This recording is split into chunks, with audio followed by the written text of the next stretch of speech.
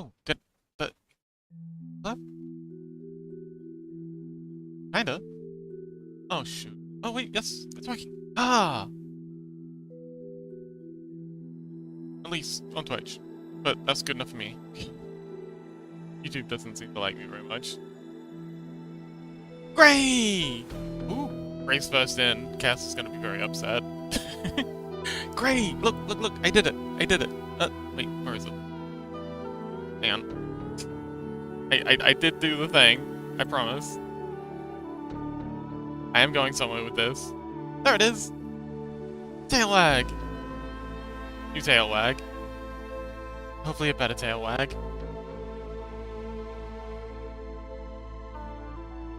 So, Gray, welcome! How you doing? Ike, hello! Uba, welcome! Oh, wow! Y'all must really like the biblically accurate Vtuber. Gray says, sorry, I don't think I can stay too much. Oh no! What the... Gray, what's wrong?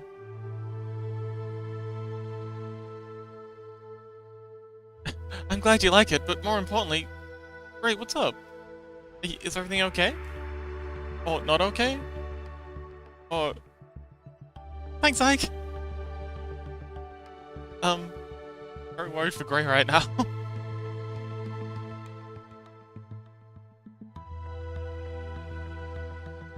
How? Why? How?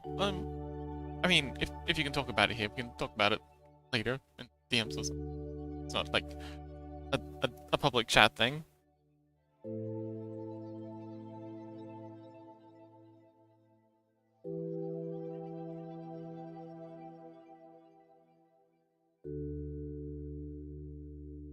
Oh, my phone started. That's right?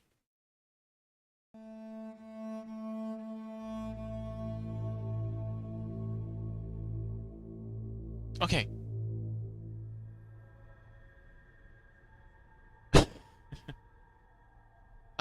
Can you tell us what's up though? Like, oh?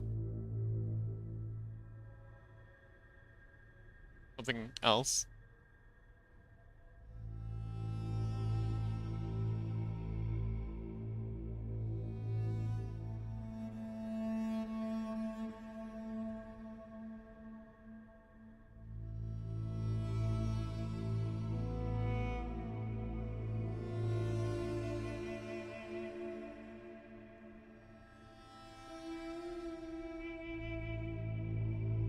AFK dinner? Oh, okay.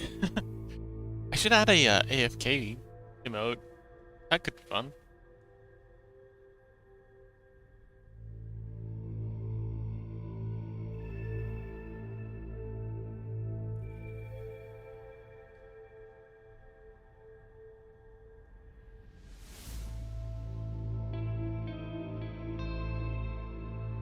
Oh, my phone was trying to update something. That's why I decided to restart. Okay, well, I guess we can go PNG mode for a bit. Until it comes back online. Do-do-do. Boom. PNG tuber. Hello.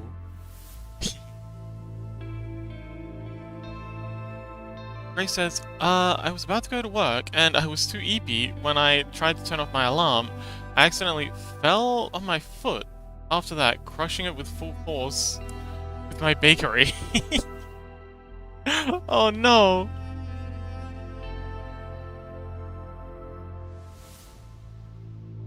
I mean, that's horrifying. Anyway, yeah, so Grace says, I was about to go to work, and I was way too eepy. Then I tried to turn off my alarm. I accidentally fell on my foot after that, crushing it full force with my bakery. Yo!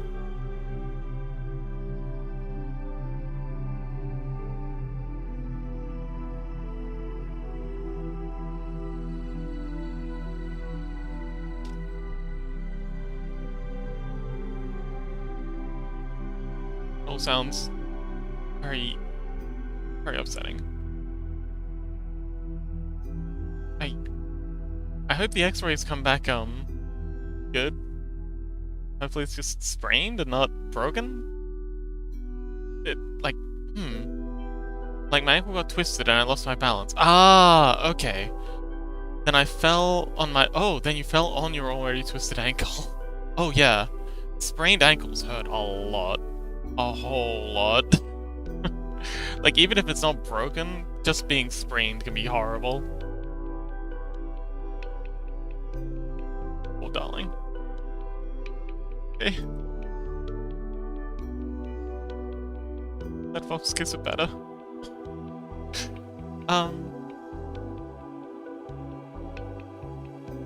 Well, I guess you'll be hung up for a little bit. I mean, if it's broken, you'll be hung up for a good couple of weeks. Mew, welcome back! If it's sprained, you'll be hung up for at least a couple of days. Yeah. Anyway, welcome back, Mew. Yes.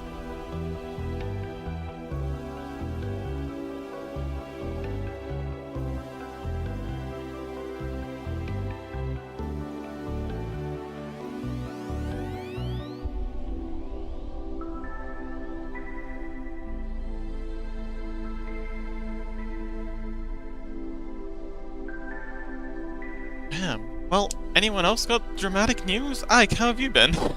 What have you broken today?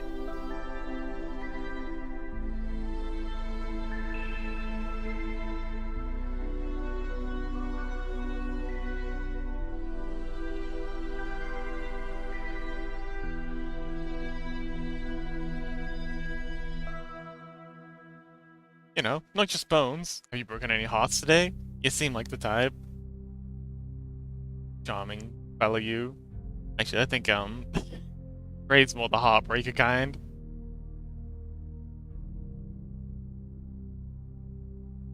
Day's been... Oh, Ike says day's been going good. Oh, wait, day's been going alrighty. How about you? I've been doing pretty well. I woke up, did some boring-ass paperwork stuff. I hate paperwork. Man, I've got a whole lot of paperwork I gotta do for the whole Twitch thing. To get the money out of Twitch to put into the Minecraft server that we're gonna be setting up soon. Foxface, that's what I want. Oh, default. There we go. And then I guess I had something to eat. Actually, this morning was very slow. I spent way too much time doom scrolling. But we're here now. We made it in the end.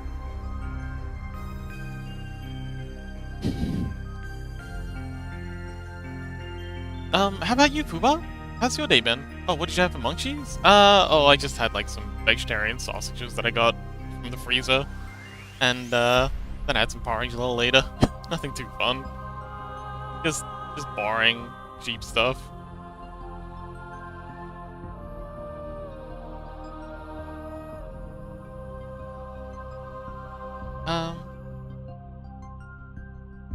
But, how's Fuba doing?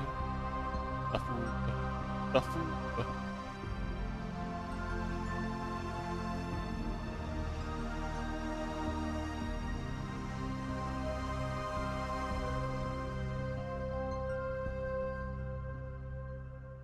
Okay, I think I want to work on the hair for a minute.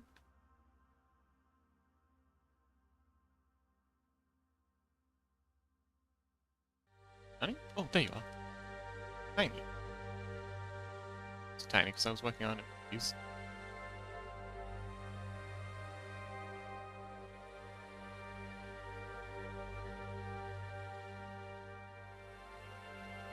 Yeah, Fuba, you still here?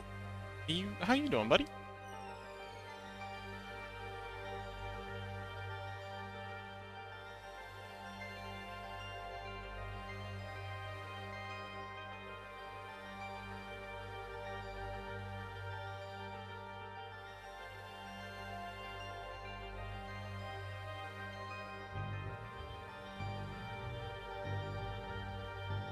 Wait, this is, way too thick. Let's, turn this line down a little.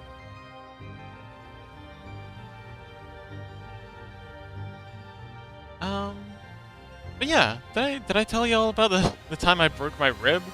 You know, just story time in context for what Dear Gray's going through.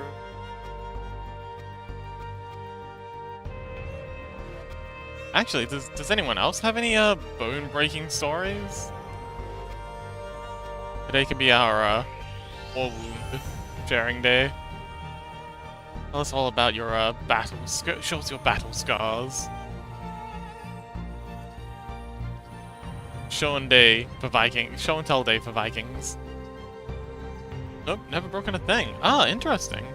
I've actually been very lucky in that I've only ever broken anything very recently. I mean, it wasn't until very recently that I broke anything.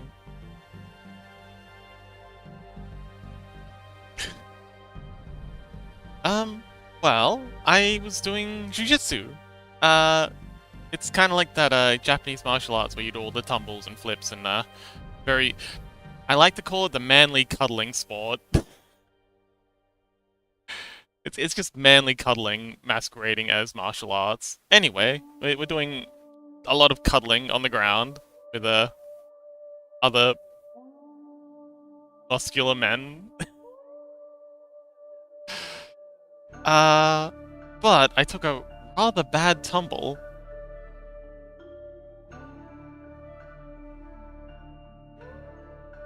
Yummy! Look up Turkish wrestling. Oh, okay. Is that better? Or is that maybe how Gray secretly broke their foot? Anyway, I'm doing my manly martial art cuddling, and I take a bit of a unfortunate tumble, and I'm just like, "Ow, this sucks." And the instructor's just like, "Oh, you good?" And I'm like, "You know what? Yeah, I'm fine." And so I go back to doing the tumbling routine, and then I stop. I'm like, actually, I don't think I am. I'm gonna sit to the side for a little bit. So I just kind of like sat to the side, and I felt fine. I was like, okay, I can give it another go. Oh, whoa, okay. Yemi says it's lubed up manly cuddling. Okay, I'll definitely give that a try.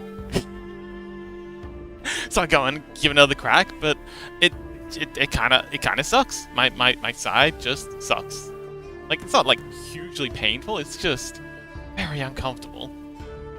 So I'm just like, yeah, I'm probably just gonna sit out the rest, and I sat out the rest of the session, and then everyone said their goodbyes and got up and started walking home, and I'm just like, yeah, I'm feeling around my guts. It's like, yeah, it hurts like right where my kidney is. So I'm just like, okay, I probably just copped like an elbow to the kidney. It's happened before. It hurts like crazy. I'm probably gonna be peeing blood for the next couple of days. It's all good. And I'm a hardy fellow. It takes a lot to hurt this box. Boxes in general are pretty hardy. But yeah, so I go home and yeah, it sucks. My side's hurting all night, but I tough through it. And I go to the gym the next day, and weirdest thing, I can't lift my arms above my head. That's strange. That doesn't usually happen when you've got a dinged up kidney. Usually your arms are fine. So I go home and I'm just like, okay, this is maybe not kidney, but what else could it be? The next morning sucked so bad. It hurt like a bitch. I could not get out of bed. I was like, it was fine while I was lying down, but then the second I tried to like lean up to like do anything to try and get out of bed, it was agony. And I'm just lying in bed like, oh shit, this is very bad. And then I'm kind of like feeling around, and this time I'm feeling a bit higher because I'm thinking, okay, it's probably not the kidney. Kidneys don't hurt like this. And I go like poking around, and I press down on my rib cage, and it presses down like a light switch. It was like blinking like one of those really, really big light switches that you see in some houses, and it just goes click. And I lift my hand up and it goes click. I was like, oh, that's the problem. So yeah, I was in bed for like 2 weeks. It took like 2 weeks for me to just be able to... Well, it took like 3 or 4 days for me to just be able to get out of bed reliably. And like 2 weeks for me to... So what was it? It was my ribs. I had like a fractured rib. Like a full-on cracked rib. So, yeah, I managed to hobble my way down to the chemist to get myself like a chest wrap, like a wrap binding thing. And oh, did you miss the start of the story? Oh yeah, yeah. I was doing jujitsu. It's like Japanese manly cuddling disguised as martial arts. Took a bad tumble, and yeah, cracked a rib. And that's the story of how I broke. Oh, manly cuddling. Yeah. I mean, it's not just manly cuddling. We pretend to be doing martial arts. Um, and yeah, that was horrible for a good couple of weeks. I think it was like a full month before I was, able to go to the gym and do stuff again. But oh boy, that was nasty.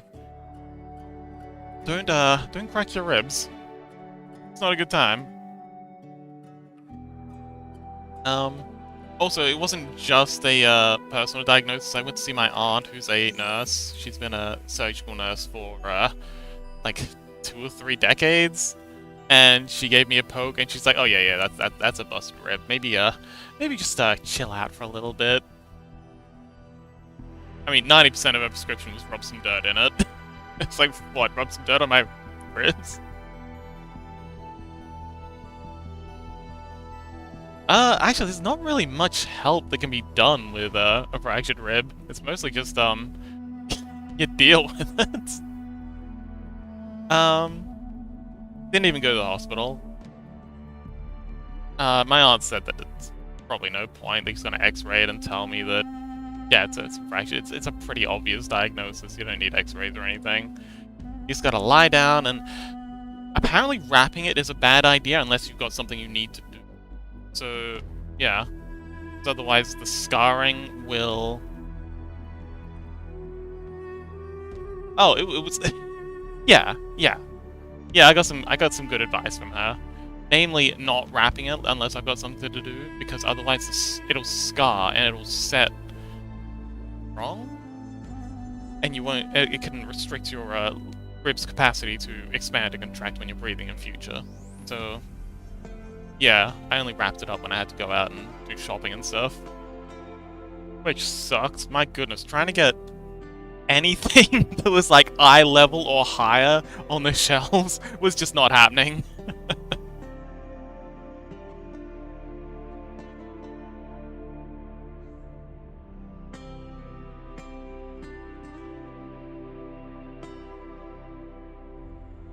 But yeah. That's my story for Gray. I don't know if the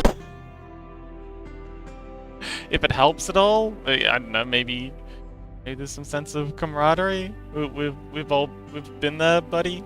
We're here for you. Oh, by the by, Yemi, the reason we're talking about fractured ribs is poor darling Gray, beloved Gray, friend of the channel, has broken their foot and is currently in hospital.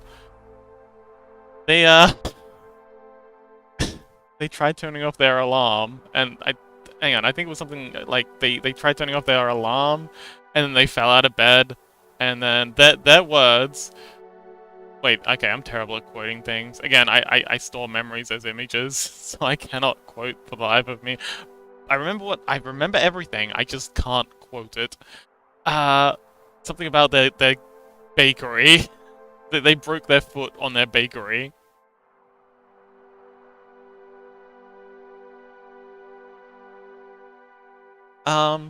But yeah, they're in the hospital now, waiting for X-rays. I'm sure they'll let us know once they have more information. I hope they'll let us know when they have more information.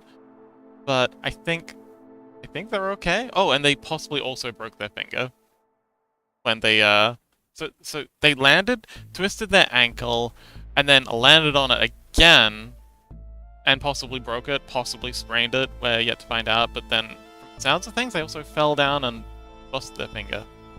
Anyway, Yemi, how are you doing? So glad. Oh, Yemi. You emote.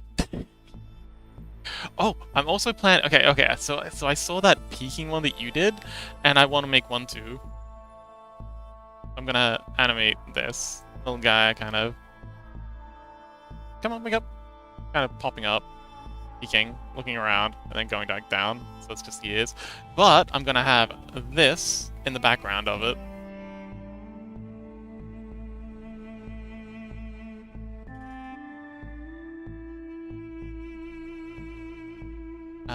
Where is it? Like, so I'm gonna have this wagging in the background, and then just the two ears flicking, and then the head pops up, it looks around, and then the head pops back down. But then, yeah, there's always the tail and the two paws and the ears. Inspired by Yemi. Anyway, that's what I've been doing.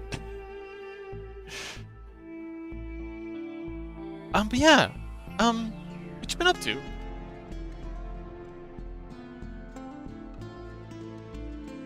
Oh man, I've been wanting to get back into Minecraft for ages. Oh, I still haven't done the Secret Santa thing. I've gotta get on that.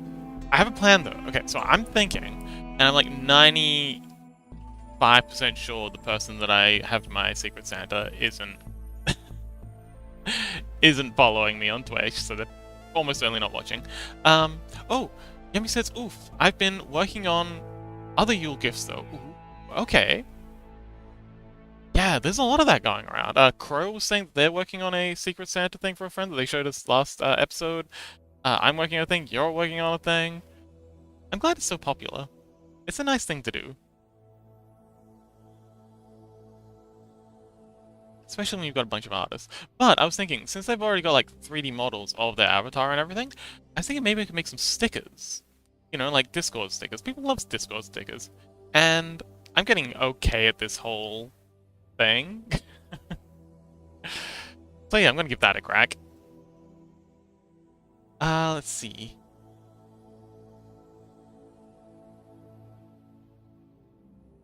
Okay, hair could definitely use some more work.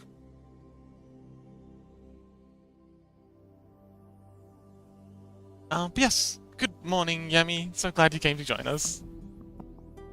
First thing in the morning, too. Here for your breakfast, Fox.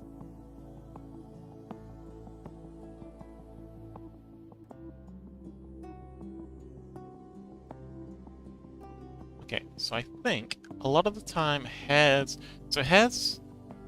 smooth here, and then it only starts flailing out when it gets down to the bottom. And I've seen this quite a few. Oops. What the heck? Oh shoot, I'm on the wrong layer.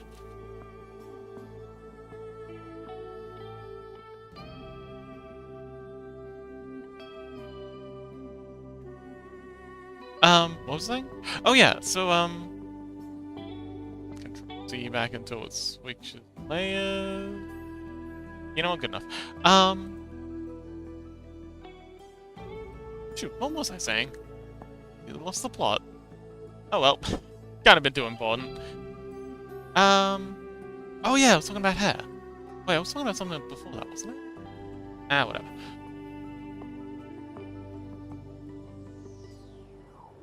So, yes. Good morning, Yemi. I hope you're doing well. How did you sleep?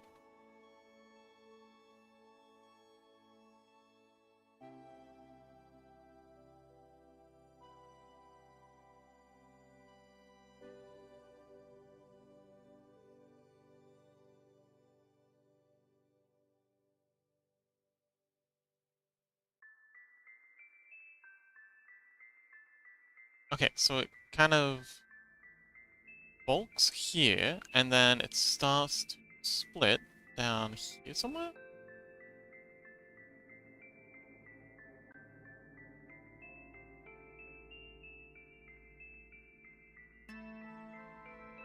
Oh, Yumi says, sorry, I turned away to discuss breakfast plans with a partner. Oh, wonderful.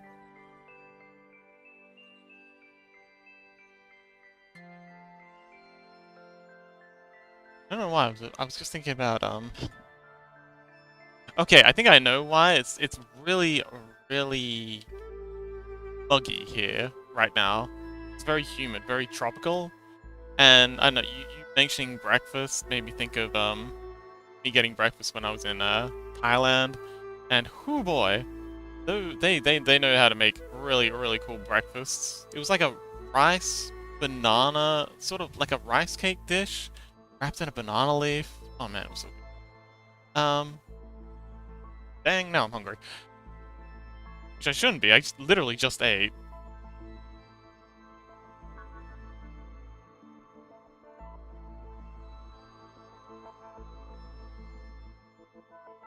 Okay, I'm not really crash on this hair right now.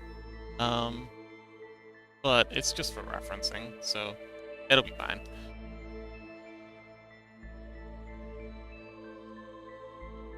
Yeah. New Screen Cat is also ill. They've unfortunately contracted the plague. And by plague, I mean... What's the right line?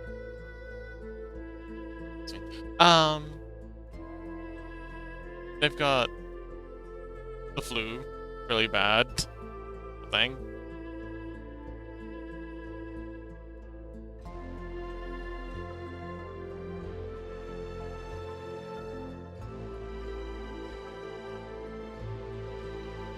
Oh. Screencast says, yeah, it was normal. Yeah. It's actually true.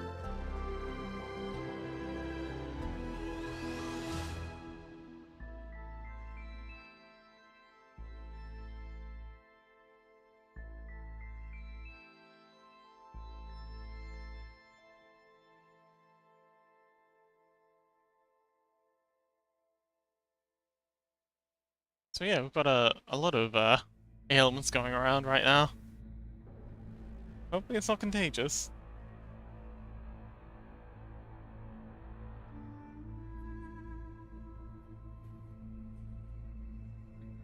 Or digitally contagious.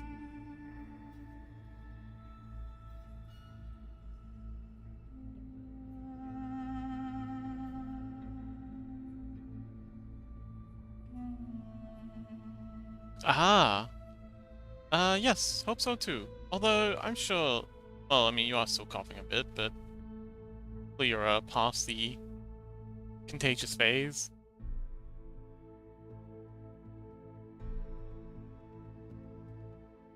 I'm sure it'll be fine. Not that I think Mew's gonna care much.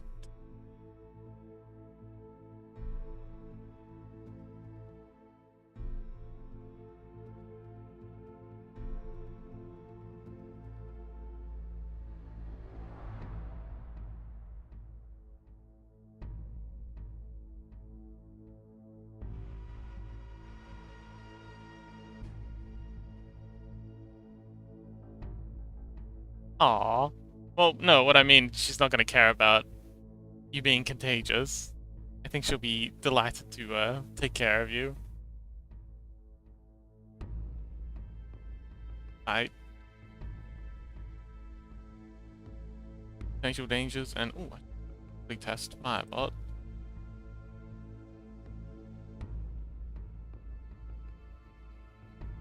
Okay, cool. It still works. Wonderful. Now let's I was working on the belly plate before. We had a couple of variations. We've got this one. Here. Here.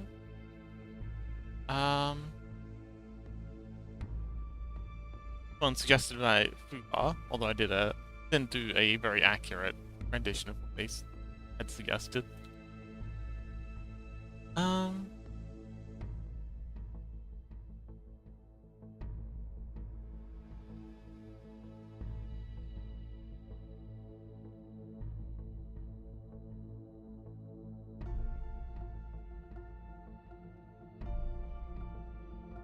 Oh, I've lost... There they are.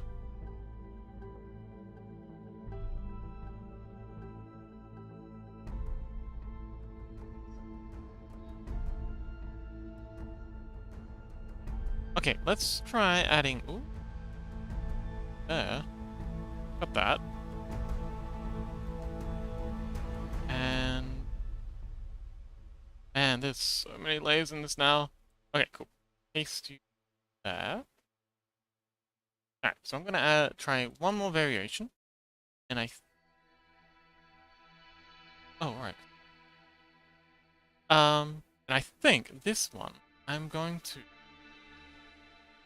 make it like a small belly plate, well, smaller belly plate, and then some shenanigans around it, and we'll see how that works out.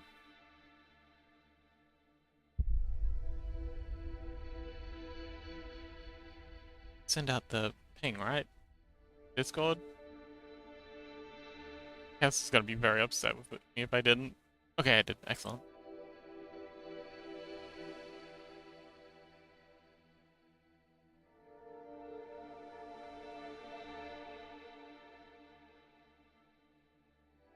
Oh.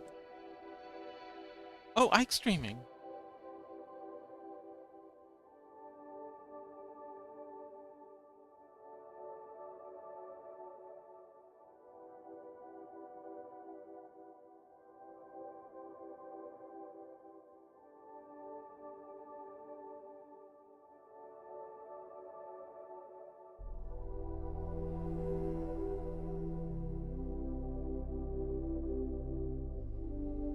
So, let's see. God.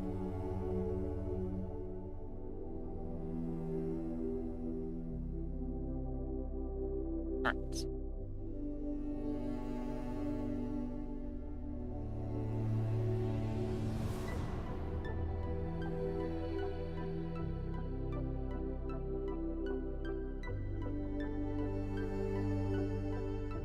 Alright, so I think if... Okay, so the most important part, IMO, is that we get the belly button area in. That's this part here, and keep this undisturbed. So, it's here as a plate. Then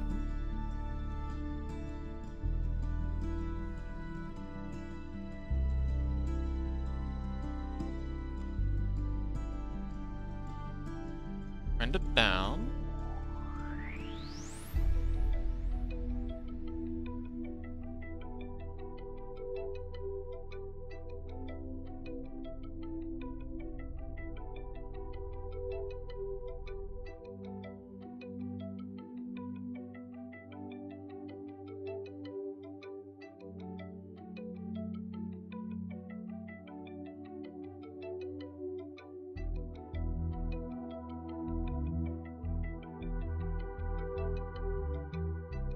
The heck?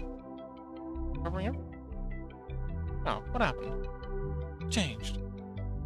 Oh, right, because I added this. So have a plate here. Belly button sort of divot is here. Now,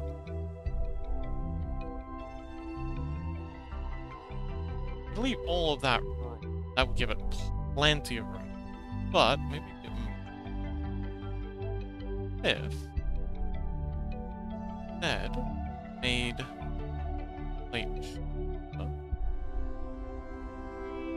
like so and so.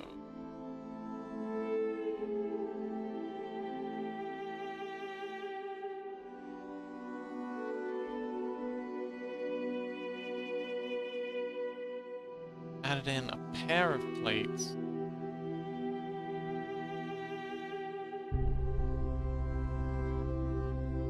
What if we can make it wider?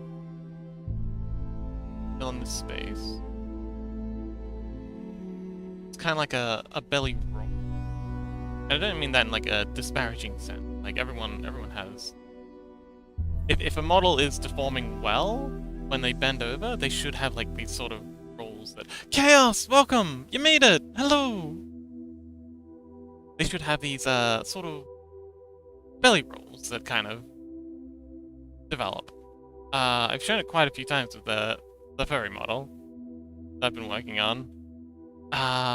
Where the bones pinch together and create like folds in the geometry as she bends over, it bends over them. Chaos says, I was playing League. Oh, okay. How'd your League game go? Did you win?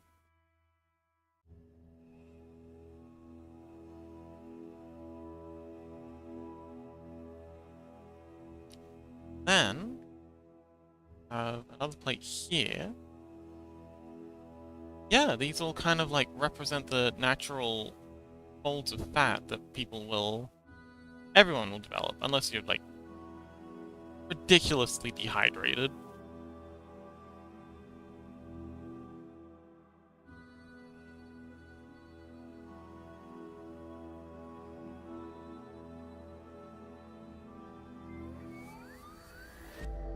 Fun fact, the ridiculously toned muscle look has nothing to do with, well, not nothing, but has very little to do with how often you hit the gym, and more to do with, how much or little water you drink. Those people in those... Hello! Oh, Chaos says, I lost, but it was still really fun. Excellent. That sounds like you're doing alright. Great! Oh, Gray! Do we have any updates? So, just to save Gray having to type it out. Chaos. Gray, unfortunately, has possibly broken or strained their foot. Lily, welcome!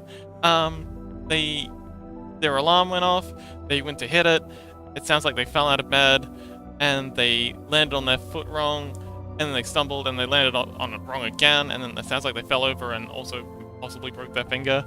But yes, they're currently at the hospital, getting it checked out, and yes. Oh, Grace says you can check Discord. Wow, Electroshock! Chaos says, sorry, hello, thanks for the raid. We're just talking to Chaos, sorry, talking to Gray about how they've, wounded themselves.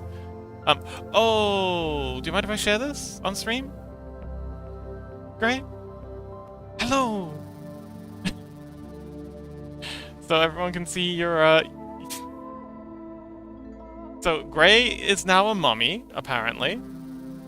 They've been, it is confirmed broken. So, much sympathies. Sympathies in chat for Gray, for their broken foot. Man. Yes. Thank you so much for the, raid, Electro. So, Electroshock is a wonderful person. I adore their streams. If you haven't already checked them out, and I know Yemi certainly checked them out, but how do I do this again? Shout out. They do art streams. They came along to the last Magma thing. Oh shoot, we've got another one of those next week. So yeah, little follow button up there, up the top of the chat. So if you like what I do, Oh, Zal, I thought you were modding for Quad, like modding content. Oh, do you have to add music as a mod? That actually kind of makes sense. I see. And did you get it? I remember there was a bit of difficulty with figuring it out. Did you make any progress? Oh, but anyway, they make... Oh, wonderful.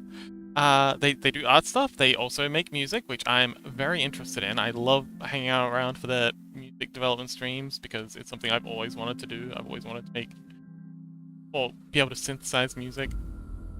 Oh, by the by, Electroshock. There was actually something. Oh, okay. Electroshock says someone already successfully modded. Ah, okay, cool. So you had some. So I had a question for you specifically, Electro. Have you, and I completely forgot to ask you during your stream, have you ever used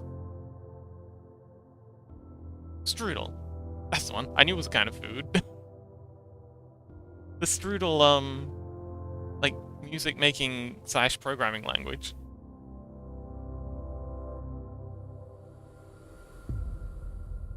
Ah, okay.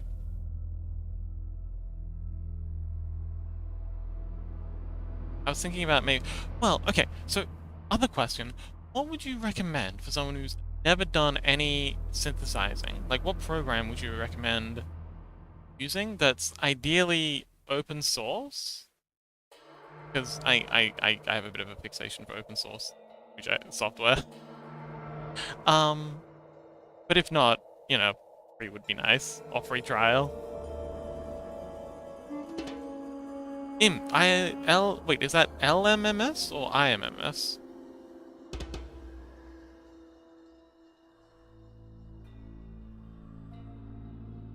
Ah, thank you. LMMS. Okay, I know that's been recommended to me before. LMMS, except I keep forgetting to search it, so I'll search it now and leave the tab open.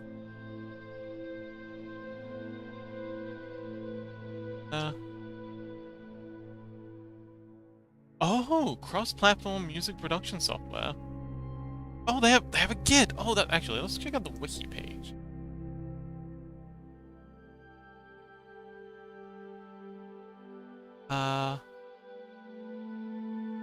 Okay, track is synced. Free and open source. Oh, that is ideal. Oh, thank you so much. Oh, okay, yes, I'm very hyped to check this out. So what do you use? Shark.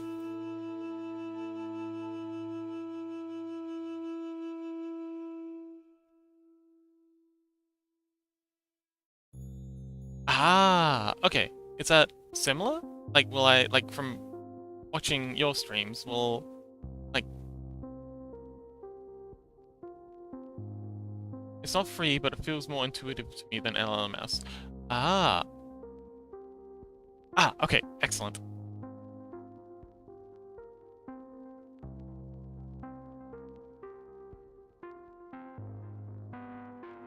Thank you so much.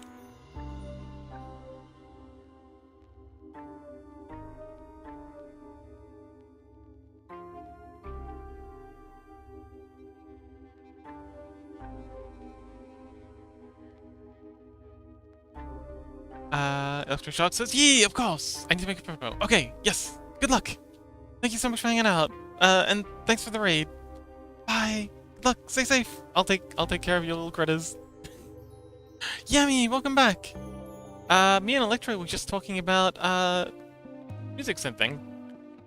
It is a Shark raid. So, hello to the Shark raid. Oh, I should probably give my, my spiel to the Shark raiders. Sorry, we were, distracted by it. Oh, Yummy, we got an update. Leatheraptor! Oh, hang on, that's... Get him, Chaos! Kick his ass! So we got an update from Gray. Gray has, in fact, broken their foot. They sent us a picture. It's, it's very, very mummified. But it's official, so that's good at least. And, yeah. I hope you can take it easy, Gray.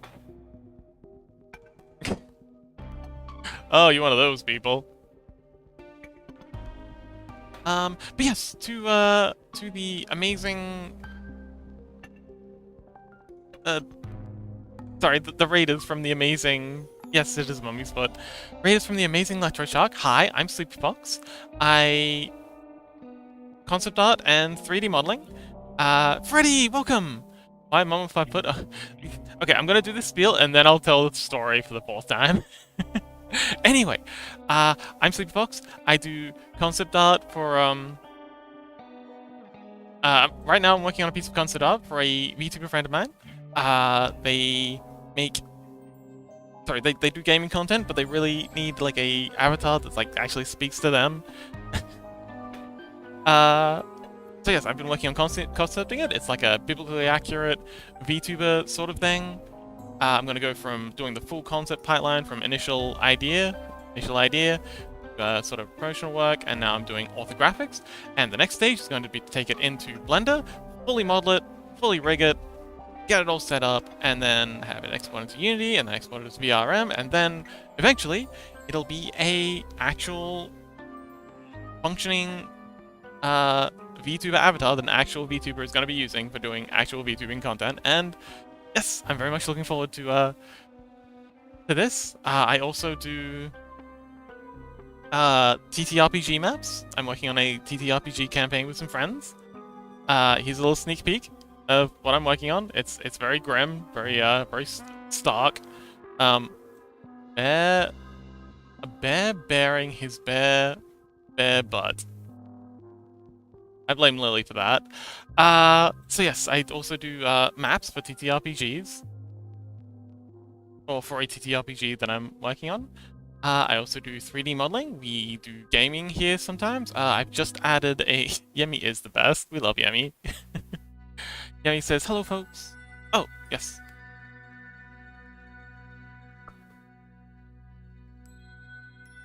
Yes, I also do 3D modeling. What, me? Just blaming you. It's okay. We just blame you for something. It's okay. You don't have to worry about it. Uh, don't worry about it, Lily. It's fine. And yes, I'd love to show you some of my 3D modeling stuff, but unfortunately my computer cannot handle more than one application at a time while I'm streaming. Unfortunately, it just does not have the RAM capacity. But yes, if any of that sounds interesting to you, I'd appreciate a follow. And yeah. Welcome. So yeah, right now I'm working on some variations for the belly. Anyway, Freddy, the reason we were showing a mummy's foot is our darling friend of the channel, Gray, has just recently broken their foot. They fell out of bed while hitting the... Aww. I'm glad you appreciate the petting emote. Very excited to make the peeking one. You've inspired me once again. The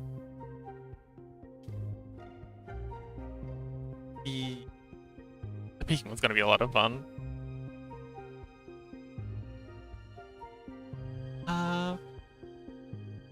Oh yeah, so yeah, they unfortunately broke their foot while falling out of... yay, they go together so well. Yeah, broke their foot getting out of bed this morning, and... Oh, wait, Gray, how's your finger? There's a paw inside that thing? A paw oh, wait, paw inside the hand?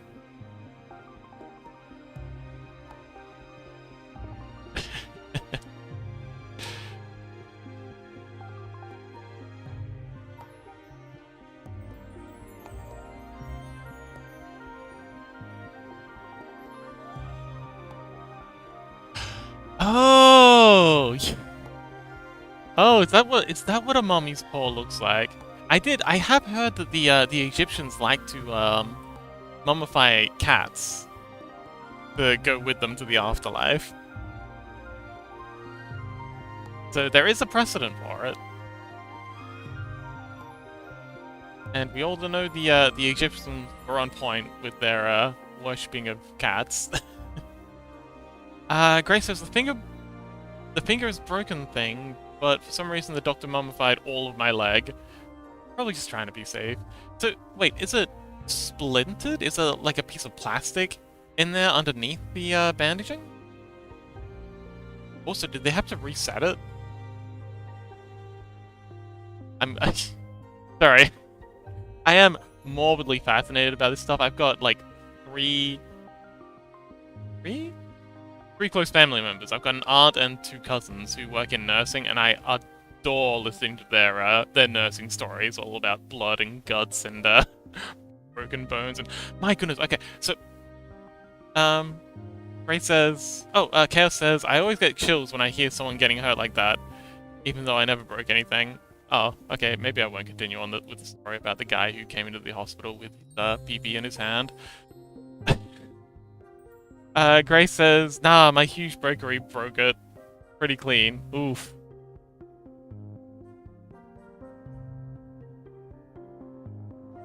Actually, Fubar says, you also like to unwrap humanoid models. Thank you, Fubar, yes.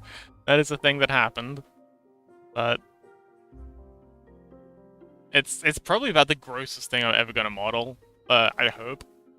That's about as far as it goes. Greg... no. Yemi says Gray got their normals flipped. Oh my god, I'm gonna use that. That's brilliant.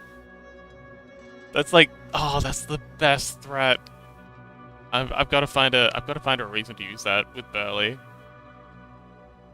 Dude, don't mess with me, man. I'll flip your normals.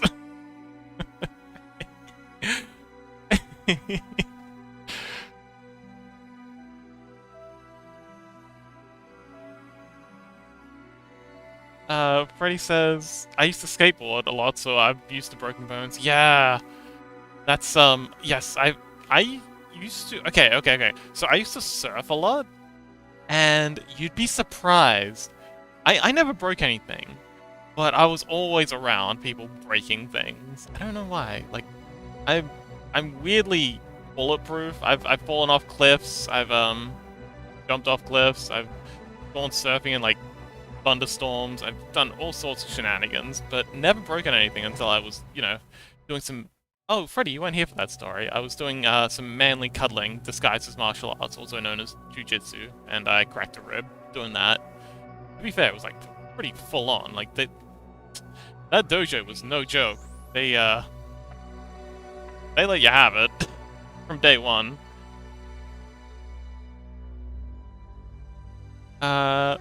Grace says, why can't I just unparent my finger bone and do the weight painting again? Manly cuddling. It really was.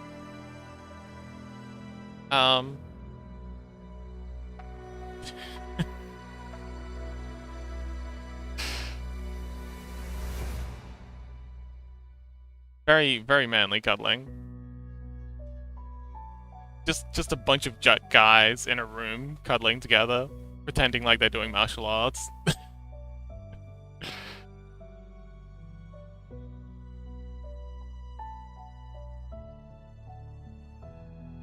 Very, very fit guys too, is also fun.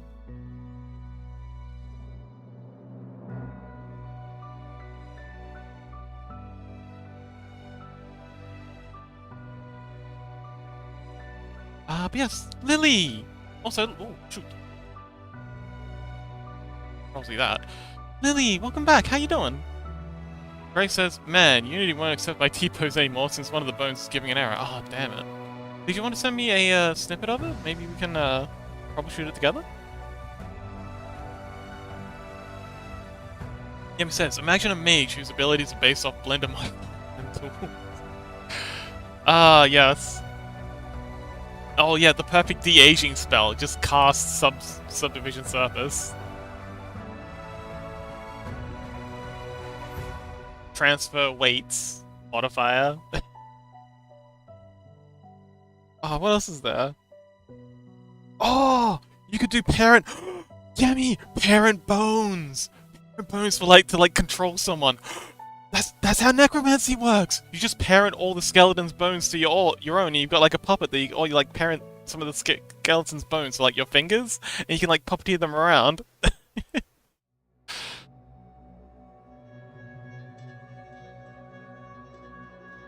Yes, parent constraints or like rotation and position constraints. Blendermancery. Yes. Grace, my bones got subdivided. Oh no. Lily says, I'm doing how I'm always. So hangry. So hangry. Get something to eat.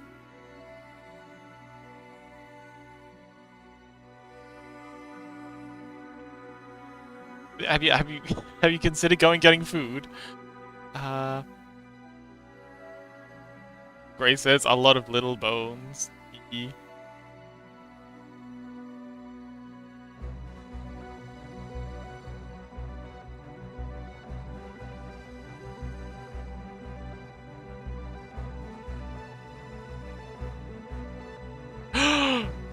Liquefy.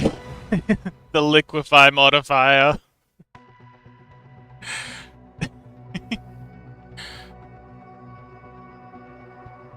Or just apply cloth physics to someone and just watch them flop over. Lily says, I eat it a minute ago. Decimate. I cast Decimate. Decimates you.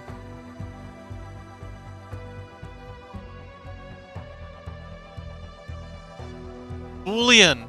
You can just Boolean a hole through someone. Use a Boolean modifier to poke them full of holes.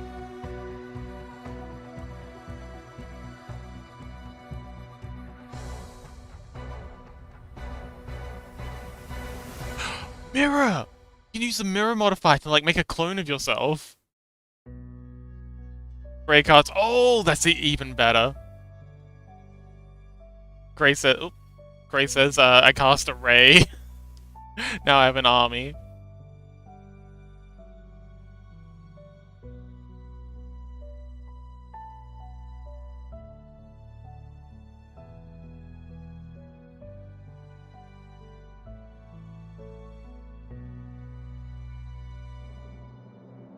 This place. Yes, the ultimate banishment spell.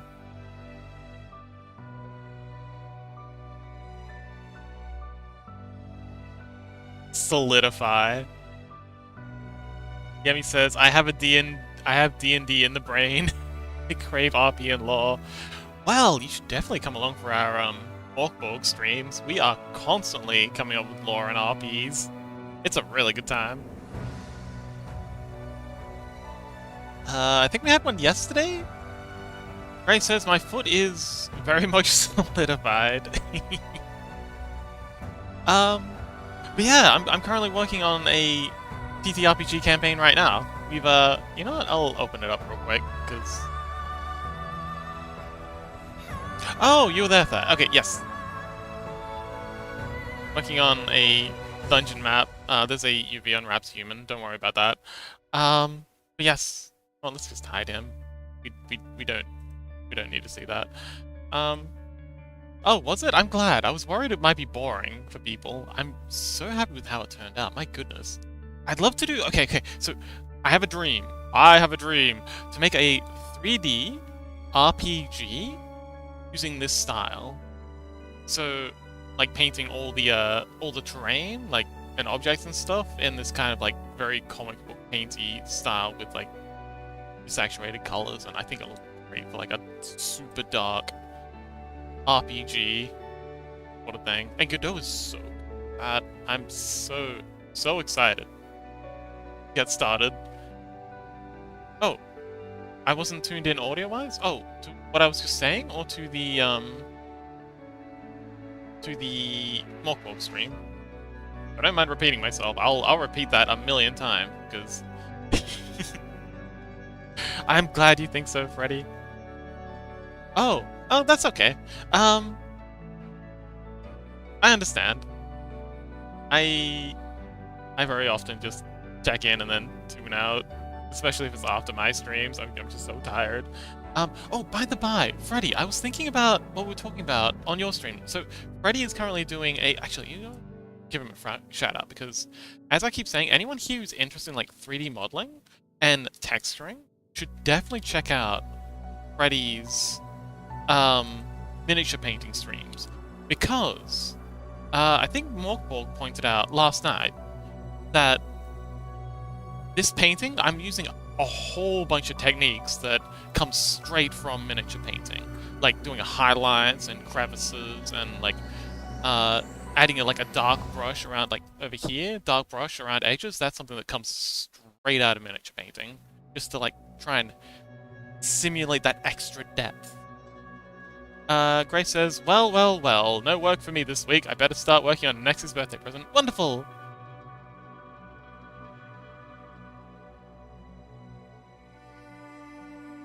But yeah, I was thinking, so Freddy's currently working on a bunch of Trench Crusade miniatures.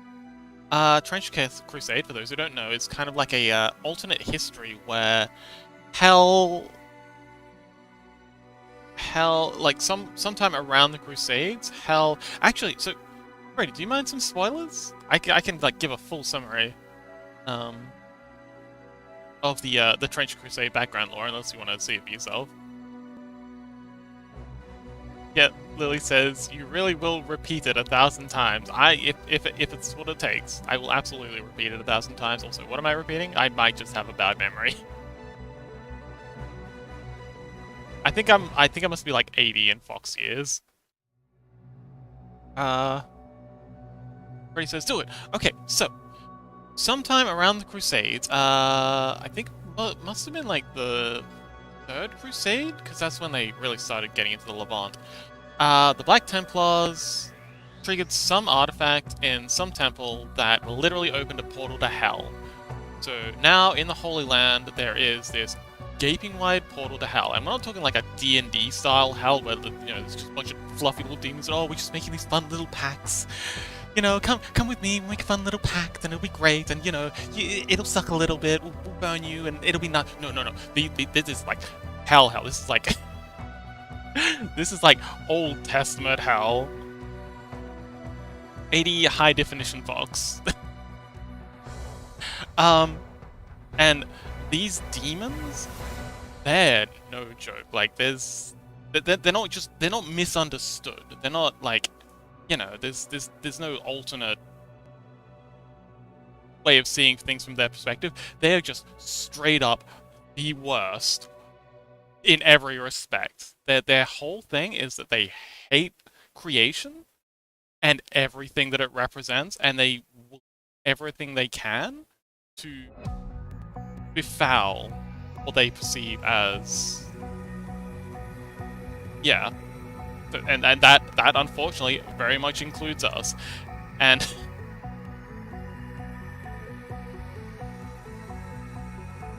Freddy says definitely no dad backstory is going to redeem them. Oh yeah, they have no. Okay, so they do have a bit of a crybaby backstory, but it's one of those cases where they've become so much worse than the problem that they were rebelling against. And it's very similar. Okay, so J.R. Tolkien. Anyone got any other like Tolkien nerds in chat? Please shout out. Shout out to my Tolkien fans. But Tolkien's thing with Morgoth, the big bad evil guy, who, Sauron's sugar daddy. His thing was that he was just discordant. He was like a pretty chill dude. His whole reason for existence was to be the creative force. But of course, being a creative individualist, he didn't really like playing in the choir, so he kind of rebelled and wanted to make his own music, so to speak. Tolkien was obsessed with music as an allegory. But the demons in Trench Crusade may have started out that way, but what they are now is just pure spite and horror and hatred. There are, like, you think my Morkborg stuff's grim? My goodness, they've got, I can't even, I don't think I can even talk about half the messed up stuff that goes on without getting banned off Twitch. But yeah, that's the general gist of Trench Crusade. Anyway, I was thinking, Freddy said that hell is bad, so there's no good guys in this universe. But I think that kind of misses the point. I think hell is definitely the bad guys. 100%, they are the worst. But heaven is just unknowable. So it's like the difference between a hurricane that comes through and wipes out a whole bunch of houses and kills a whole bunch of people. That's bad. But it's not really evil. It's just like a force of nature. It's just doing its thing. Whereas, and slight trigger warning, the Americans, I guess, but compare that to someone who goes into a school and shoots up a bunch of children. That is patently evil. There is no moral justification for that. So that's where I see the difference between heaven and hell in this universe. Heaven is like a hurricane. It's a force of nature, and it doesn't care what it flattens. It's just doing its thing. Whereas hell is actively being malicious for the sake of being malicious. It's conscious, methodical, and intentional evil. And evil for the sake of being evil. Not misunderstood, not some kind of like abstract ideal. No, they just straight up bad. The worst. But I love the Trench Crusade lore. It's so grim. Freddy says, agreed. I just think if you're a random soldier, there's no good side to be on. At least, no, you really don't. Like, you get into the Trench Crusade lore, the heretics have it so bad. Because again, the magic, quote-unquote, of hell comes from obstructing God's plan. Is, I think, pretty close to the quote. So their magic is powered by human suffering. So if you're out there doing stuff, the only reason the demons are letting you go out and be a soldier on the front lines of the Levant or Agincourt, wherever it is because you're creating more suffering. If you're working for hell, you cannot be a good person. Again, because in hell, the highest form of currency is innocent souls. Because innocent souls obviously don't go to hell. But if they can get a hold of one, that is like even Mammon, the demon whose whole thing is being hyperfixated on gold, will go through all kinds of hell, pun intended, to get its hands on an innocent soul. Just to make it suffer. So there's, if you're an innocent in hell, you're not being sent to the front lines. You're destined for a much worse fate. So yeah, there's no good guys on hell's side. And Heaven's side is hyper pragmatic. Again, it's the hurricane thing. They're not good guys by any stretch, but they're not evil like hell is. So it's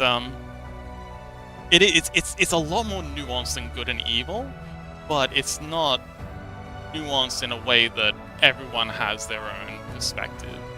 It's nuanced in that there's yeah, it's not a binary. Like it's not on a flat line. There's good side and evil side. No. It's good and like there's just an evil side, and then there's two different kinds of bad, I guess. But they're not on a spectrum kind of thing. They're just in two completely different categories. Anyway, I get so hyped up about this. So there's another variation. Let's add in some gold trim, because it doesn't really work until we have the gold trim in. But that's something I really adore about Trench Crusade, is that it's not that simple binary. And it's not just misunderstood. Like there's just bad, and then there's, I guess, worse.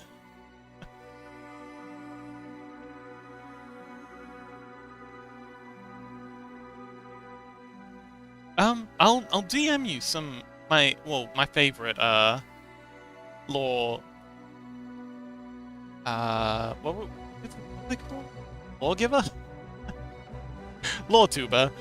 I'll send you a link to my favorite French to say Lawtuber. It really is. My goodness, they've written so many amazing little stories. I just love sitting down and just listening to the just the readouts of. Oh, you're welcome. I'm delighted to have met another Trench Crusade fan.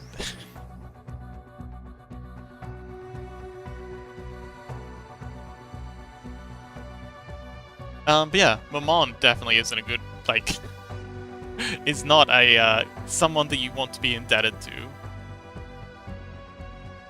He's just like, ugh.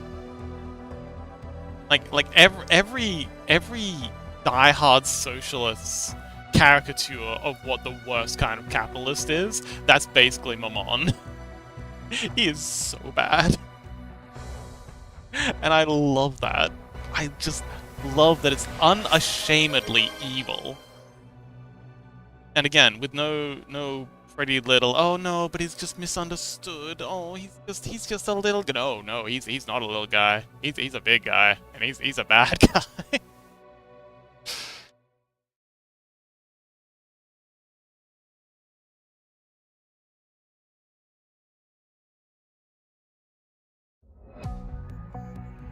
But yeah, that was completely unhinged. I appreciate y'all enduring my unhinged ramblings about perhaps the worst piece of, well, one of the best pieces, but the most horrific pieces of fiction on the internet right now.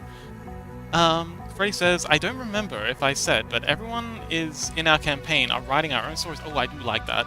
From our character's point of view. Very fun. Yes.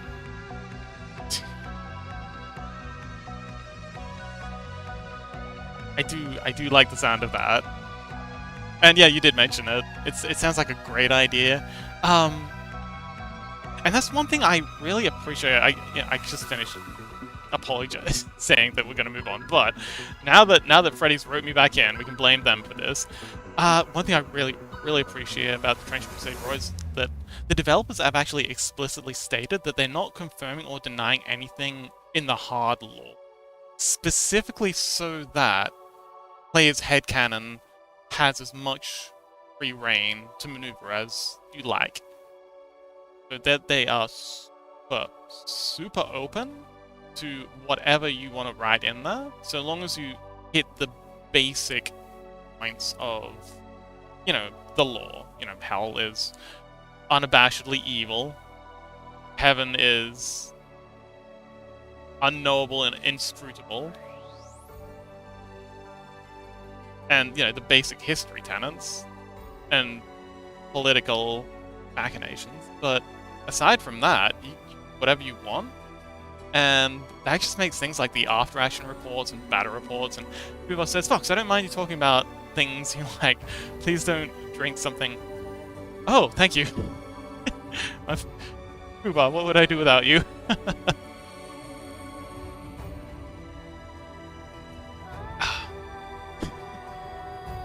My throat was getting a bit dry. Thank you. But yes.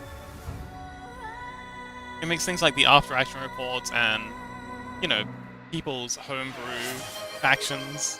Kroya, welcome back! Kroya,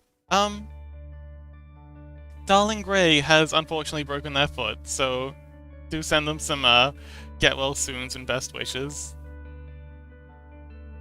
They broke their foot while turning off their alarm this morning.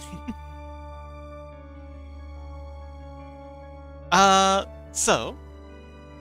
yeah, I'm really hyped about that, and I'd love to get like a full breakdown next time you're streaming, if you're up for it, for like what you've got for your character, or for your faction. Ray says, hello everyone! Hello everyone! How are you? I am fine, thank you.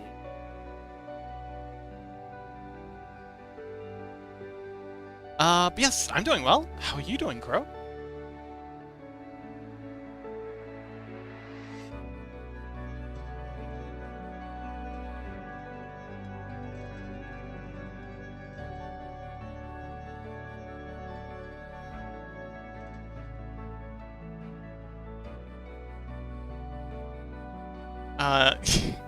You just arrived for the tail end of my unhinged ranting about Trench Crusade. Jan! Jan! Like German for Jan? So he says, hi, Mom. Cute. Oh, Lily, did you ever finish the pretzel?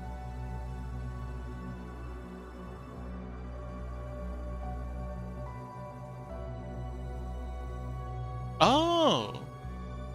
Actually, Vtuber says, Fyan means fine plus Nyan. Ah, cute.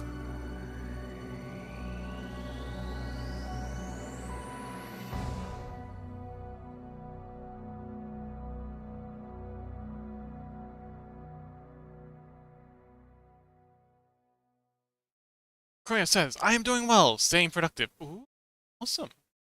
Good for you. Proud of you, bro. Yeah, he says, Kroya, your name sounds like a Filipino word for older brother, mostly sometimes cousin too, or just dude who's slightly older than you. Ah. Like, Oni-chan? So, I just imagine Big Brother Crow. Oh, that is cute. I love that. Lily says, do you really think that I don't have school, right? I also got other things I do. Tell you if I'm finished. Fine. I guess you could prioritize silly things like your education. Maybe that's more important. I guess. Poobah says, wait, need to clip that. Alright, have fun. Let me know when you're back and I'll rehash whatever you missed. Kroya says, ha! I didn't know that. Maybe I should become an older brother. Oh. I mean, Lily is making the pretzel. Bro, be my Oni-chan? just to make Lily's pretzel extra spicy. Crow, please be my Oni-chan. Be my big brother. Lily says, nope, I already failed maths and English. Oh. No, I still get to be their dad. It's just that you're also my brother and their mom. I want to see them try and untangle that mess.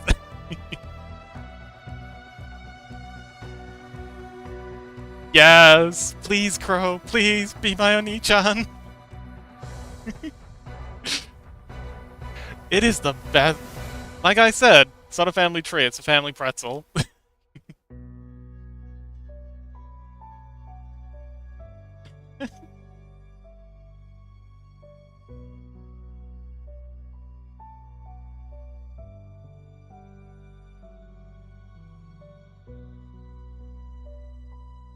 Come on, Crow. If not to spite Lily, then do it to make Fox happy.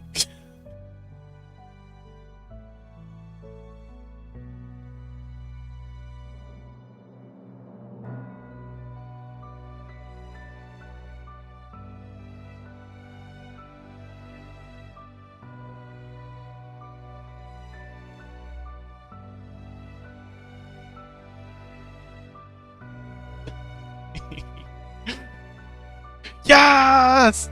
Suck it, Lily.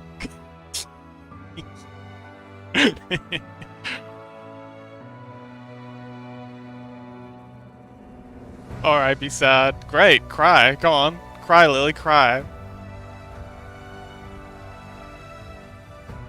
Freddy says, these are the only two motivations, spite and love. Exactly. I have zero in between.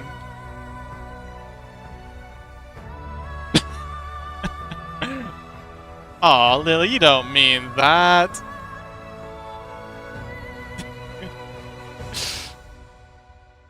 No, Lily, don't.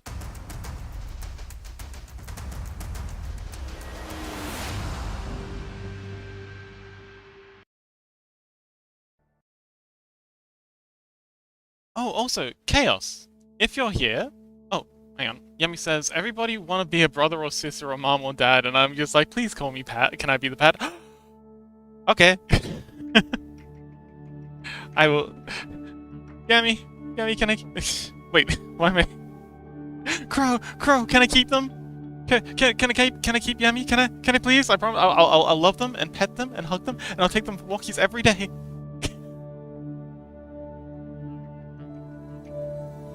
I just want food belly rubs. Wait, like, do you want belly rubs like a dog wants belly rubs, or belly rubs like a cat wants belly rubs? Because those are two very different moods. Priya says, lol, you're responsible for a pet, Fox. I am the least responsible person you'll ever meet, but none of my pets have died yet. Actually, actually one of them did from kidney failure. That was very traumatic. And then another one died by getting hit by a car. But none of that was my fault.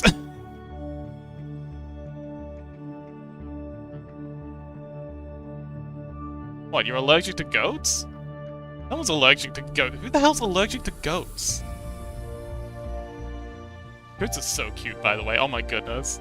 If they weren't so outrageously mischievous, like, they are actual gremlins. I swear to God, they just love causing chaos. Just pure cat. Like, actually, I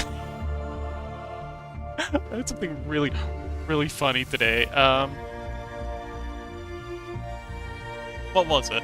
Oh yeah, it was something like wakes up in hell. I woke up in hell. I went to the first demon I saw and said, "Hey, why am I in hell? I thought I lived a pretty good life."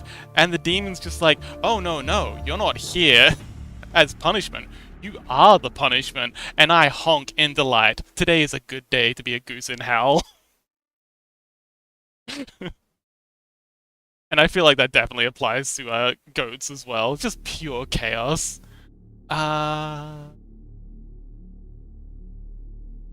Ray says, maybe Dad can keep the pet at his home. Lily says, I'm allergic to goats. No, you're not. Ray says, yummy, pat, best goat. Goats are great. I feel like I have a very, like, whenever I go, like, my aunt and uncle have a bunch of goats at their farm, and whenever I go to, like, cut firewood for, like, other family members out there, I just love playing with the goats. I don't know, I feel like each and every one of them is like a kindred spirit. You just see in their eyes, they're planning something, like, constantly. They're assessing the situation to see if there's any sort of mischief they can get up to. Whether it be eating clothes or just like messing with machinery. I don't know how they even have a concept of how machinery works, but they're great at like flicking off brakes and like hitting switches and stuff. They don't know what any of it does, but by golly, if there's a red button, they're gonna push it. He says, I only accept dogs, cats, bunnies, and maybe goats. Wait, huh? Really? Yami says, sure, I believe I'm a goat.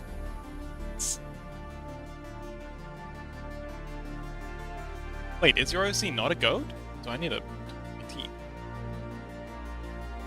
I'm sure your OC was a goat. Wasn't it? Like my whole sense of reality has been challenged here.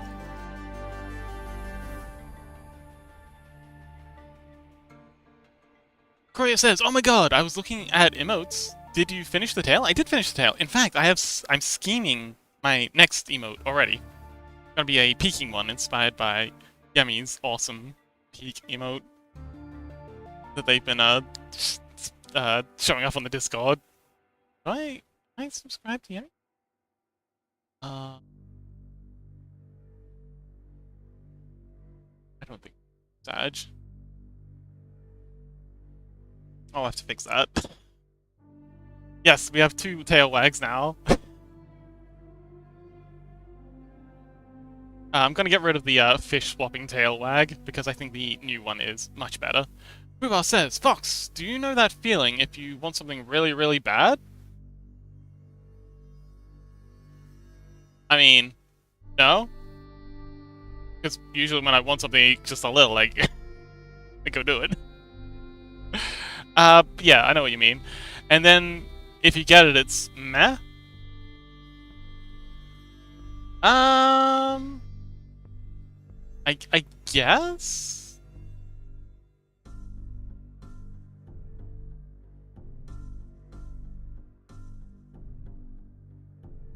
Not sure where you're going with this, but I guess so.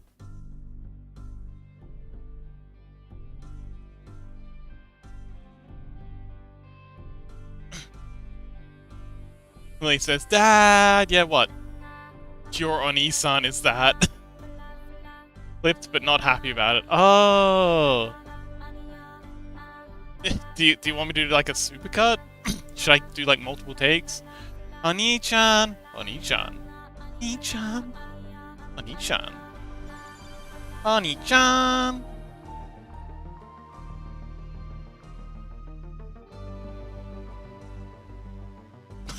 No, it's ruined. Wow.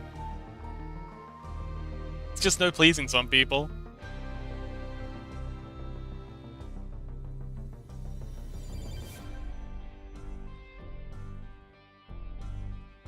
I disagree. The magic will never be done, as long as there's people to appreciate it.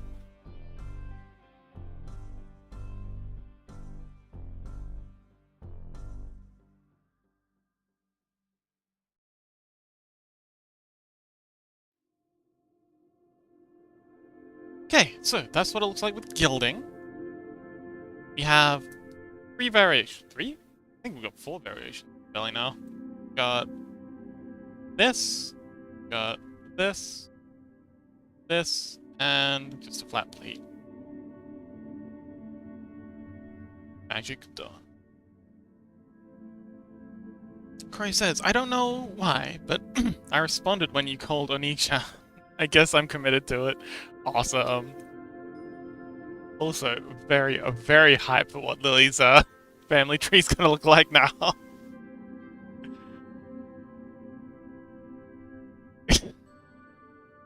What?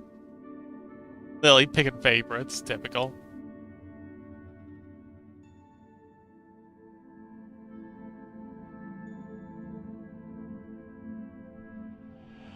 But you know what? That's fair. Pro would probably be my favorite too. Chaos says, done with another game of League. Congratulations! There was something I was going to tell you. Oh yes! Chaos, have you seen the next schedule? Because you were the only one. Lily says, because I'm your only one. You know what? I'm okay with that, Crow. You are definitely the better parent. I'm just here to have fun. And be a menace.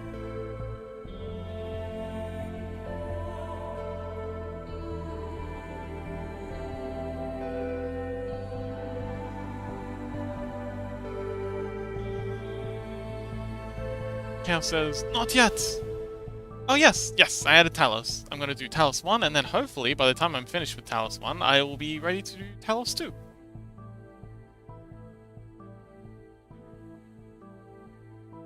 Lily says, but actually, Fox, you are my favorite dad. Yay!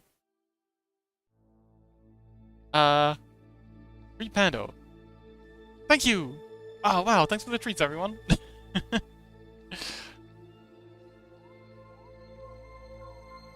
Okay, so now to do some side vary. Oh, actually, no. Let's just get in and...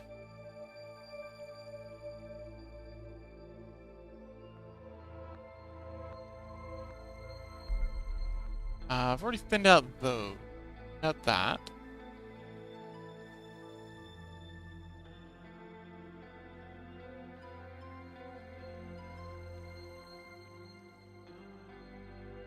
That looks good. That looks good. Okay, so we're gonna go through and thin out the... Actually, no, let's do some shading on the body. Yes. What? Hale says, I played Katarina and broke the ADC's mind. He kept swearing at me and I just played into it, rage baiting him more. Oh, okay, cool. Did you report them?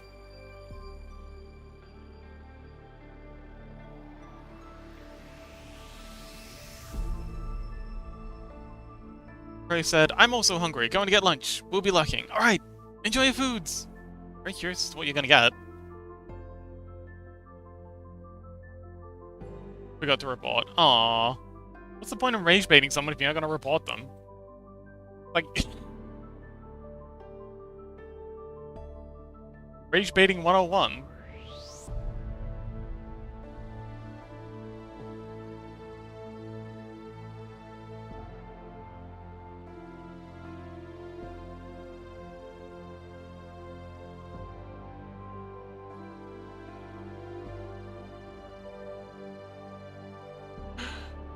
Rissy! Welcome!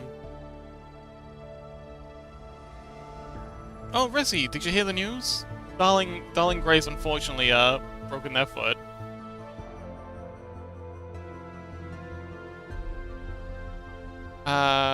Chaos says, I was rage baiting in League. Yes. Oh, Rissy, we're rage baiting in Lily. It's, surprisingly easy. All you gotta do is mess with that family pretzel. By the by, oh, Rissy, what did you miss? You missed quite a bit, actually. But the most important update is that you're gonna have to make a change to your family tree. Crow is now my big brother. So, yeah, good luck with that.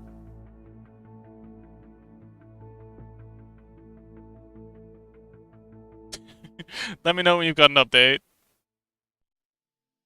Yeah, Gray broke their foot getting up out of bed to, get their alarm. Oh, yes! Oh, yeah, and Yemi is now a pet. Do it, Rissy, do it!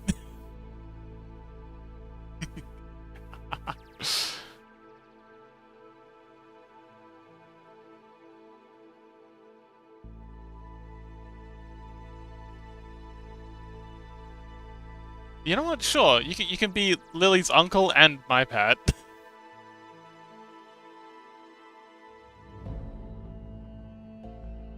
Okay, good luck, Chaos. Oh, before you go, who are you playing as? Let us know who your champion is before you jump in, if you have time.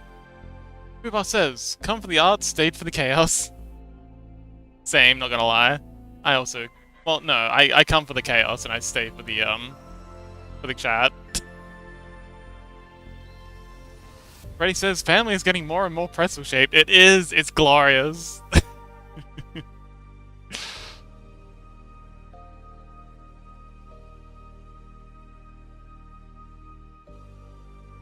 They say friends with the family you choose, but in their right mind would choose this.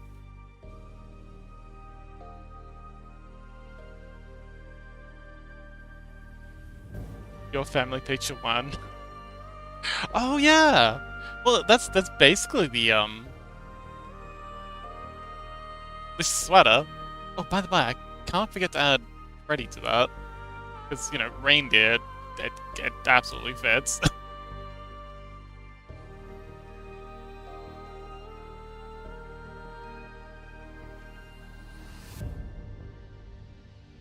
Lily says, it was my pretzel, now it's yours. No, oh no, no, no, you don't, Lily. You can't hand this off. You started this. You said you were gonna make a family tree. And I said I was gonna make it a family pretzel, and you said fine. And now that it's happening, you shouldn't have doubted me. This is what you get for doubting me, Lily. You'll never underestimate my power again.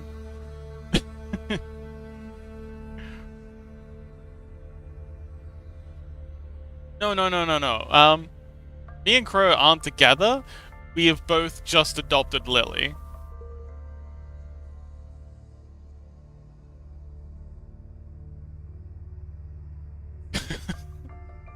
Lily says, no, I don't want this anymore. No, I leave. I hate you, Fox. Oh no, Lily. Bro, Lily's running away from home again.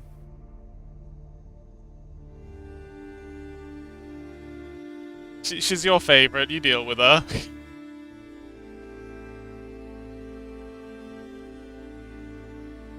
Oh wait, no. Crow went off to get something to eat. Damn it. I guess this is my problem. No, Lily, don't go. It's fine. We love you. Don't go. Please.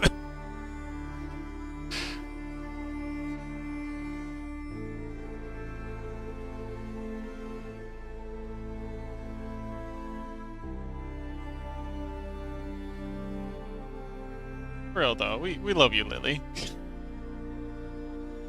Everything's gonna be all right. Well, we'll make the family pretzel together. Would that help? You don't have to do it alone. Lily says, Grandpa, do I get candies? Oh right, Riss is Grandpa now. What about that?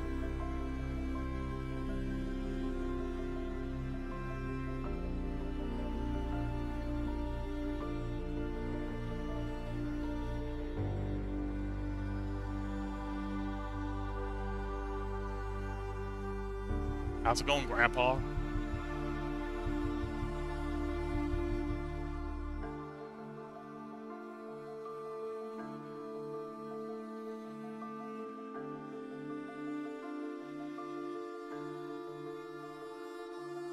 Ah, it's the cow level.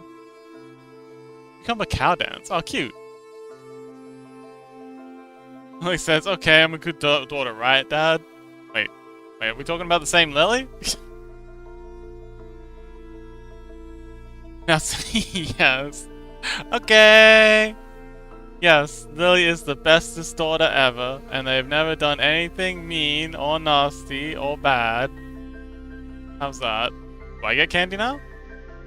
Wait, Lily, if I say you're good, does that mean we get to split the candy?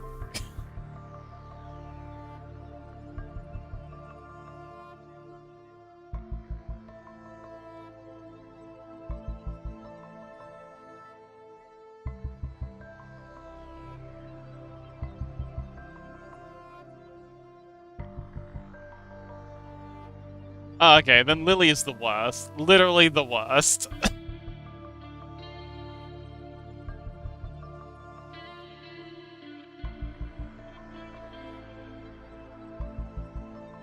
Chrissy says, I'll give you the old caramels I haven't had in my pocket the past 40 years. Oh my god.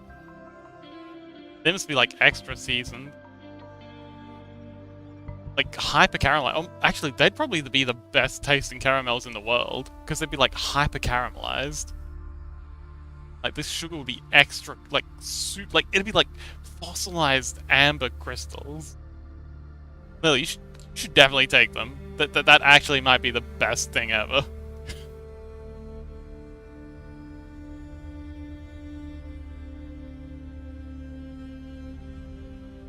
No, well, we thought maybe they'd twist their ankle to start with, but it turns out, confirmed, they have actually broken their foot as well as their finger.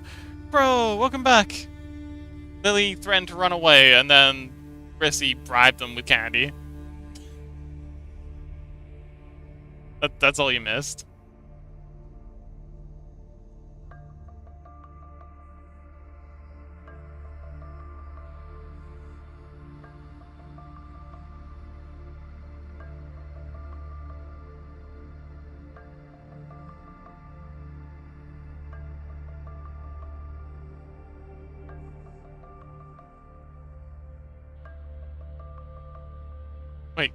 Wait, Bro, what are you, knowing to?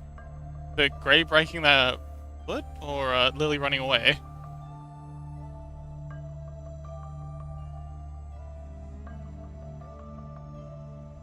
Oh, don't eat the caramel. Can I eat the caramel?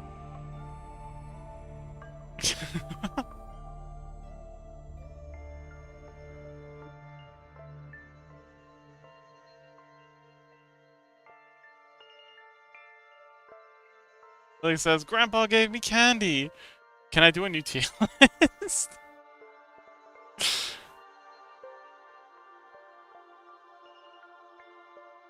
Yami says, I'm drawing my campaign's kobolds, playing Uno, and y'all giving the same energy. I'm glad we're assisting.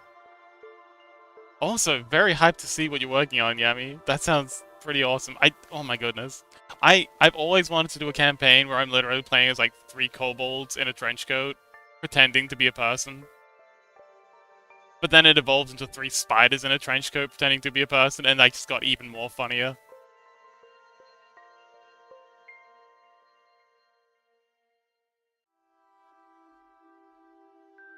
I actually had a plan for making a build for that in Baldur's Gate 3.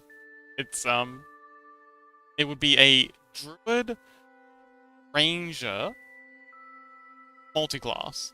So specking into druid until I get the spider-shaped wild form and the spider familiar, and specking into ranger until I get the spider pet. And then that way I've got like 3 spiders I can work with, and that'd be the 3 spiders in the trench coat.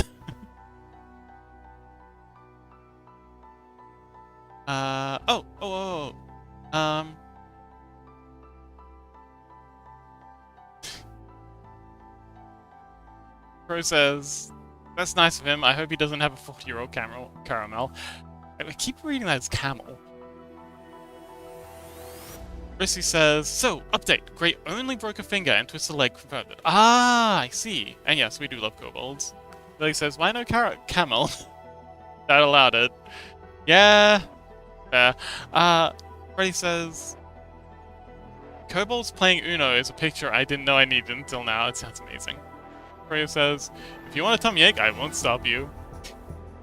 Yami says, it's an Oops All Kobolds campaign. I'm not sure the one running it. I'm a kobold. Good. Ah, wonderful.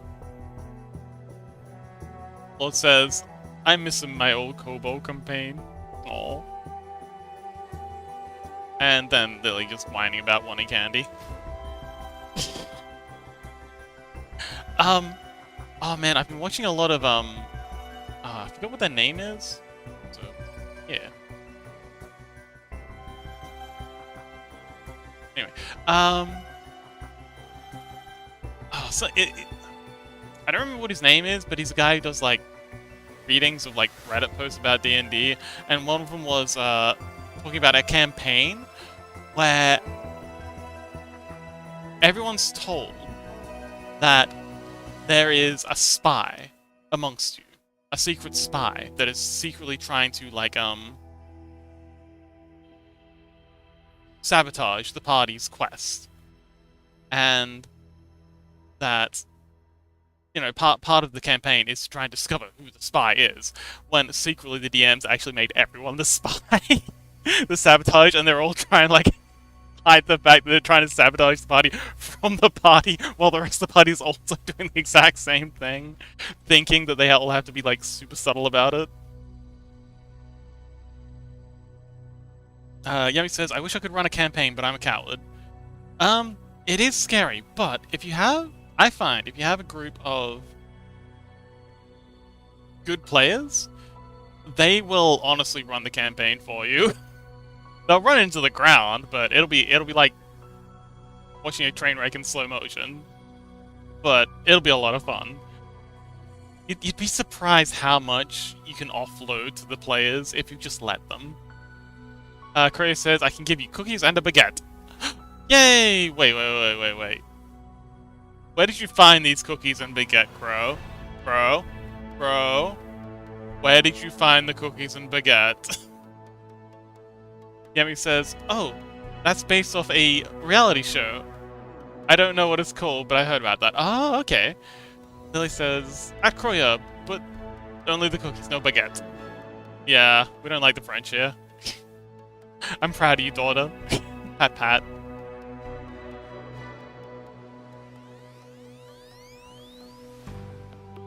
Crow says, failing stealth checks turns into a really fun gaslighting campaign.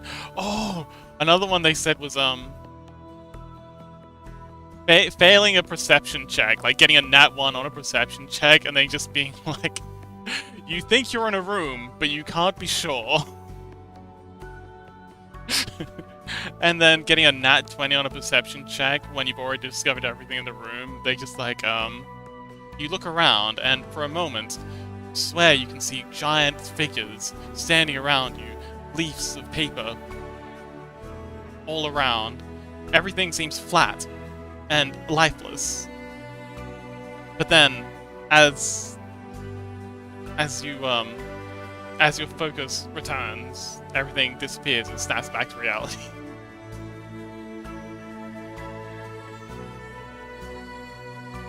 Lily says, yay, I got passed from Dad. Now is my favorite. My golly, you are so mercenary, Lily. Is that all it takes? One pat and Lily's sold? I mean, I'll take it. But also, come on.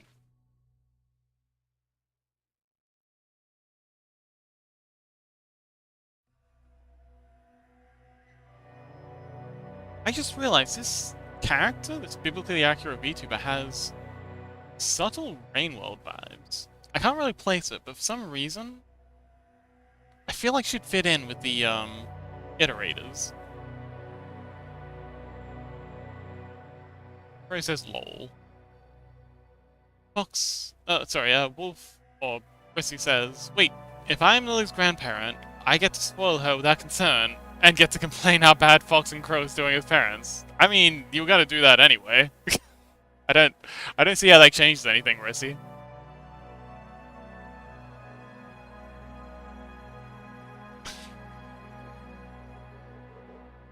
Also, how's the updated family tree coming along?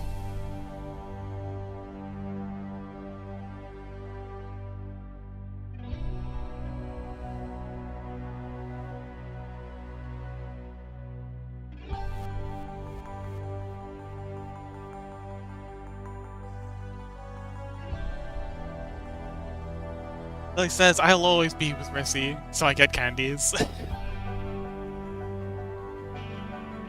Well, little Lily, step on into this, van with weirdly tinted windows. I've got all the candy you could ever want.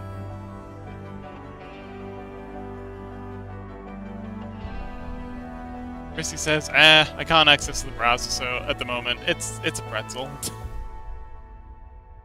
Can't access the browser? Oh wait, are you out? Like AFK? Well, cause you're the daughter, so you're little. Okay, so you're little Lily, not Lil Lily. I guess Lil Lily would now be little Lily. Ah, I see. Oh, okay, you're, right, you've got unfortunate internet issues. What you downloading? Little Lily. Yeah, so there's Lily, Little Lily, Panda, what else is there? Oh, there's Kitty. What else exists in, the Lily Pantheon? Oh yeah, Panda's sister.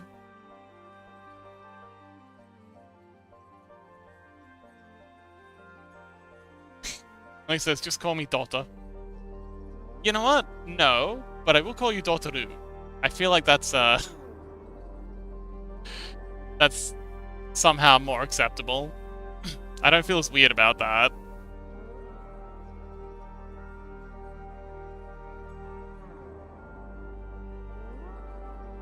Oh, Panda's sis, my other cousin. And I'm gonna need a pretzel for that, too.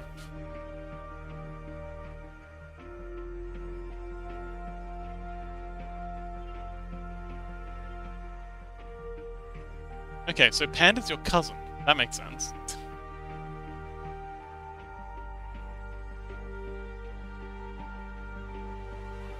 Ohane-chan! Oh, that means little flower? Cute.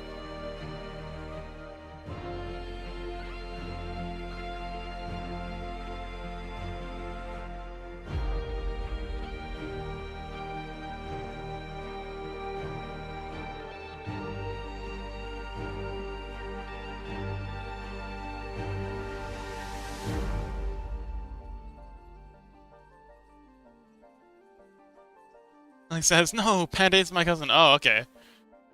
Well, okay. Sorry. Wait, hang on. Panda's sis. My other cousin. Okay, so Little Lily isn't Panda's sister. You were talking about someone else.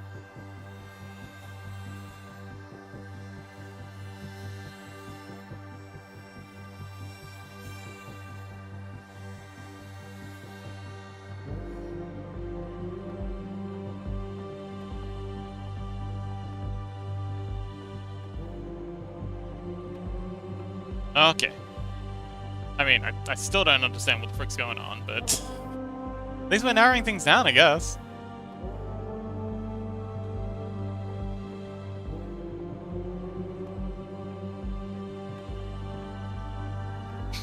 Lily says, Panda's sis is a person who I truly hate. I mean, that's kind of a low bar, not gonna lie. You're a very spiteful person, Lily. I feel like it doesn't take much to, earn your ire. I'm proud of you. That's what I love about you, Lily. It's the starter cube! I thought I deleted you!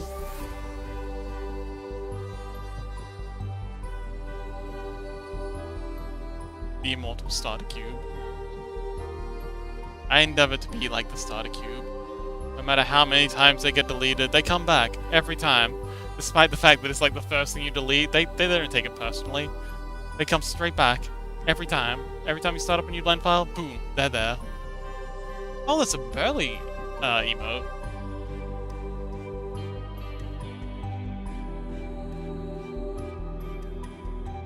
Lily says no, she punished Lily and she got a blue eye. So that's why I... Huh? Wait, Lily says no, she punished Lily and she got a blue eye. That's why I hate her. She... Oh, punched. Oh, you mean punched. No, she punched Lily and she got a blue eye. So that's why I hate her. She punched my baby. Oh. Yeah. Well, it says delete the cube, then remake the cube to reshape it. That's actually a good point. The first thing I do reflexively is delete the starter cube, and then I immediately re-add it. Because I realize, oh, hang on, wait. What I'm making actually starts with the cube, so let's, come back. But it never takes it personally. It's right there. Jumps right back in, despite the fact that I reflexively just deleted it. And, you know, I think we could all learn a little something Starter cube.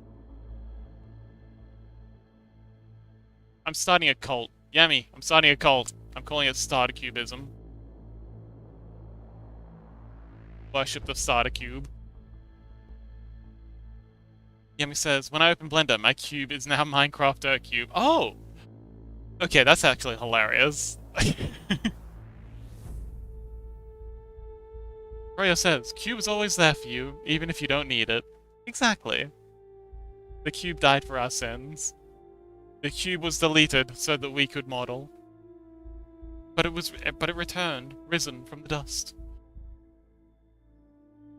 Lily says, when do we do the next magma thing? Next week. It'll be on next week's schedule.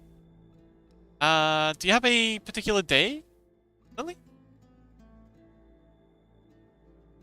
That would be ideal for you? Because last time I think it was on a Wednesday?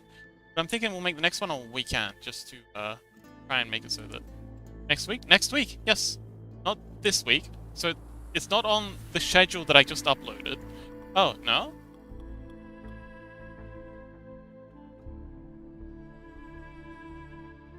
Well, we could move it forward to the end of this week.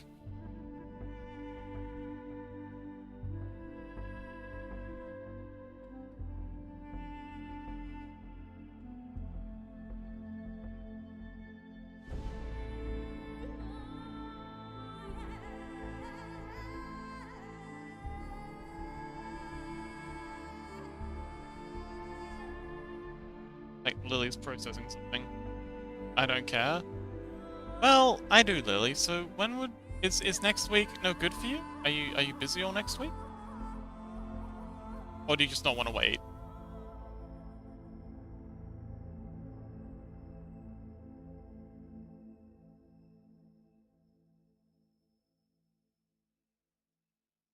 See, it's the dirt, Lily.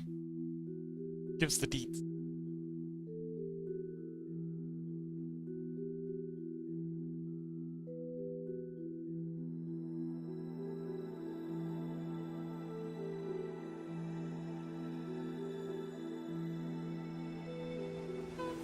Oh!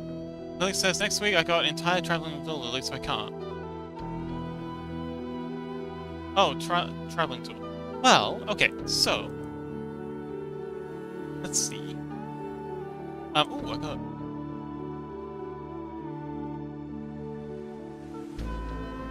Oh!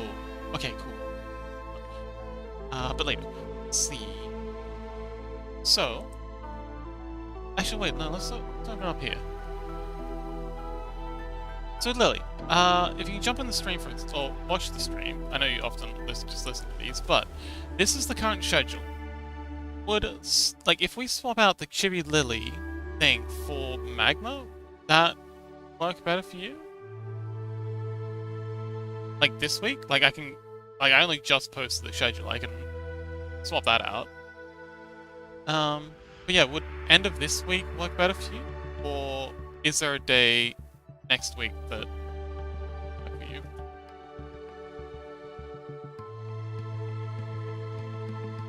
Oh, actually, hang on.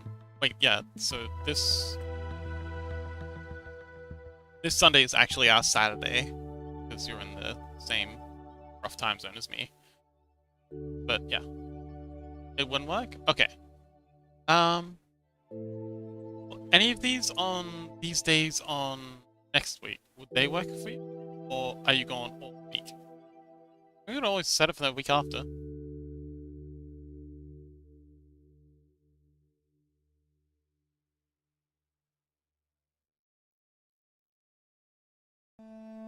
Oh, okay.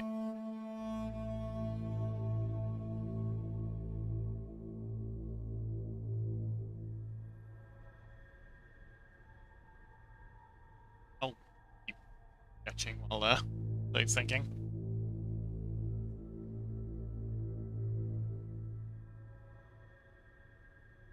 Oh, I can do next week Monday. Alright! Monday or Saturday?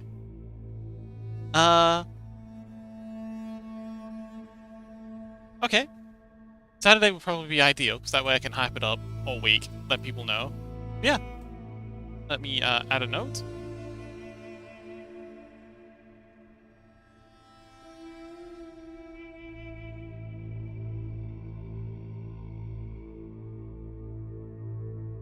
Saturday.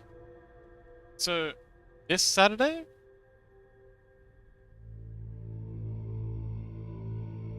Oh yes, this is this week's schedule, and we're just talking about what we're going to do next week. It's up on the Discord if you want to see. I do weekly schedules.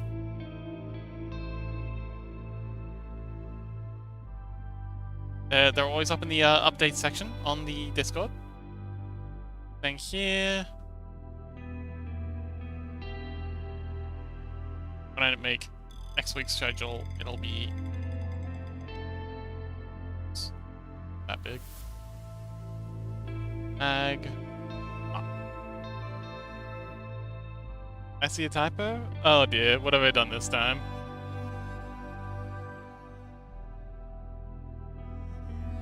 Oh yeah, yep, this is the charming Nexie. I wish she'd hurry up and get some social sorted out so I can spam the shit out of her. But yeah, this is me as a fox waifu by a Nexie.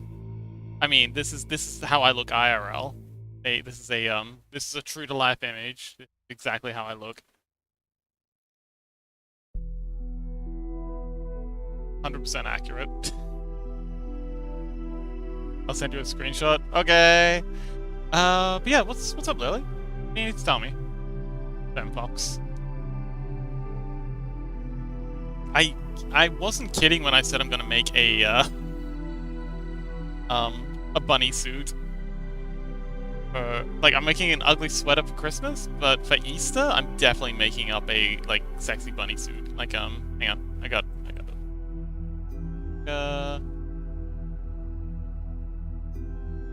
There it is. Like this style bunny suit for my avatar. They said so Sunday. I'm not there. Okay.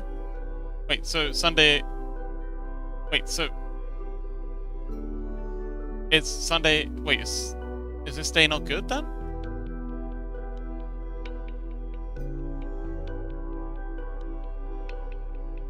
Oh, you mean for this week? I mean, okay, so I can swap these two then. Will you be here? Oops. I can quickly swap these two. That work? And then update the schedule. Okay, cool. I'll do that right now. Might as well since we've got it here.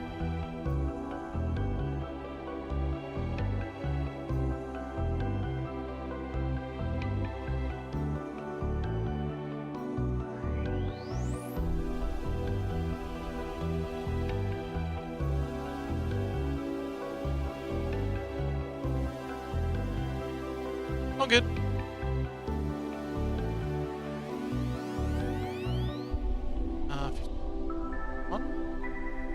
Yeah.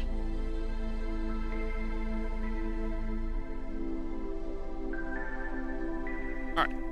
Let's do that, and it'll be like it never happened. Let's see. Upload the update. Very often you just Control-Shift-C. So Control-Shift-C in Critter copies everything. Copies like a flattened version of the image. But if you try and Control-V that in Discord, a lot of the time it just won't work because... Oh, thank you! I'll take a look. As soon as I've got the update thing done. Let's see. Assets. Schedule. There we go.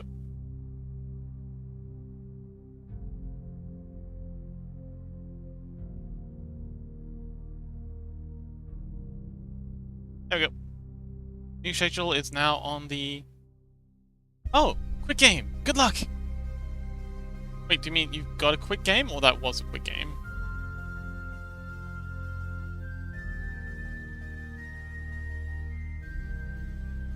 Okay.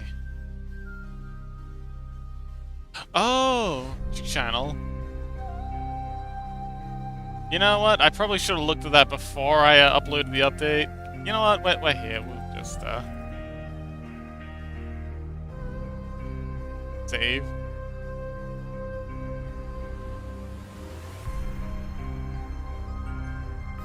Oh, you lost? Oh well. Did you at least have some fun?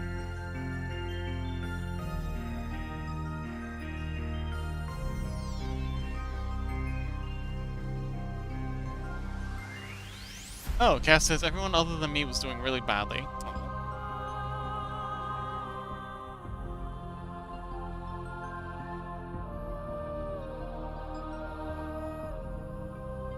But yes, I have the... Okay.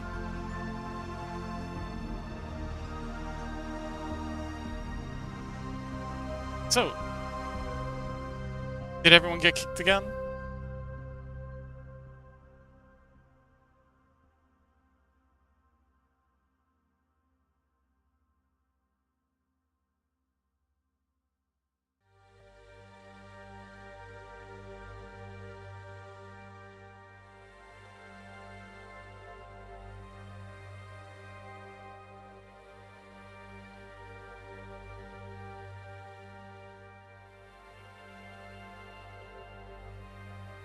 Yay! Welcome back!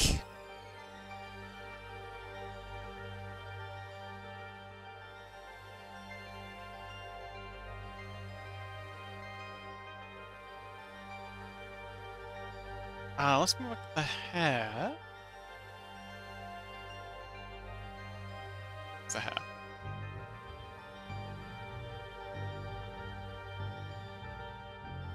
Edit?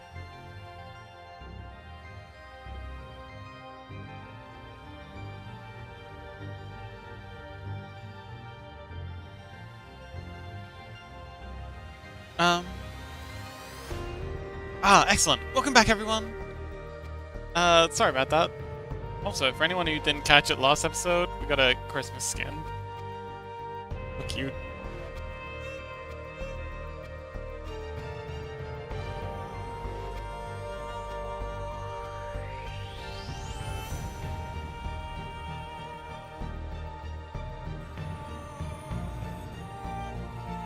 Chaos says, I need my team to deal damage before I go in, otherwise I can't do anything. Oh, okay. Who are you playing as?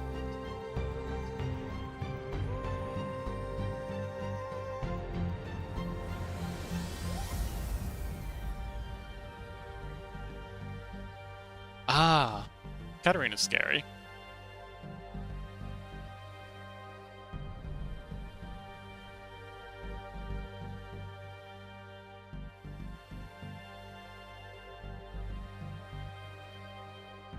Oh, did someone skip the ad?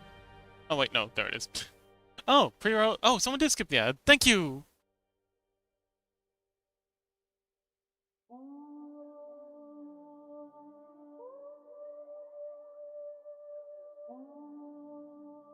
Starting another game. Okay, good luck!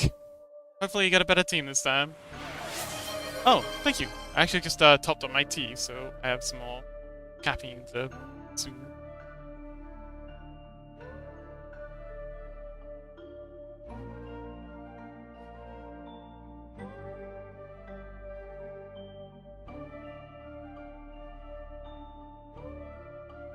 Okay, and then a little there. Perfect.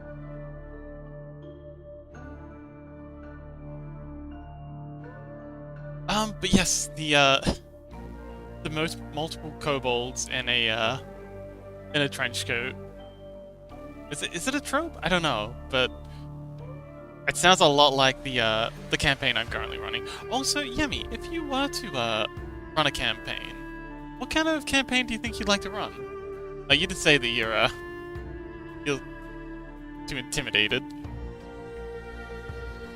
But let's say hypothetically, if you were to, what kind of campaign might you run?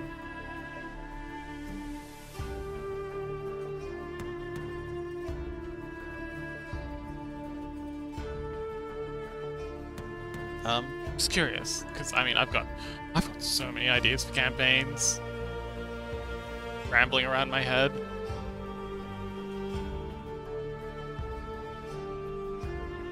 Oh, Yemi says dark fantasy setting.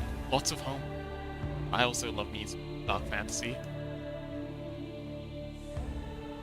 The darkest of fantasy. I really like world building in worlds that have hostile environments because I get way into the weeds when it comes to like architecture and like town layout and how environment affects how people build things. So I really like the idea that in like a super dark fantasy where there's monsters and stuff roaming around, all of the towns and villages be super fortified. So you get to have all the delightful. You get to have. Yemi says, "Yes, I love world building too. Awesome." So you get to have all the delightful like fortifications, but you don't have to worry so much about the the historical accuracy of having so many castles. Because historically there weren't that many castles about. Like castles were really expensive. But if you live in a world where the only way to survive is to build a castle, wind up with a world where everywhere's a castle and everything's fortified all the time, and you can also drag out the Middle Ages setting, because if everyone's so preoccupied with building these enormous fortifications to defend themselves, then like just to just survive, then it's going to significantly slow down social and technological development. So you can have the quote-unquote Middle Ages, what we'd call the Middle Ages, drag out for centuries, millennia even. Ah yes, castle doesn't always mean European castles, indeed. And you can also, yeah, you can absolutely experiment, like, oh, Lily says, why did I get kicked out 2 times? It could have been the ISP reboot thing. Sorry about that, I still haven't found a solution. Didn't happen for everyone last episode. Wonder why. Wolflord says, oh my god, I found the sheet my DM used for when we made kobolds. Ooh, Caddyshack. Also, hang on. I'm curious what you mean by... I'm just kind of assuming what you mean, but I'm curious what you mean by, and castle doesn't always mean European castle.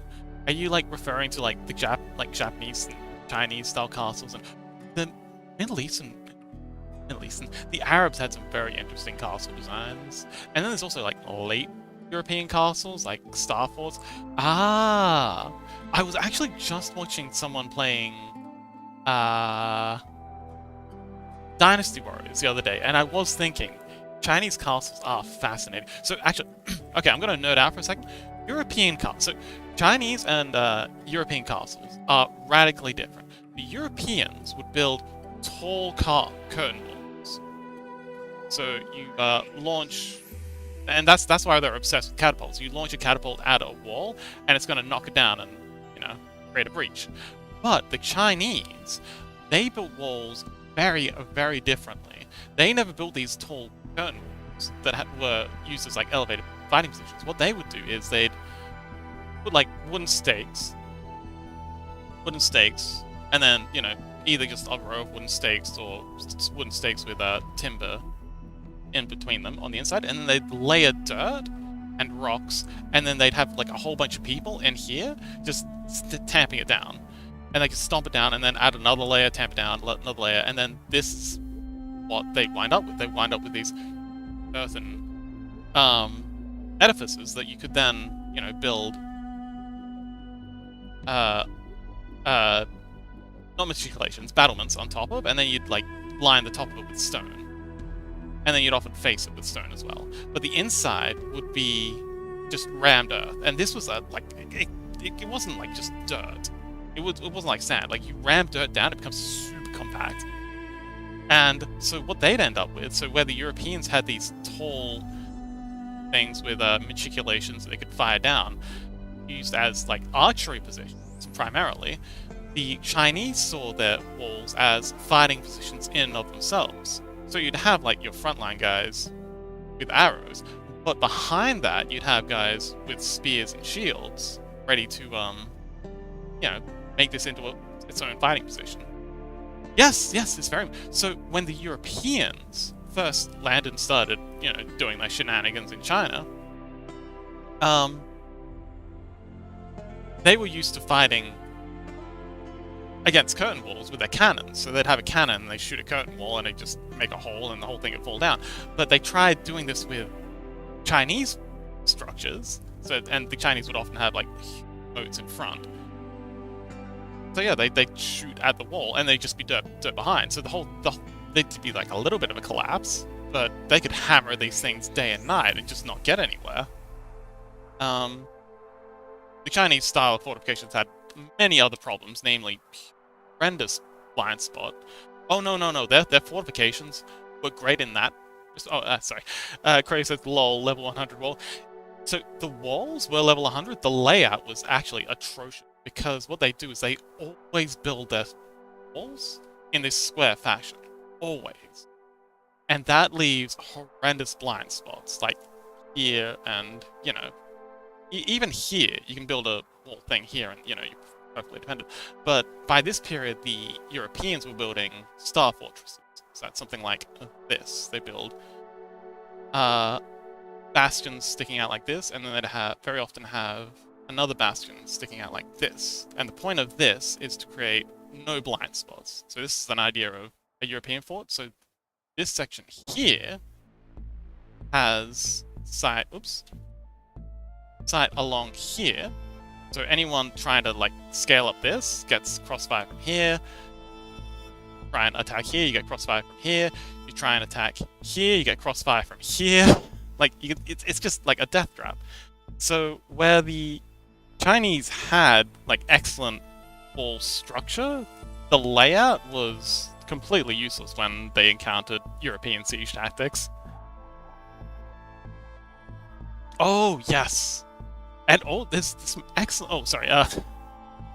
Wolflord says, I sent you Fox, the Kobold sheet. Oh, excellent. Let's check it out.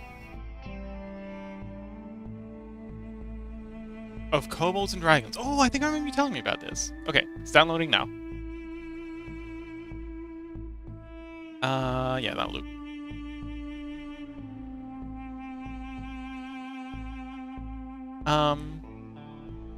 Yemi says, I also really love structures carved into mountains and cliffs. And yes, the Japanese early castles were very much like that, but then they moved down to the valleys later, but... there's also a lot of really, really cool French castles like that, and Germans. Oh, and the Swiss have loads of castles like that. Not so much in... Oh, there's a couple in Scotland, but the British were largely settling in on like large hills and valleys. They didn't have any mountains and cliffs to build on.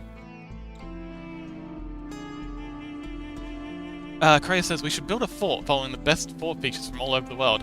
I've actually been thinking about this a lot, and I think the best way to build a fort would actually be just to build a city in the shape of a fort. So,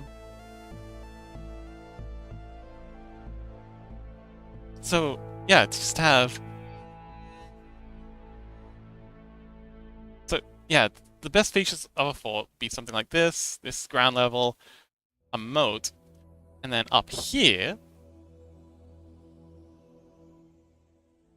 a wall, and they just make this a building, and they just have people living. So the walls of Constantinople were really cool in that they, the Theodosian walls. Oh, Yami says, oh my god, a city in the shape of a fort is what I had in mind when I mentioned my channel's castle. Oh, I see. Oh, there's lots. Kreia says there's got to be a YouTube video that min-maxes fort. Yes, and I binge the heck out of them. Maybe I should make my own someday. But the Theodosian walls, outside Constantinople, now, wait, it's called Istanbul? Sorry, capital of Turkey, Grey? But, yeah, so they had the Istanbul... Yeah, so it is Istanbul. It used to be called Constantinople. Constantinople when the Theodosian walls were built. But it's, you know, an excellent example of, like, an ideal fortress, because it's got, like, a wall and, you know, a series of progressively smaller walls that can, like, cover each other. But what they did is they then rented out all the towers in the inner wall as living space which is actually kind of a great idea, because then you're getting rent, because these are perfectly livable structures.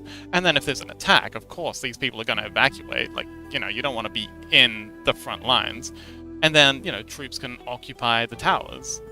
So, and European castles also followed a similar design. All European castles were, well, all English castles were designed to be habitable as well. So the idea of building like a star fort, where all the walls are actually just like, you know, residential tenant buildings, makes perfect sense. If you just lay out the city blocks in a way that offers covering fire from all the windows, yeah. Anyway, I could talk about, oh man, I do love me some world building. And one of my favorite things about Dark Souls is how much of a story, and I've done this rant before. I feel like I do this rant every single Morkborg stream, but Yemi says, I love this rabbit hole. I gotta go in like 10 minutes though. Oh, okay. Oh man. Well, we can always get back into this when you get back, Yemi. I can talk about this for days. Don't worry. Delighted to pick this up when you get back. But one thing I love about Dark Souls is the amount of environmental storytelling they do. Like, you can get so much about the world and its history just by wandering around and just looking at why things are the way they are. And the different architectural styles you can tell lived here and what they were about just by looking at how they built things and how they laid things out. Like, the Undead Burg is clearly a fortified settlement. It's just built either as a prison or as a fortification, or probably both. But then you get up to the Cathedral Ward, and even without knowing the name, it's obviously a place of reverence. It's a place where, almost like a what's the papal Vatican. It's almost like a Vatican City kind of thing.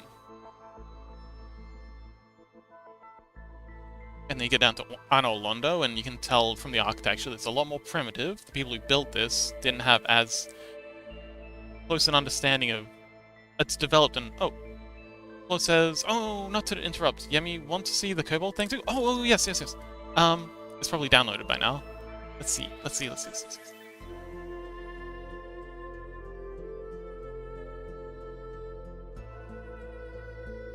Ah, here we go. Of Kobolds and Dragons. Oh, wow. Okay. Dragon Blessed Kobold. Ah, yes! Yes, you did show me this.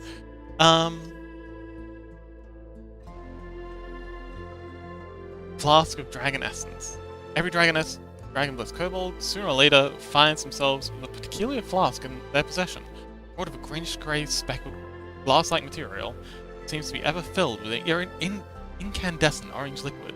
Sipping from the flask provides a burst of healing energy. Okay, so this is just Dark Souls. This is just an Estus flask. What are you talking about? The flask can only ever be handled and used by its true owner, and always finds its way back when lost. Oh, that's fun.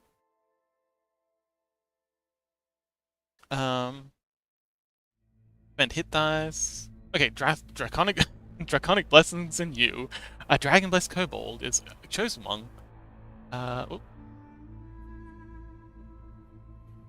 Okay, bye Lily! Thanks for hanging out! Happy eats! And receive a blessing at level 1, and a second blessing once you reach level 11.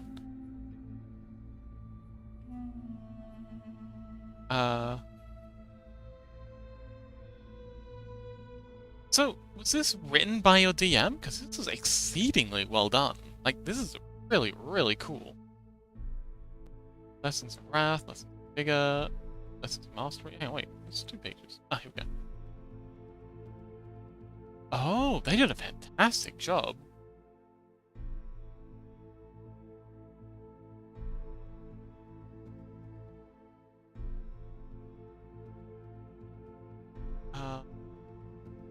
Dragon Turn.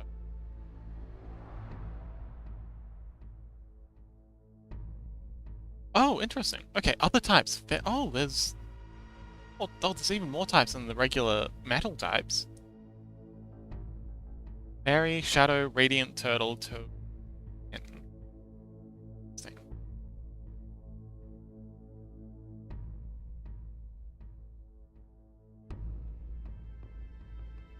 It does. It's very professional.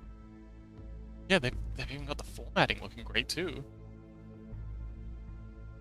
Lessons of Vigor. While you aren't wearing armor, you can calculate your AC as 13 plus your dexterity modifier. Use a shield and still gain this benefit.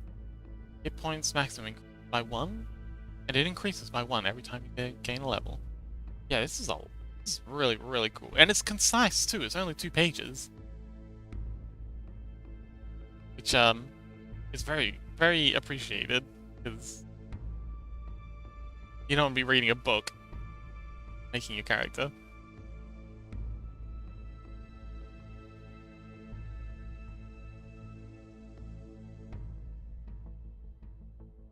It is really well done. So did you guys ever finish this campaign? I remember you talking about you'd started it. Oh, they can live... Age, kobolds reach adulthood by age 6, and can live up to 120 years, but rarely do so. Oh, poor things. It is a rough life as a kobold.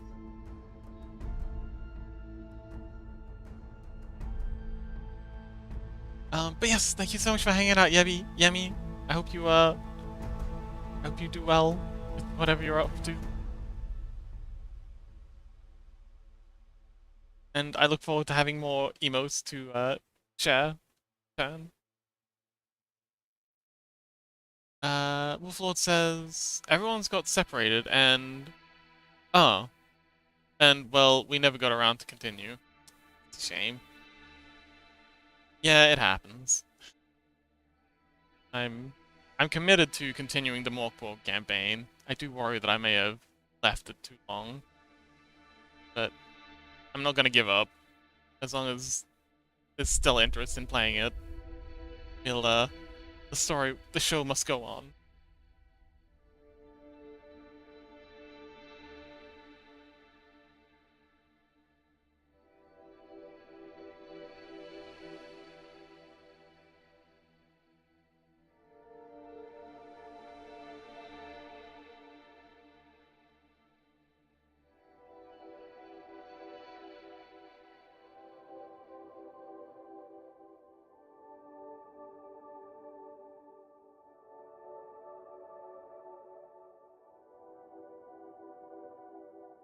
I think it'd be fun to post it as a I mean not the campaign. Oh, Yemi says we're homebrewed kobolds too. We apparently Huh? Oh. Oh, we're apparently a subculture that adapted to live in the sun and became more colorful and gemstone-like. Oh, cute! Some of us have vestigial wings. And honestly, I'd say we're just fraggles disguised as kobolds. Cute. But yeah, I was thinking it'd be really cool to, something like this online. I've seen a lot of other streamers do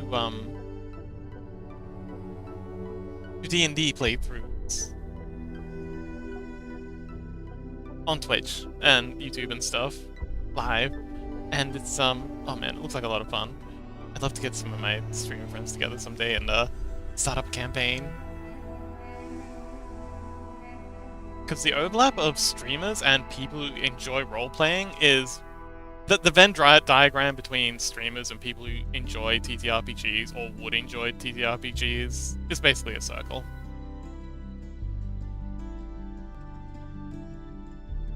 And I think that speaks a lot to the fact that we're all kind of playing a role in this. Like, I'm... Slight immersion break, but I'm not actually a fox. But we all enjoy playing the role, and I think that's why we all also really enjoy TTRPGs, because it is role-playing.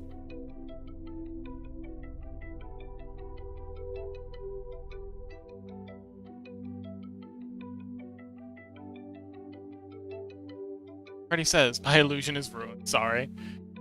Freddy says, unrelated, but Fox, your model's orange markings kind of remind me of a game called Yes, that's actually exactly what it's like. I've got to change the face markings. I like the circle because it's kind of like, you know, pet here. It's like a bullseye for head pads, but it is too similar to Okami. I do want to change it up. Both Anexi and Lily do the head marking as something like, I think it was something like this, which I might adopt. I might go through and edit all of my assets to be this. But yeah, I like it too, but Nintendo is notoriously litigious, so I'm probably gonna have to change it at some point anyway, better sooner than later. But I adored Akami as a kid. I thought it was just such a beautiful world. So well developed, and had so many nuances and little corners, and it was just so vibrant and colorful. And yeah, when I was doing working on the skin, I was just thinking, oh yeah, I should add some tribal designs. And then I remembered Okami. Like I was, you know, racking my brains to try and think of good patterns to paint. And I was looking at I've never played a game 3 times from start to finish. I was extremely young when I played it. I don't think I ever finished it because I was like really, really young. So it might have been a bit difficult for me to 100% even once, but I played it so much. You know how when you're really young and you're just really bad at a game and it takes you forever to get anywhere in it? Like, I think I did finish it, but yeah, I'd love to go back and play it again someday. I wonder if it's on Steam. But yes, I was brainstorming patterns, and then I remembered Okami, and I just went through and just like, oh yeah, this is ideal. In fact, interested. Let's see.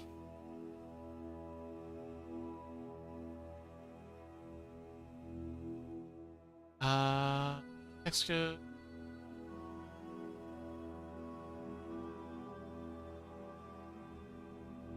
This is in fact the entire canonical pattern. Let's... I don't know if this makes much sense, but this is the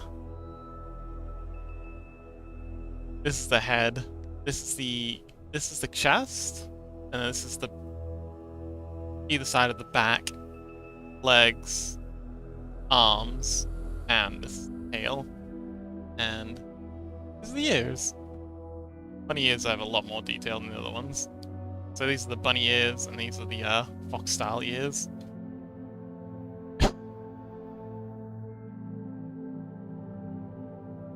Creo says, I was really young as well. I finished it once, and then I turned an older teen. I had to play it again. Felt like a different story. Oh, okay. I'm looking forward to it.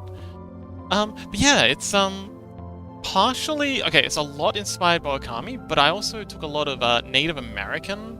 So this is Native American Mayan body paint is what these are inspired by. These swirls here, I think I took from like some Celtic body paint. This is from Abe. So if you've never heard of it, Abe's Odyssey, the Oddworld series. And if you haven't seen that, it's a fantastic little series that is exceptional world building, such an alien world. But yeah, this is inspired by that. I think these are from... I think these were Native American inspired as well. And then this forehead, the whole face thing is definitely Okami. So Okami's got these lovely little under eye, which I keep forgetting to add to all the emotes and stuff. Crow says, I love seeing people's design compress. Oh, something they're interested in love. I'm glad you appreciate it. I really like the bunny ears. So the model actually has different ear variations. Actually, I think I have So it doesn't have physics. Can I switch from here? Okay, this one doesn't have physics. Well, let me change. Oh, it does. Yes. So it has a bunny version that has ears. They don't have physics on them, but I quite like the way the bunny ears look. Change it back.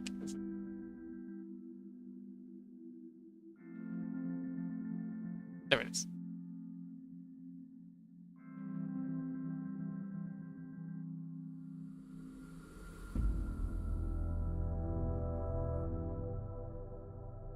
Oh, yes! So there's a bun one, there's a dog one, there's a cat one, there's a shark one. It's, the model's extremely variable. There's a whole bunch, and there's different hairstyles. There's the short hair, there's a ponytail one, and there's a long hair one. And yeah, it's kind of like a mix and match thing. You can, swap out various aspects. But yeah, the skin, I really want it to be like a very tribal fox. Because I love getting outside. I'm a bit of a adventurer. I'm an adventurer that never took an arrow to the knee yet. But yeah, that's why I really like the tribal stuff. I love getting out into jungles and deserts and just being outside. I love not even just camping, just sleeping outside. Like sometimes I don't even take a tent. I just find a nice tree and sleep under that, or in a tree if the weather's nice. But yeah, I just love getting out into nature, and so the whole tribal thing. And I love. I'm a hippie at heart. I lived on a hippie commune for a little bit. I just love that life, the communal lifestyle. I've spoken to Yemi a bit about this. But shame they're not here. I'd love to get. I'd love to talk to them about it more. But yeah. Crow says, so if East comes around, do I get to see you as a bunny? Oh my god, you haven't heard the news, Crow? So I'm actually scheming to have like the bunny ears, and also to make a where is it? A bunny outfit. Where are the ears? Well, yeah, she'll have ears. But yeah, I really want to make like an outfit like this for my character. Maria says, I see, I'm an absolute hermit, lol. I mean, me too. Like, when I get out, like, when I go for my hikes, it's biblically accurate bun angel, exactly. I love the... And I forget who said it, I think it might have been... Was it Grey? Someone said they actually look sexier with clothes on than naked. It's funny how wearing clothes makes things more alluring sometimes.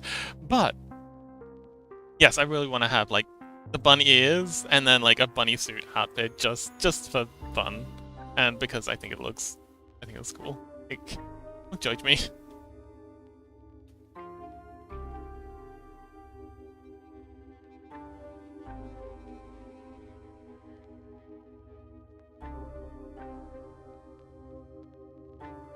I mean, yeah.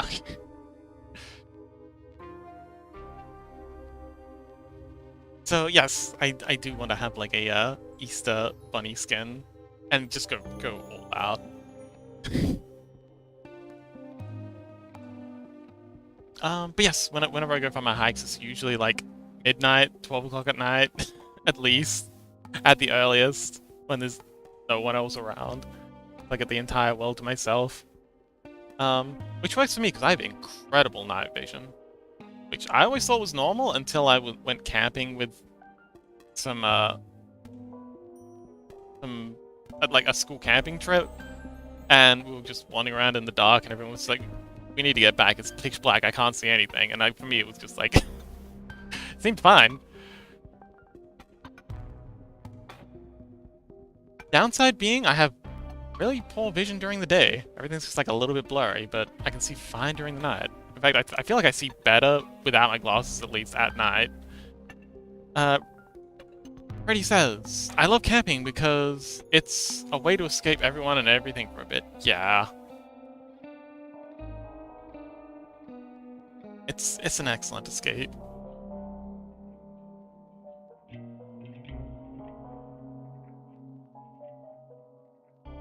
Um, but for me it's more about reconnecting to nature.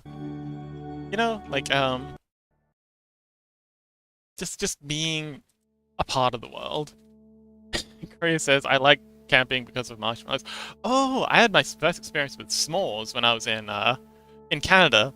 I think it was, yeah, it was New Year's. It was a big, huge New Year's festival at a park near the, well, not near, but that I found out about from the hostel I was staying at. So I hiked into town and had my first s'mores experience. I always thought it was just a meme, but y'all take your s'mores very seriously.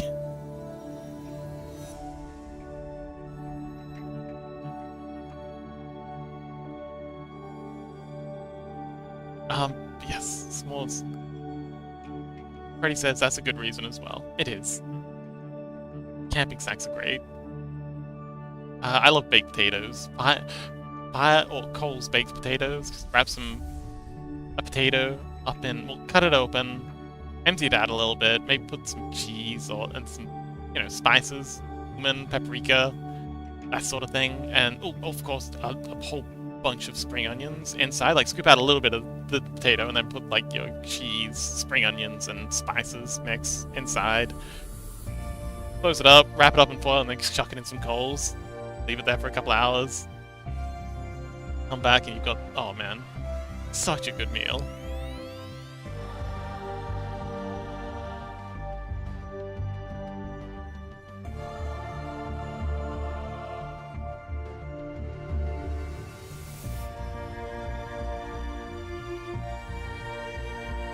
Extra points if you got some big beans to have with it.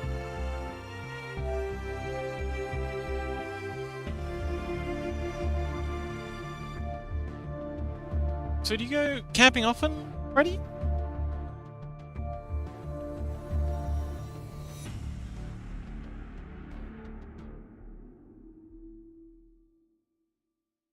I've found I've had a really hard time getting out camping lately because I don't have anyone to go camping with, and it's kind of dangerous to go out camping, especially here in Australia. We get snake bitten just by doing literally anything. Cal says, well, just got a really unfortunate loss. Oh no, what happened?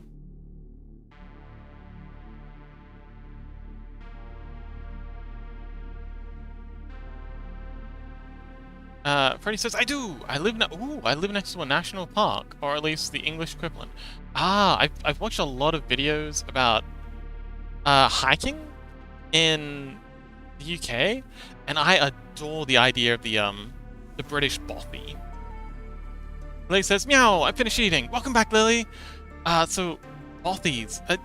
Have you heard of bothies, Freddy?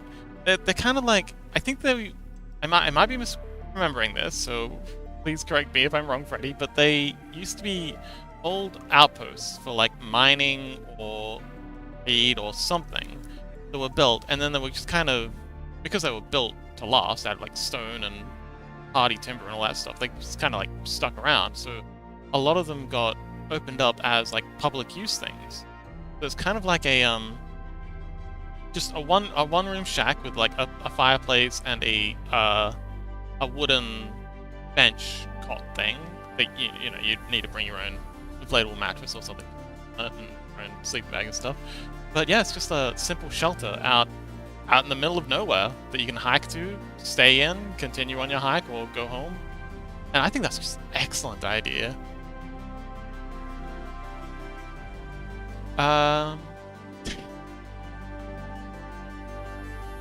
Gray says, you guys get mesmerized over a campfire? Oh, do you guys get mesmerized over a campfire? I genuinely feel like I could stare at it forever. I think there's something primal about humans. I get that too.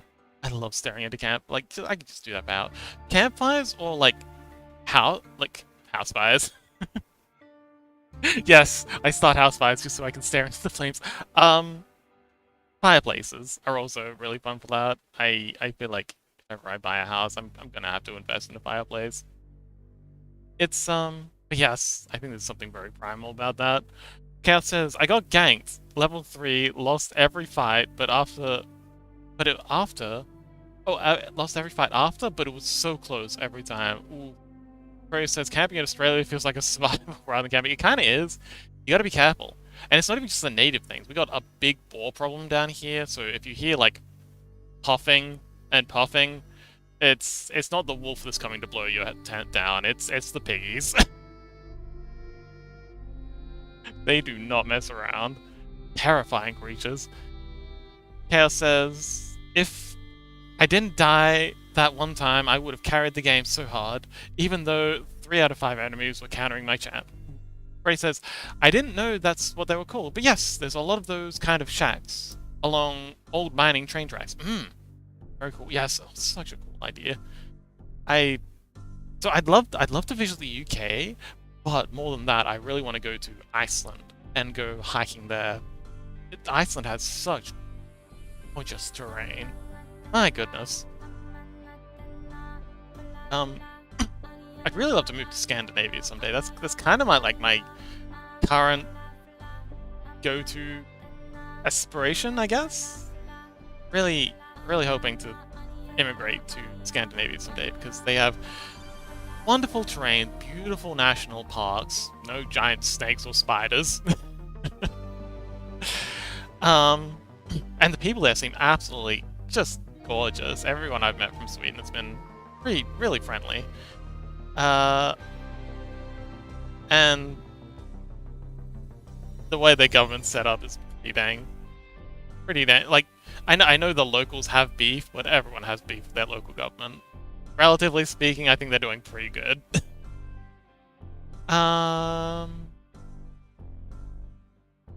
Ray says, your team dragged you down, I blame them.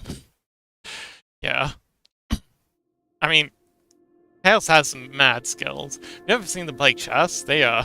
Oh boy, they are a sharp tack. Chaos says, yeah, I only had one person on my team that actually knew what he was doing. Oh. Well, better luck next time. Oof, okay, so that's the shading done. Let's get in and do some highlights real quick. Is the shading done? Actually, I think we can up a little.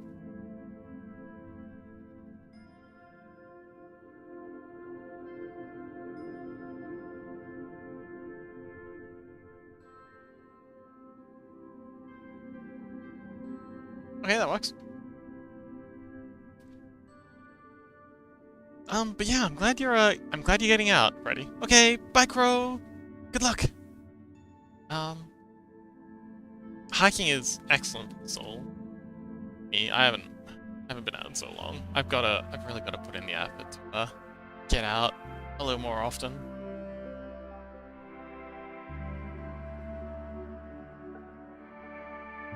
But I'm glad you're making the effort.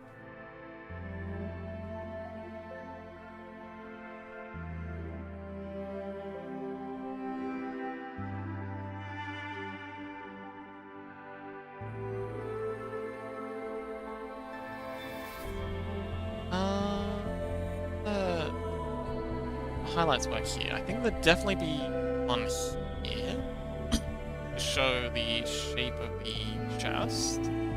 Yeah, it says, I often enjoy those games a lot, since it means that if I get even with my enemies, then I carry the whole losing team. That game was really unfortunate and frustrating. Yeah. Well, better luck with your next matchup, buddy.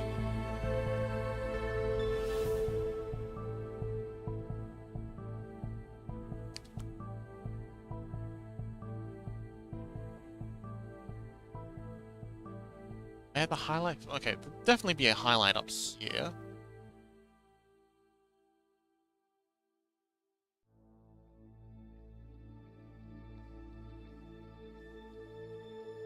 But yes, Iceland looks like it has. Have you played Death Stranding?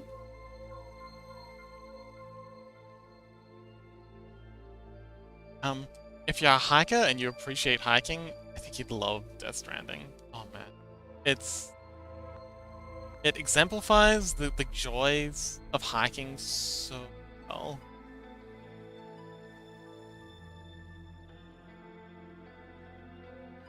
Chaos says, getting into another game.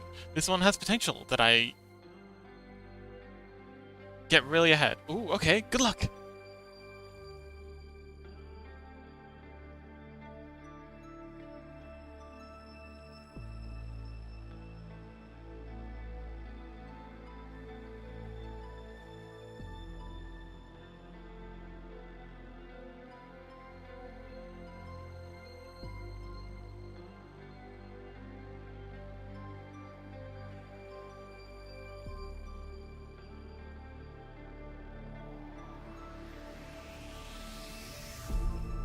But yeah, I'm just kind of adding in some highlights here, just little bits and pieces. I like to use highlights to show off the curvature, geometry, wherever I can, even if it doesn't necessarily make sense to be a highlight there. If I really need to show off some geometry, I'll just chuck one in anyway. Freddy says, I want to love that game, but I just found it a bit frustrating. I watched a playthrough, but playing it myself was a lot.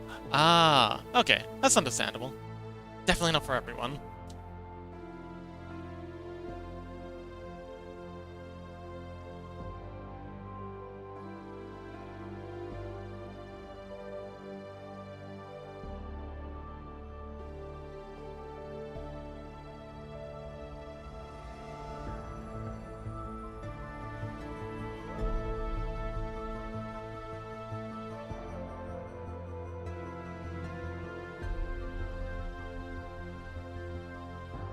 Yes, Lily?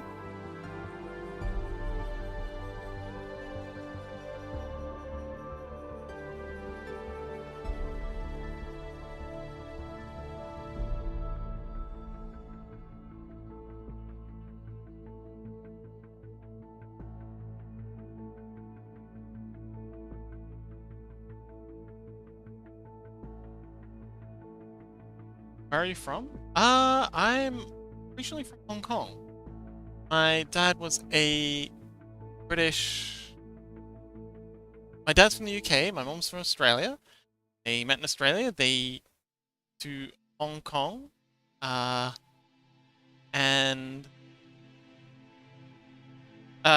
with my dad working as a journalist, reporter, like a foreign correspondent, for a Australian newspaper.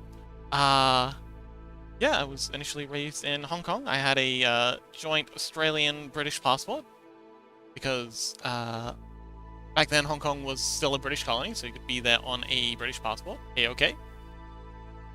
And they wanted to get me a British passport instead of a Hong Kong passport because, you know, British passport can get you around a lot more, and it didn't seem like Hong Kong was going to be a thing for very much longer anyway. And when I was 7, 8? I don't remember. My parents moved to Australia. And I was there for a good long time. I lived...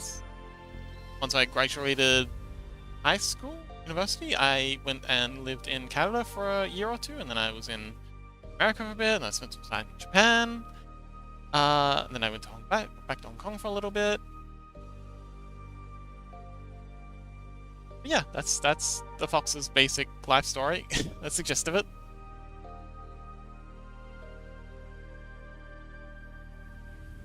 Why do you ask?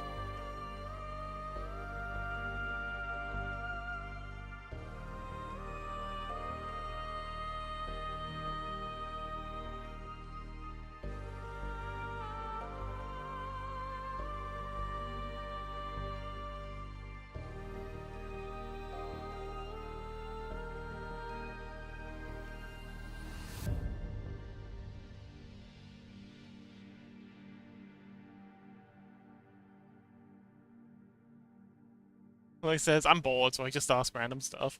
That's okay. That's what I'm here for. So, I was apparently low-key, like, if you're really bored, I can tell you the story about how I was low-key raised in a Buddhist monastery as a little kid. Do you like a story, Lily?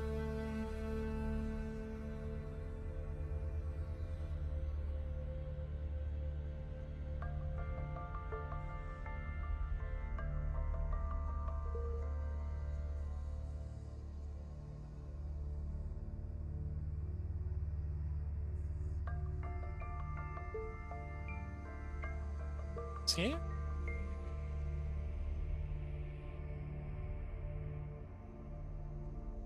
Alex? Actually, I think put down as well. Alex.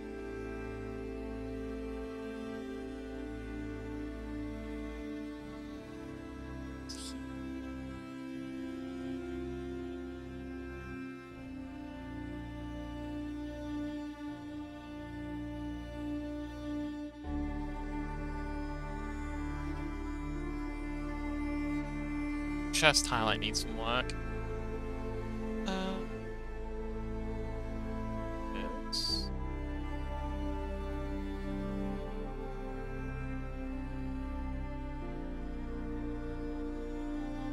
Yeah, that looks much better.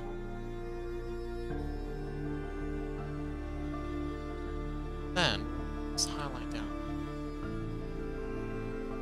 Ah, that felt.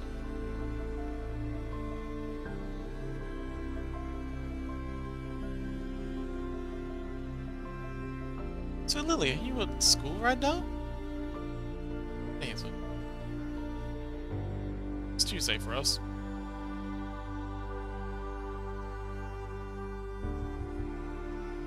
So yeah, you'd probably be at school.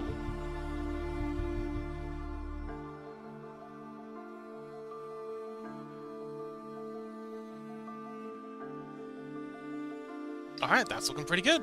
Let's get into shading. The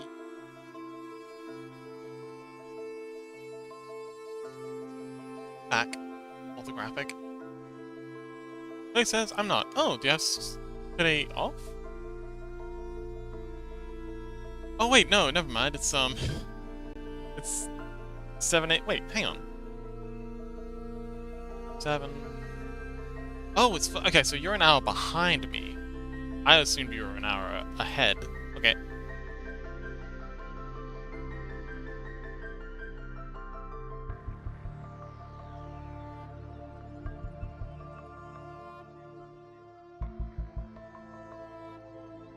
Did you get any sleep last night, Lily? It's very late. Well, very early.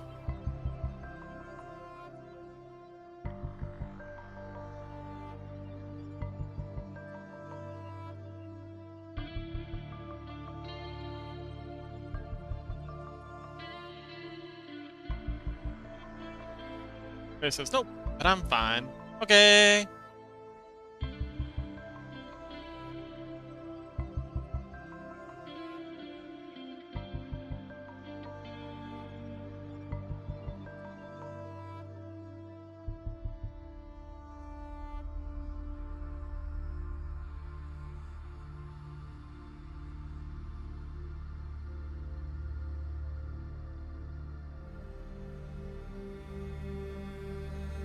I like these slits here, and I'm happy with that. Makes up the shape of the hand, and so it might be better to have them inside here rather than.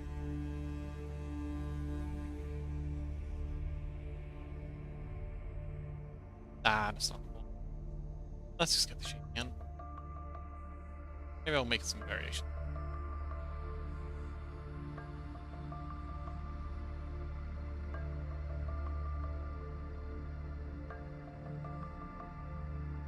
It says I sleep after school. Don't you also sleep a lot in school?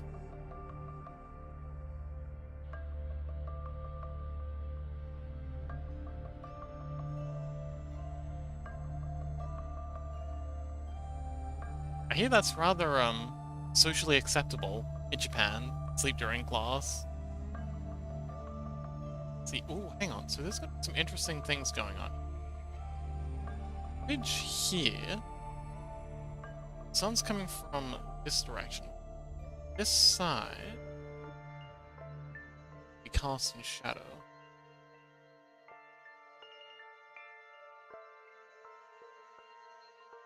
Here. Narrowing as it comes down. same here.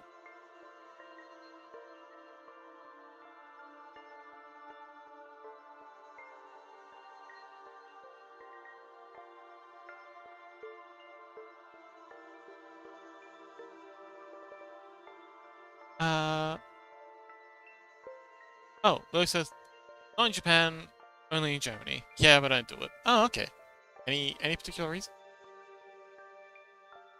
Lily says, I want to go to Korea. Oh, why do you want to go to Korea? Korea says, I don't know. School I went to in Japan scolds you for sleeping / calling parents for frequent. Oh, interesting. So I was lied to.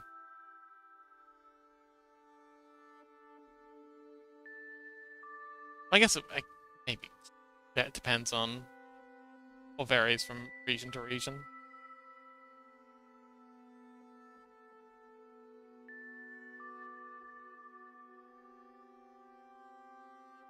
Lily says Korea is good for shopping. Okay. What, you don't like the culture or the people? Like, no, it's just after the shopping. Alright.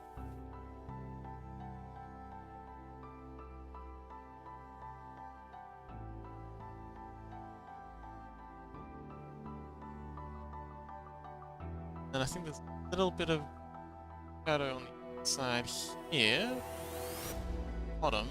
Not as much as at the top, because that's where the sun's hitting. So the sun's coming in, it's hitting this ridge here, and it's leaving this section in shadow.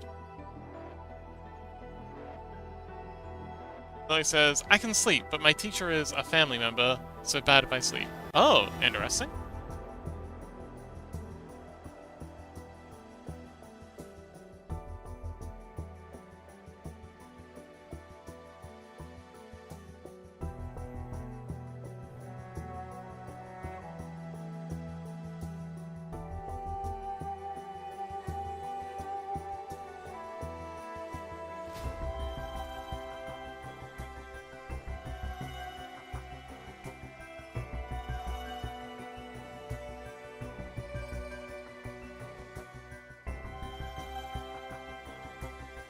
Sore shoulder. Ow.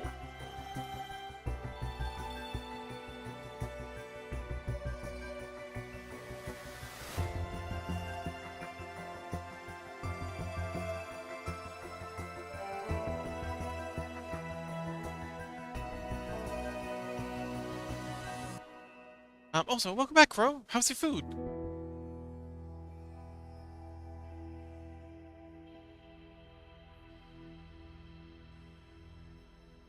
Oh, Lily says, in China, I like the culture. Have you ever been to Taiwan?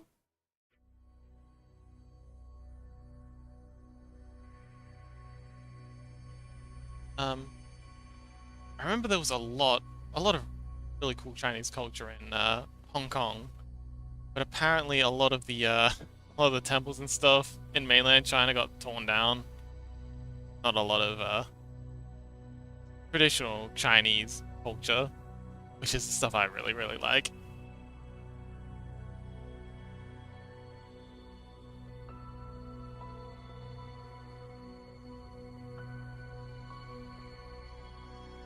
Oh, so you have been... Okay, cool. Yeah, apparently Taiwan has a lot of the cultural artifacts. A lot more Chinese cultural artifacts than mainland China does. Or at least authentic Chinese culture. Oh my goodness. Lily, have you ever been to the lion dances? Or been... Yeah, have you ever been to one of the lion dancing festivals? Or the dragon dancing festivals? Lily says, but I was still small when I was there, so I don't remember that much.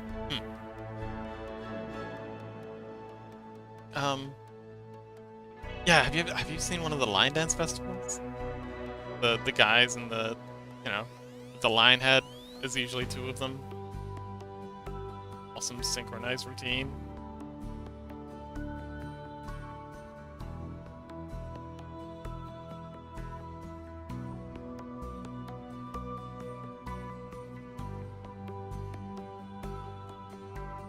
Ah, yes! So, Gray! Welcome back! Do we have an update? So, I guess they're cool, but I am low-key traumatized by them, because as a kid, they terrified me. Like, all the loud drumming noises and the weird jumping dragon thing, and of course I was like... I had really, really, really bright white hair. Like, you know, absurdly blonde. Like, the kind of blonde that is just straight up white. And so... Oh, Lily said... Crow says, oh, I've only seen the dances on screen. I love the puppeteering. It is really cool. But because I really stood out, I was very often, like, picked out, like, as the special attention from the dragon... or the lion dancers, so they'd always come at me, and it was so scary. I was just a little fox, and there was all these loud noises, and I just wanted to hide, but... So I've got these nightmarish visions of these crazy dragon things chasing me while these loud drums are going off, and it was so scary. So yeah, even now, like, watching them on YouTube, I get a little, angsty? Anxious. Yeah, I get a little anxious just watching it, because... Oh, they are! I actually didn't mean that. It's pretty cool that they worked out that way. So yeah, we're talking about China. Chinese culture. So Gray, do you have any updates on the situation?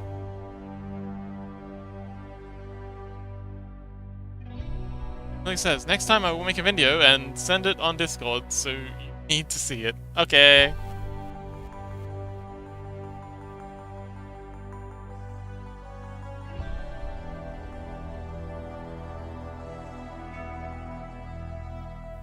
Yeah, they are cool as heck.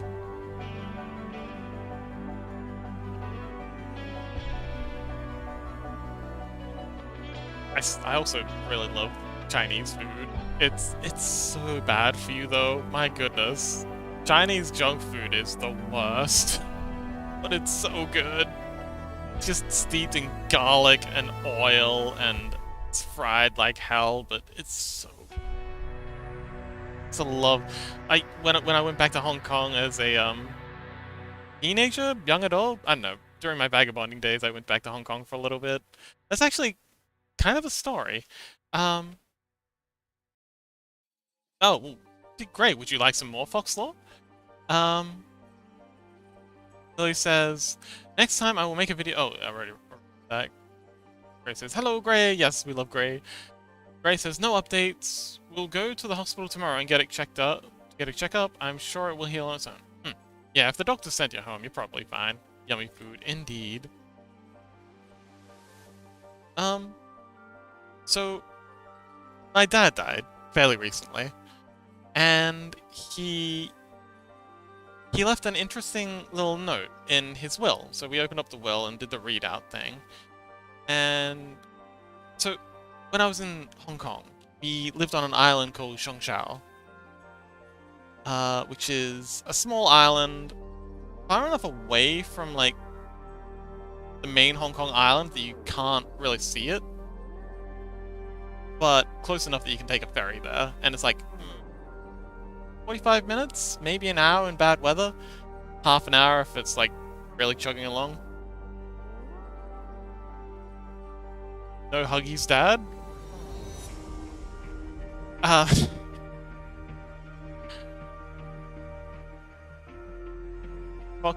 Grace says, geez, Fox, that was sudden.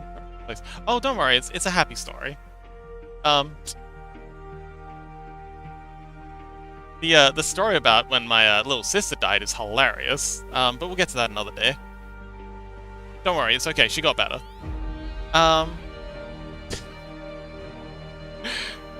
Billy says it should be separate. Yeah, I know what you mean, clearly. It's okay, I'm just teasing. So, but he left in his will an interesting note saying that his best times were in Zhongshan, and he wanted his ashes scattered. Fox, a little sister fox. Yes, I do have a little sister. Uh, what, did you think I was an only child? Of course I'm a big brother. We discussed this when when we were talking about like who had like the big sister versus little sister, like the sibling energy. But he left it in his will that he wanted his ashes scattered there, and everyone in the family was like, "Not it." You know, if he really wanted his ashes scattered there, he can go do it himself. But I I stepped up and I was like, you know what, I'm gonna do this. I think it's important. He had a good point, and off I went. So I actually smuggled his ashes into Hong Kong. Fortunately, no one actually checked my baggage. No one questioned this large plastic container filled with a strange substance being brought through customs. And so I went back to Hong Kong, and best big brother ever. Oh, so sweet. Oh, baby fox. Chaos says, I'm gonna go now. I'll talk to my GF. Okay, bye, Chaos. Thanks for hanging out. And, good luck. Have fun. And yeah, I took his ashes into Hong Kong, and over to Hong Kong, took the ferry out to Zhongshan, and found a nice hill that overlooked the city, and dropped him off. And I have to say, we all have parents who are going to die at some point. Hopefully, as bad as this sounds, I hope you outlive your parents, because it's kind of the important thing. But if you get the opportunity to do something like that, definitely take it, because it makes the grieving process much easier if you can attach some kind of ritual to it.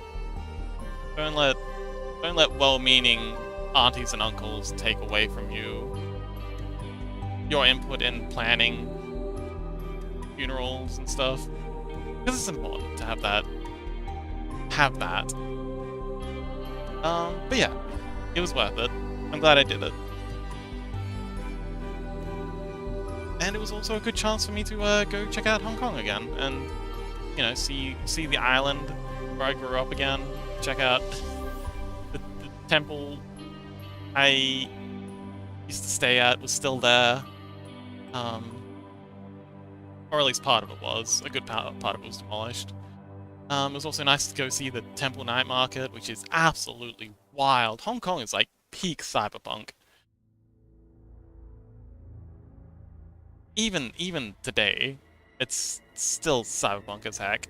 I went and visited just before the Umbrella Revolution, so when it was still Hong Kong. Unfortunately, now it seems like they've taken down a lot of the Hong Kong culture has been intentionally removed. So a lot of the neon signage has been removed. A lot of the Cantonese is no longer spoken. Really unfortunate. Ray says, we haven't been able to talk that much lately. I miss you. Yes, I'm trying to be on the Discord more often now. I was really burnt out from streaming, so I'm more active in the Discord. Hopefully we can hang out more. Lily says, how old is your little sister? Older than me? I think probably older than you. She's only like a year or two younger than me. Freddy says, I went to Hong Kong about 15 years ago, and that was pretty crazy. I was staying with a local and got to see lots of fun places. Yes! Did you get to check out... Okay, so first of all, the ferries, I adore. They're heavily subsidized. Oh man, I could talk so much about Hong Kong. But the ferries are heavily subsidized, and they are so much fun. They're so charming. They just put up... Like, there's a high-speed ferry that you can take. It costs extra. But if you take the low-speed ferry, it's like $1 to get you across the bay. And even just that, it's such a good time. You get to see so much of, like, city. But if you can catch the ferry... So every night at, I think it was 10 p.m., there's this huge light show. Like, coordinated light show with a whole bunch of the buildings on the main Hong Kong island. With, like, lasers and spotlights, and it's a huge, cool thing. But if you can catch the ferry going across the bay... And there's one that leaves at about 9:45, 9:50. You can catch that ferry, take it across the bay towards the Hong Kong island. You get this incredible view of the the light show and the towers and the lights and the Hong Kong mountain in the background. It's just gorgeous. Such a good time. But yeah, what kind of places did you see when you were there, Freddy? Oh, I also went to see the giant Buddha statue that's a little ways out of town. You got to take a sky car thing to get there. Sky car. It does sound like Blade Runner. You know, the one that's not like hanging from the wires. I forget what they're called. Ray says, "Yeah, I think we can talk. Since I'm not allowed to walk for a few days, I will need my emotional support box. I'll be there, buddy. I'm usually in the Discord for a couple of hours before stream time, and I'm doing my best to be there for a little bit after streams, after I've, you know, got something to eat. But if I'm super exhausted, it might take me a while to get the energy. But yes, I'm going to be in the Discord much more often. So I will be there. I will be your emotional support box." Freddy says, "The fact that they do the show almost every night is impressive. It's automated. It's an automated system. They've just got a whole bunch of turrets up the top." Lily says, "You're over 18, right?" Yes, I am. I have been for a while.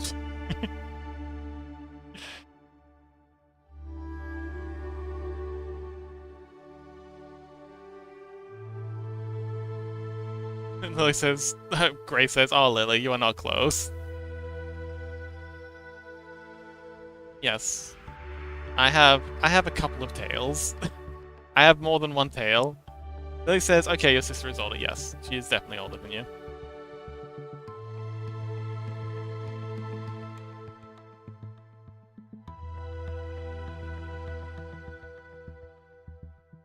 Okay, let me guess. I mean, you can guess all you like. I'm not going to tell you how close you are or if you got it right or not. Freddy says, "So, I was there to help with a research project, so I saw a lot of industrial places and docks. Ah, but also a lot of areas around the big Hong Kong University. Back alley, bars and restaurants. Oh, those are nice. Also, went up to the mountains to stay at an observatory." Yes, the observatory is very cool. Did you get a chance to check out Temple Street Night Market? That's where it's at. Oh man, if you went to Hong Kong, you didn't get a chance to see Temple Street Night Market. Oh man, you missed out. There's nothing like it. At least not that I've seen. Even all throughout Southeast Asia. I've been to a lot of places like I haven't been to Vietnam, Thailand, Malaysia. Yeah, did I go to Vietnam? Grace says, "BRB, I gotta wear my comfy clothes." Okay. Lisa says, "Great, do you know Fox Personal? Personnel?" Nothing personnel, kid. Lily says, "Oh, do you know his age?" No. Ray doesn't know me personally, but I think he knows roughly my age. Freddy says, "I did go for a couple of night markets, including the tech one. But I don't know if it was Temple Street." Ah. Do I have any photos of it? I don't think I do. I generally don't like taking photos when I'm traveling.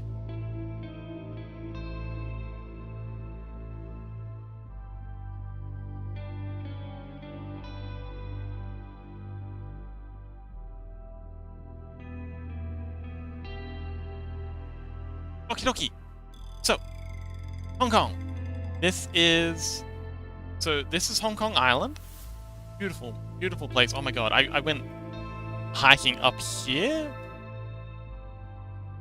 Like, this is an absolutely gorgeous hike up in these mountains. And this is surprisingly a whole lot of greenery around Hong Kong, which I really appreciate. My golly, if only the mainlanders hadn't taken over, I would move back there in a second. Gosh. I know it's way too much to ask for Hong Kong to ever get its independence back, but it'd be nice. So there's a huge mosque here. Alright, last time I went I was actually staying... Oh, I think I was staying here. Venetian Hostel? So this is what's called a mansion. Mansions in Hong Kong are wild. Let's see if we can get a closer look. They're kind of like multiple buildings that over time have slowly fused together to become one massive giga building. Oh man, it's actually changed a lot since I was there. And where's the...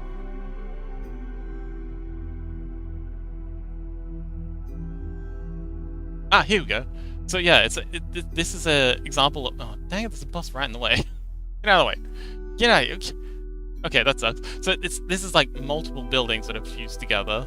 Oh, I guess we're not going to be able to see it. Anyway, Temple Street is down this way. Oh, I love the subways in Hong Kong. You find a hole in the ground. So there's actually... So if you go down this particular subway tunnel, there's actually an underground tunnel that links, like a walking tunnel that links this subway station to the next one. So you can actually like get a long ways. And a lot of the buildings will have access to the subway, so you can get from one side of Hong Kong to the other without ever like seeing the sky. There's the mosque. Wait, mosque. Oh, there it is. There's the mosque. Anyway, Temple Street is a little ways down here. Keep going. There's a over there, which I've never actually been to. I think there's like a Christian church here somewhere. Sorry. Oh, is that it? Added? No. But Hong Kong had the best religious freedoms of any place in the world. Like, there's mosques right next to, like, Christian churches. There's probably a synagogue around here somewhere. Apologies for the blur. We're just kind of rushing down this street. And, so, up here, you take a turn, and there's a really good restaurant here that sells excellent fast food. So we come down here, and in there... Dang it, another trunk there. Down here should be Temple Street, I believe. And this is where the night... So it's a street during the day, but at night, all the cars clear out, and they just build, like, all these stores. Just pop up. Like, just literal pop-up stores. And sometimes, but yeah, I believe this is. Oh wait, this is Park Street. But yeah, it's it looks so cyberpunk. Oh, here we go. Oh, they must have already set them up. So yeah, are they gonna let us go down? They are. So yeah, here's some of the stalls that are obviously up during the day. There's a lot more during the night. But they sell just everything. Clothes, knickknacks, baubles, and the best food. So one of these intersections, I think it might be down that way. But yeah, they sell street food, veggies, just everything. And yeah, there's excellent food. And at night, it is gorgeous. There's lights, there's people yapping, I feel like something's missing. One of these... Oh, wait, is that it? No, money exchange. One of these interchanges has, like, restaurants on all four corners, and it is the best place to eat. They bring out a whole bunch of, like, little stools, like little plastic stools that people sit on to eat off, and these tiny little kiddie stools. But yes, Hong Kong is just such an awesome place. Or it was. Anyway, that's Temple Street. Korea says, it looks fun just to walk around. It really is. It's, especially at night, it is if you've ever seen Ghost in the Shell, like the original Ghost in the Shell movie, that's where they based it. Like, lore-wise, it's based in Japan, but theme-wise, in terms of, like, what they reference to make the city, it's 100% Hong Kong. Freddy says, I do love the look. I have to admit, from my limited time there, I don't remember if that was somewhere I went. It looks familiar, but crazy tall buildings, all cramped stalls, hard to tell apart from me now. Yeah, it must have been a while ago. But it's a wonderful city. And the public transportation, so fun fact about the Hong Kong subway, it actually pays the government. So the subway system is so efficient. They actually pay the government, as opposed to, like, for example, the American system, where they pay heaps of money into the public transportation system to keep it running. Well, most countries. The Hong Kong government actually gets kickbacks from the public transportation system, particularly the subway system, because they have a really clever scheme where they so you have the subway line, so subway tunnel, and then you have the station terminal, and then they'll rent out all these shop places along here, and then you've got a tunnel that'll eventually lead you to an exit. That'll be the exit there. Same on the other side. It's usually fairly winding. And then they'll have shop stalls all along here as well, and all along here, and it's basically like an underground shopping center. And they'll rent out all of these places, and they'll get so much money from this, because it's prime real estate, because obviously there's people have to come along here to go to work every day and get on the train, and then they come off, and then they have to go past these every day. So the rent that they can charge for these is astronomical, and they just make so much money that it's able to pay for the whole transportation system, the upkeep, everything, and then have money left over to then, help fund the government. It's really cool. And they're always on time, they're always super clean. And so cheap. It's like a couple of bucks to get anywhere in Hong Kong.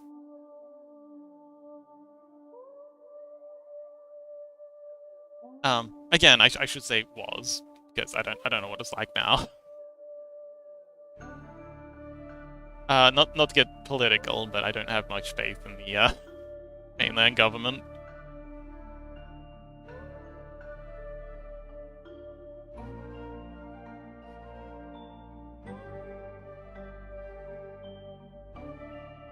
But yeah, just taking the subway, just taking the ferry, my goodness. Major Vtuber says, great idea, not gonna lie, it is, it really is. A lot of other countries, I feel like, would love to try it, but they get caught up in, red tape, bureaucratics, like, legalese, they just can't get it sorted out. But Hong Kong just kinda, they figured it out, and they nailed it.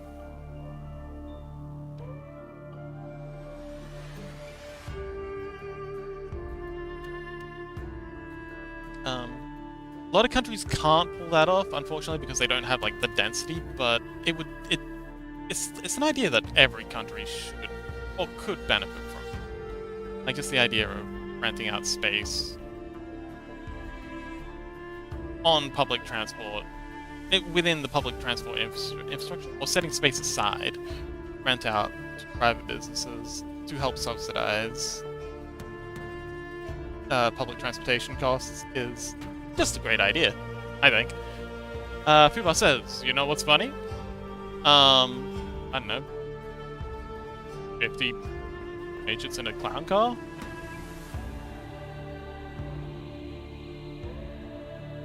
Oh wait, hang on, is the punchline gonna be the German transportation system? Because I've heard so many horror stories. Oh my god, that one airport terminal is hilarious! Haven't you guys been building that for like 2 decades and it's still not done?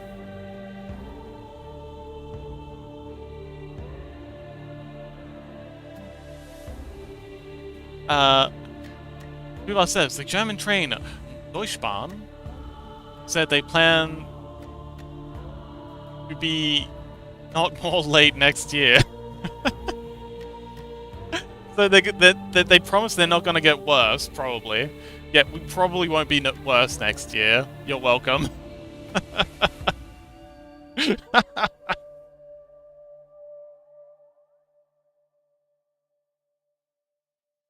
Yeah, I have heard that the German buses just drive around. Timetables, lol, we just drive around. That's such a German thing to say. Like, at least they're honest. I mean, they're terrible. I mean, not much point in being honest if you're gonna be terrible about it, but you know, it's something, I guess.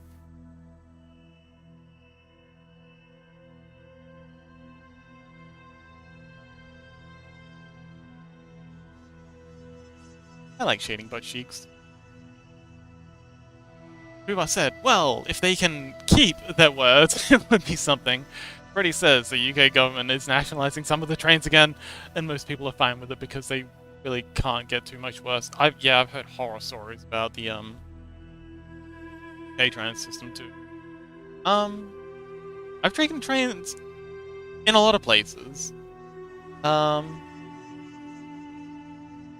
It gets a lot of flack, but the San Francisco train system I thought was pretty okay. Like, nothing I can really complain about. I mean, I slept on it once because I didn't have a place to stay. Fun fact: if you're traveling and you're and you have no sense of self-preservation, sleeping on trains can be an excellent way to save yourself on living costs. Like, you just buy a train ticket and then you just go round and round. Because the chairs are often fairly comfortable, they're air-conditioned, there's usually security about. Like, security cameras. If you can afford a ticket. Oh. Tickets are generally cheaper than, getting a bed at a hostel.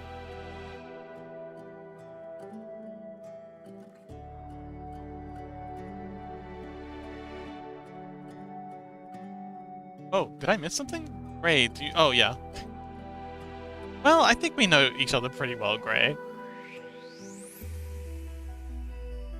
I mean, close enough, right?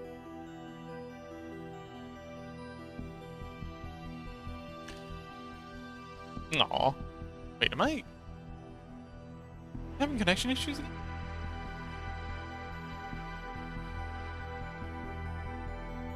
Oh, seems to be working.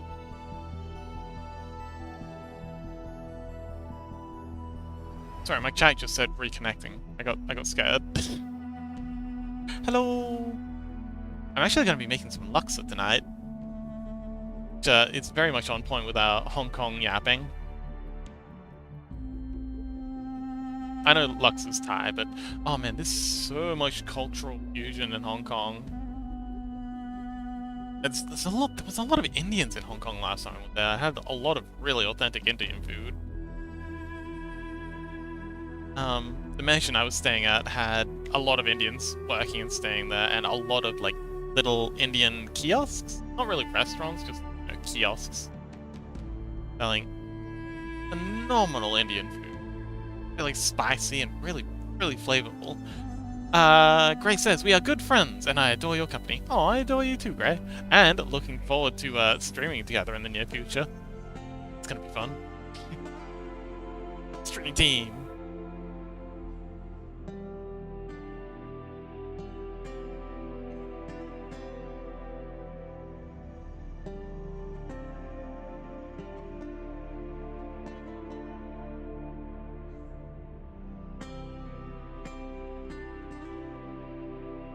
Dream stream team.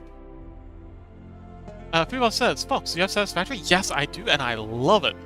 I haven't had a chance to finish it, mostly because every time I try and play it with friends, they they flake out on me, and because I have played it with friends, playing it solo just seems very lonely.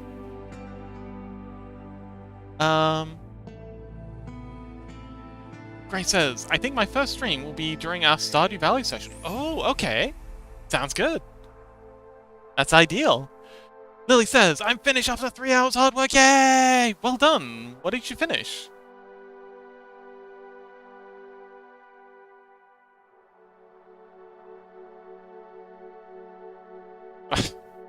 I would love your single brain cell. We can play it together. I don't know if my computer can handle streaming it. You know what? We'll give it a test run. Starting next stream. I'll give it a test. I don't want to boot it up now because I'll have to close down and save everything and then reopen it. And it might actually crash my stream. So starting next stream, or maybe starting next stream, I'll give it a test run, and if it works, maybe we could play it on stream together.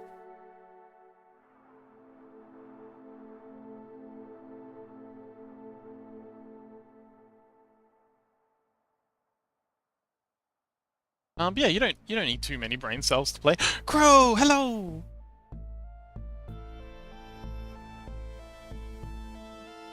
Yes, Satisfactory.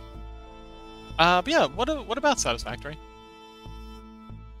Gray says, if not, We don't have to stream it, we just play together and have fun. Absolutely. That would be excellent as well.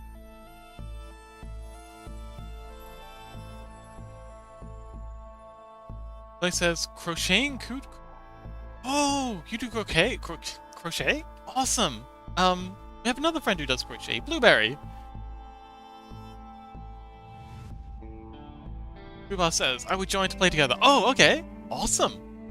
Yeah, we can, maybe we can have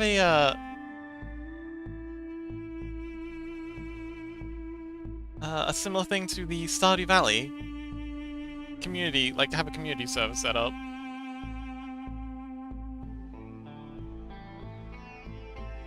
Great says, yay, we need all the brain cells we can get. Lily says, wow! What are you wowing? But yeah, we have a few friends. I really... Okay, so my favorite part about Satisfactory is trains. I like trains. Particularly linking up other players' bases. Like, I start off with... Like, very often people will run off and they'll make their own base and they'll produce their own things and then just kind of like ship stuff back to the hub, which I think is an excellent setup. That way no one's really stepping on each other's toes. Everyone can do their own thing, and you know, you can say, hey, we need some extra input of plates. Someone help with that, and someone will be like, oh yeah, there's an iron thing right next to my base, I'll make it. And then I love being the person who sets up the Ada's coming, we unlock trains. Yes, but I love being the person who sets up the trucking network to connect everyone, to get all the stuff between each other's bases. That's my thing. And then we've got... Oh yes! We actually have one of those on the Discord. I want to make a Fox version of that.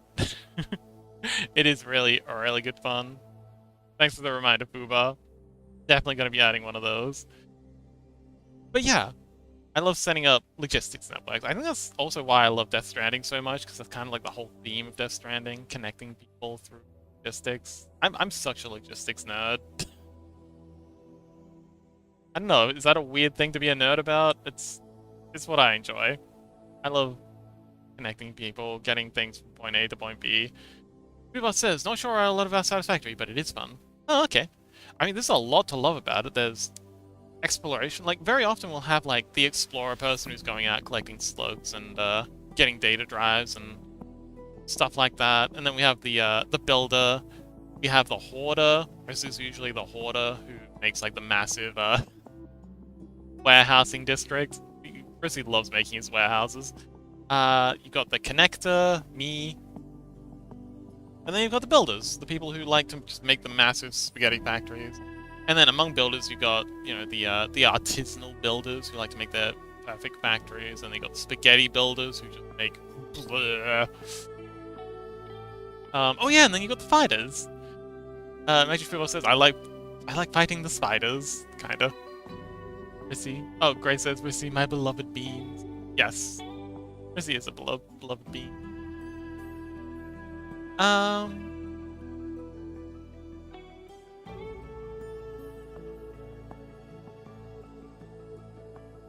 Yeah, and you've got the automators who love building, like, you know, automated factories. The efficiency seekers. German. Grace says, don't you fight with the spiders every day IRL? Yeah, exactly. That's why it just seems normal to me. Like, don't you? Is dealing with giant spiders not a daily occurrence for you guys? Like, why is this special? Why are you even pointing this out? It just seems obvious. So he says, BRB, my abo will run out of my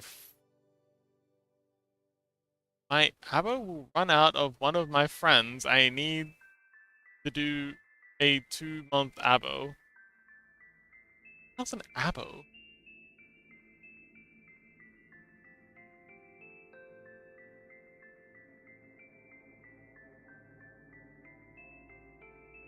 Well, good luck, Lily, whatever that is.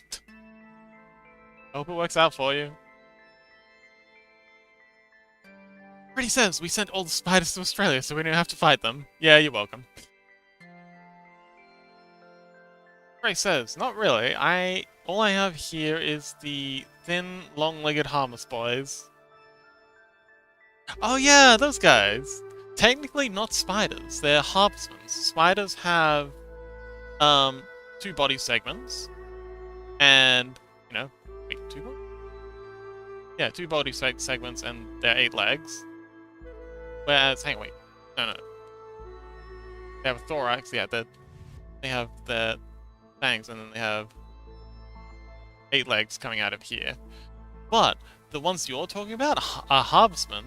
They only have a 1 body segment. They have their fangs, and they have legs coming out of here. They don't have a butt bit.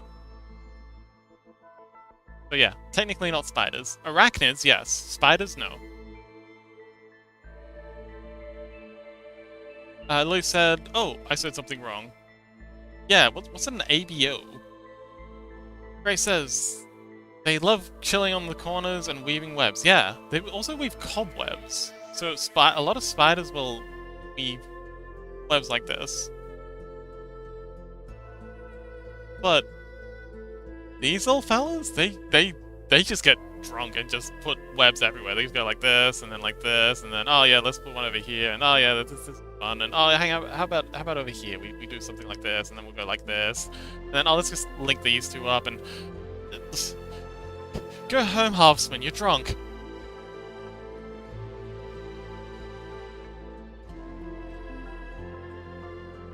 Magic Fubar says, Fox Sensei, sugoi! Sugoi!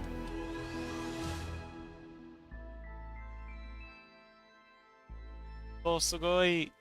Ray says, they're just like for real, having fun, no rules. They really are.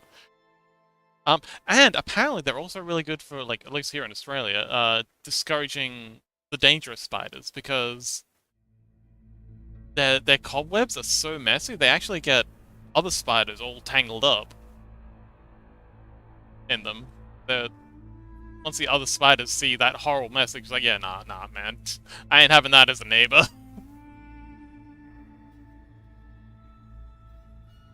I mean, I swear, the harvestmen make the crack houses of of spider webs.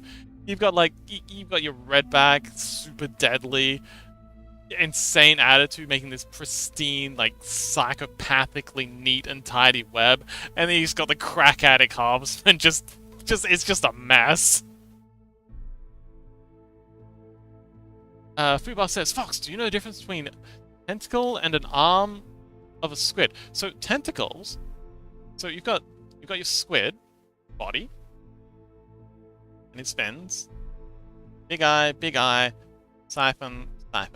So his tentacles are these things. Sorry, his arms are these things. His tentacles are these things, and these lovely things will are very often sort of like dramatic, and they'll shoot out like Mortal Kombat spring hooks, and they'll have these delightful barbs on them. Oh! Hang on. Hold that thought. I have something for this. So, Anexi, which a couple of you have met, is hopefully going to be joining our next Mockball session. And they came up with a character design for me, and they were just like, Fox, I want you make this character. Like, they're a fantastic artist, but they want to see what I would do with it. And what I came up with was that's the wrong one. It's actually work in progress 3 we need, but this is going to take half an hour to load up, so I'm just stalling for time. 3, okay. Please don't crash. Please don't crash.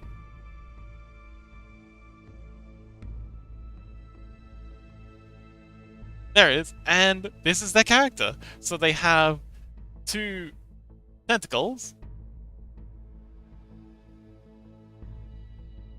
Here and here. And then they have multiple arms for hair. Here, and here, and here. And you'll notice on the inside, I haven't done the suckers for all of them, but they got little... But the idea is that she is... So you know how cephalopods, they have this wonderful ability to... So octopus, for example, they can not just change their color with chromatophores, but they can also change their texture. to look like coral or whatever, and they can actually like make their arms and body like have weird textures. So the lore behind this character is she's actually like an abominable monster, but she's using her chromatophores and her body's ability to like shapeshift subtly to make herself look like an attractive female. But as soon as she relaxes, she just turns into something horrible. Like, I don't know this. But she's... yeah. Oh, Lily says, okay, never mind, I'm not finished, BRB. Good luck! But yes, and she also has this creature, which is doing a similar thing. It's just kind of like... It's not a hat, it's like a sea creature, another sea creature that's perched on her head that's doing the same thing. It's just shape-shifting itself to appear roughly like a hat. But then they're not perfect. They still look like horrible creatures, but they just don't look like the horrible, horrible creatures. The horrible one looks hot too. But yeah. And one of her traits is that she's always leaking mucus, leaking. She's always secreting mucus, so she's always slimy, which is fun. And yeah, so she's got one positive trait and one negative trait. Her positive trait is that she's always secreting mucus, and her positive trait is that she has these tentacles that she can use to lash out and grab onto things and shenanigans. But yeah, that's fun.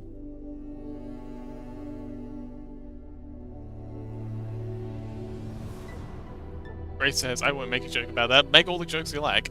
Magic Fubar says, positive trait, having tentacles. Alright, Box. It is for them.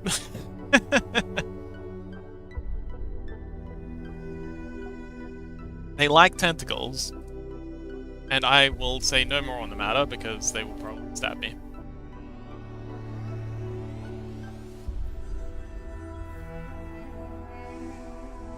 We're family friendly. Grace says we're family friendly, Box. I don't make that joke. Barely. We're stretching the definition of family friendly to the breaking point.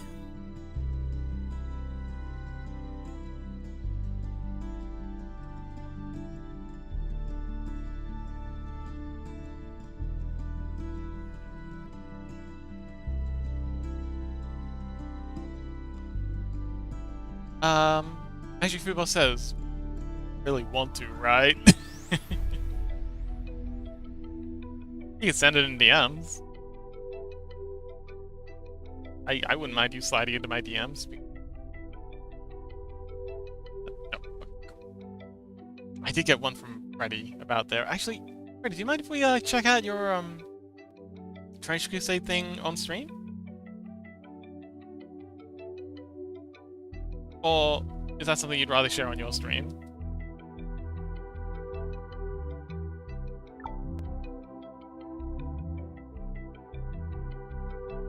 Grace says, if she likes tentacles, why is she hoarding all those sea cucumbers instead of the octopus I caught?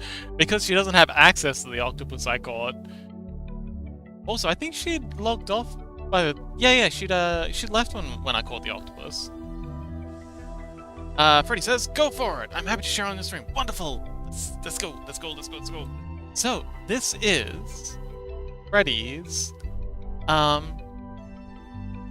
all for their... Oh, wow, you've written a book. Oh, wow, you've really gone in... The Abyssal Tome. Okay. Maybe we should have, like, a bedtime story ready to, wrap up. The heretic legions were not built on the backs of men like me, thrown into the meat grinder for the sake of some grand plan. Supposedly, we are a union of damned, bound by common desire for wealth and power and triumph over hell overall. I may be damned, but the only thing that drives me forward is the promise of spoils and plunder. Now, with the Trench Crusade looming, I find myself once again called up to the front lines to fight and die for a cause that seems incredibly distant. I have deserted once before, unable to bear the weight of the casualty and suffering in pursuit of vague and ill-defined objective, but now, it seems, there is no escape. The lure of the treasure that awaits us in the ruin of the enemy's cities is too great to resist. I pray to Mammon, and whatever gods may listen, that I may find the strength to survive this madness and emerge from benefit my great leader's ambition. Having been called from our entertainment in the rear lines, Oryx, Drake, Zeb, Bandit, and I have been given new leadership, much to my disappointment, and have been co-opted back into the Great Trench Crusade. Upon starting this journey, so unwillingly given by our civilians, I suppose I should introduce our band. Yeah, so I guess that's a teaser. When we're ready to, check out, we can have a little bedtime story. Freddy says, the campaign has been going on for a while. Grace says, bedtime story with Uncle Fox sounds amazing. Getting the Unk treatment again, I see.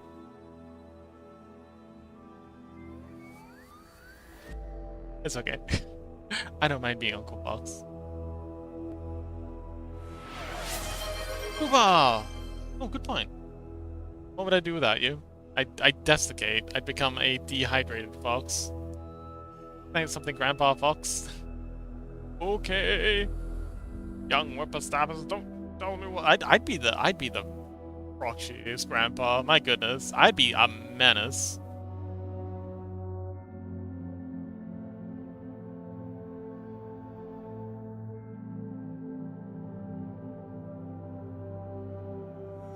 Grace says you are the best uncle, though.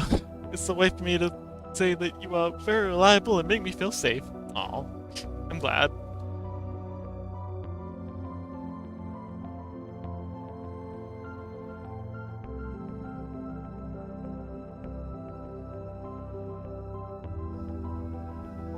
Grace says, also, part of the deal with these stories, well, we weren't allowed to use any AI, so if there's a lot of spelling and grammatical errors, then I apologize.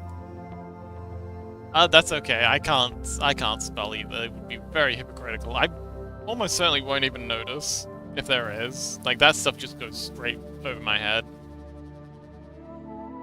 Even, like, reading my own stuff back repeatedly, I struggle catching spelling or grammatical errors.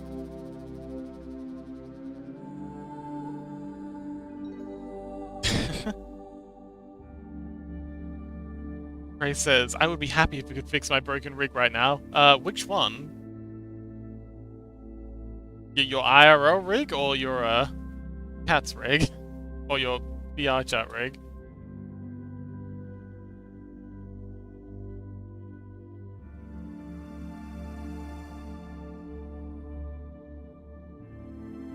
Well, says, okay, he might got the wrong impression.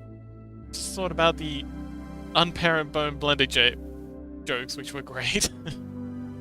Gray says, IRL rig, I can do the virtual one myself. I'm a big boy.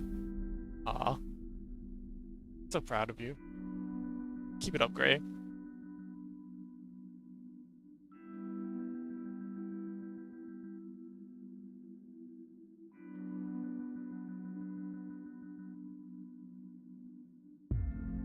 Alright, we're getting this heal in, and then I've got to copy and paste over the color layers to the other side of this, and then we're going to do the shading that side. A little bit of, like, highlight on the heel, because, I don't know, bounce lighting? I don't know.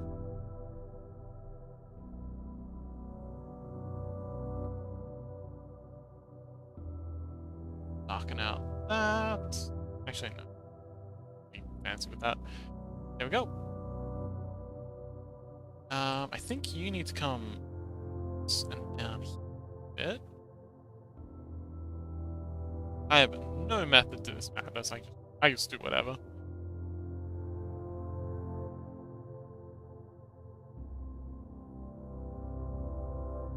Okie dokie. So let's get copying those layers over. Oh, I've got to do the shading on the meat too.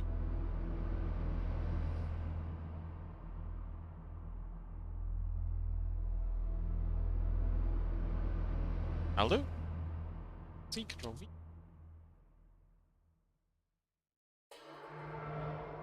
when it's just the meat.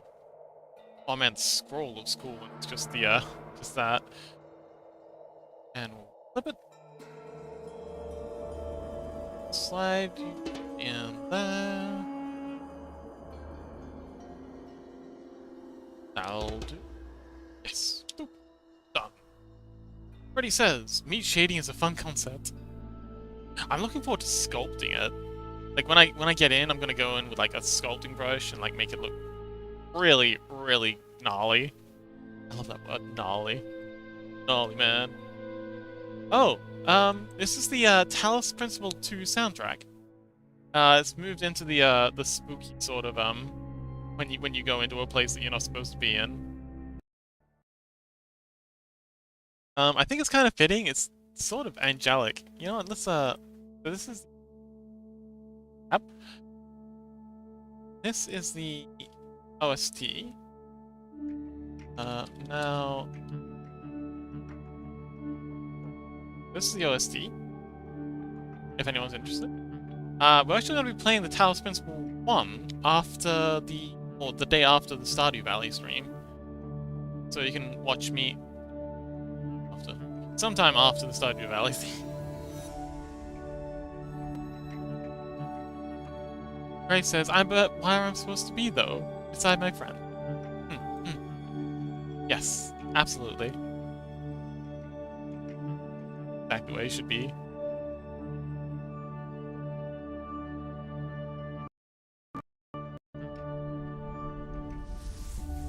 What the blazes?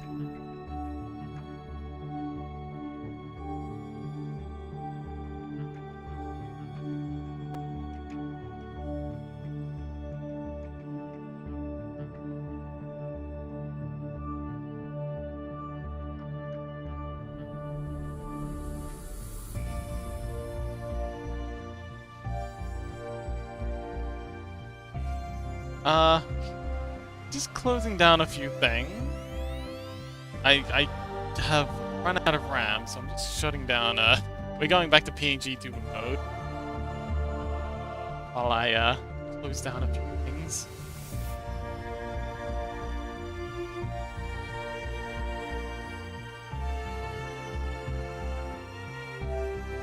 Okay, we're back to, back up PNG2 mode.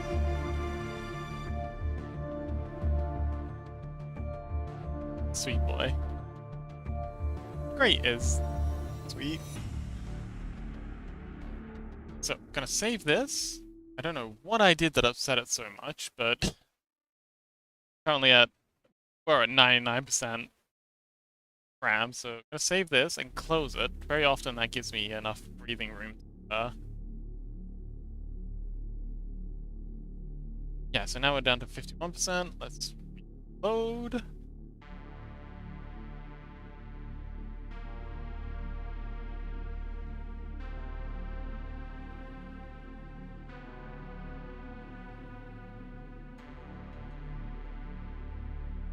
Okay, that was scary, but we're back.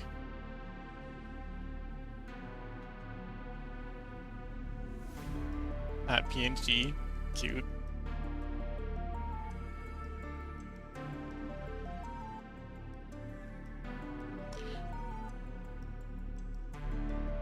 Okay, so let's get everything running again.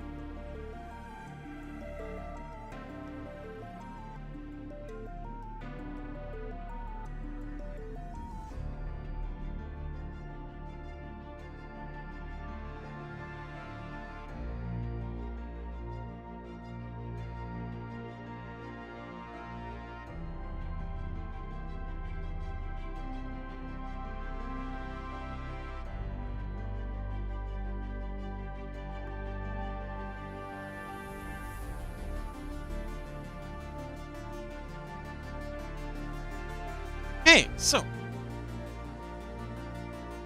Alright, we're copying over the porcelain layer.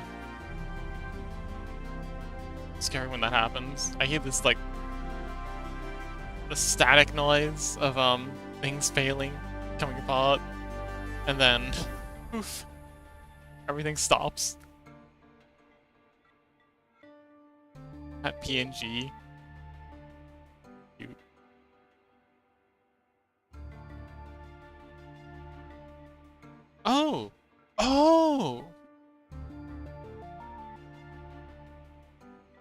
Doesn't have a access to the extra emote. Some have a space in the standard emote heading.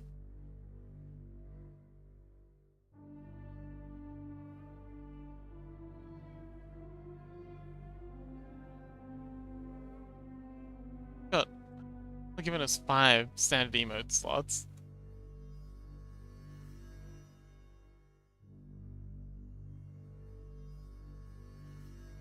The tail.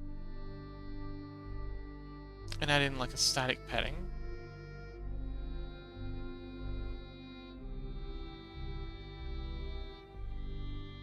So cute.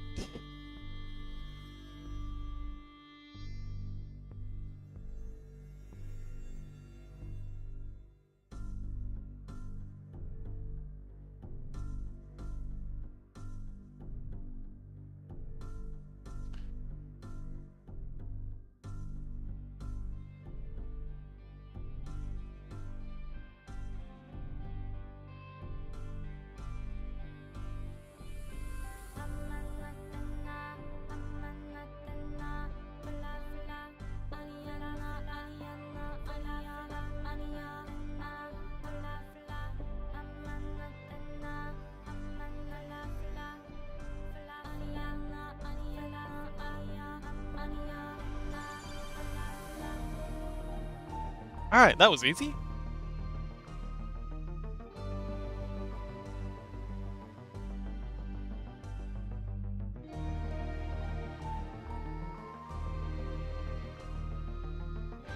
I would kind of like to make a little crow emoji. I don't know, for no reason. I think crows are cool.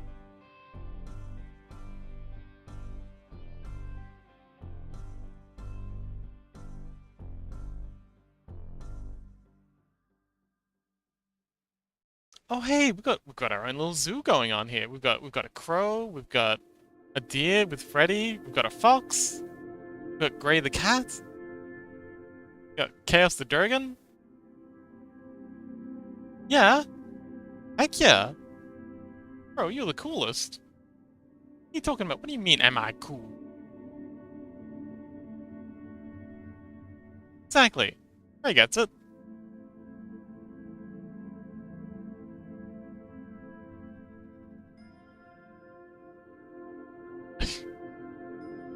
We can be cool together.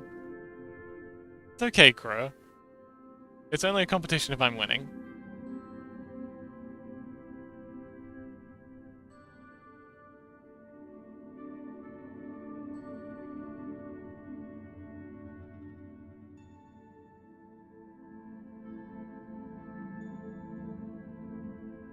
Crow says, "Nuh-uh, I pat everyone." Aw, cute.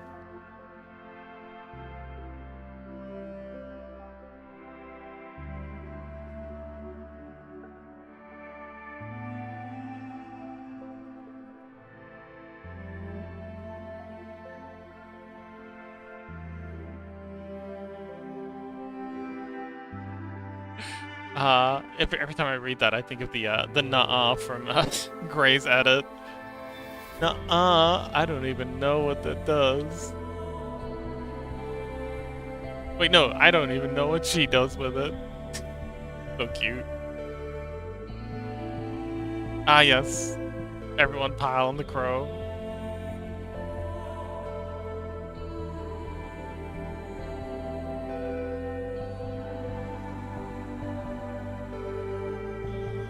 Yes, it was very cute the way Crow played innocent, ending like she didn't know. Oh yes, Gray is the best editor I know, by far. Like, not even just the best editor I know personally, like the best editor I know, like, stop. On YouTube. Chrissy, welcome back!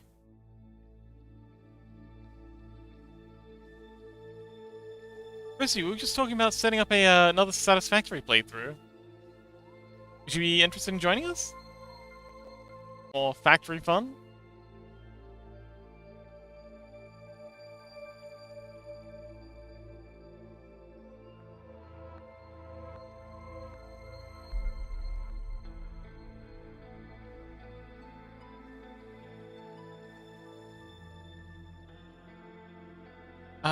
hang on.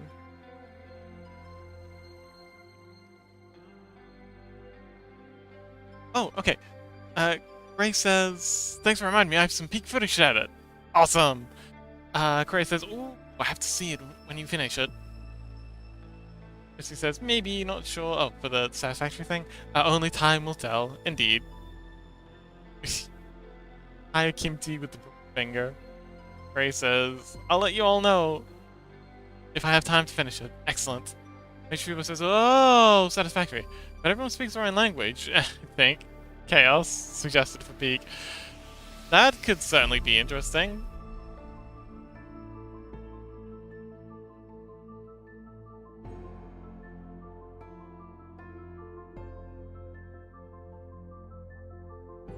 Oh, bye, Lily.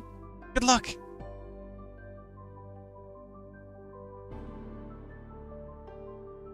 Missy says, that would be horrible. But I love it, so I say yes. Missy says, no, stay. No, you may not leave. You must stay.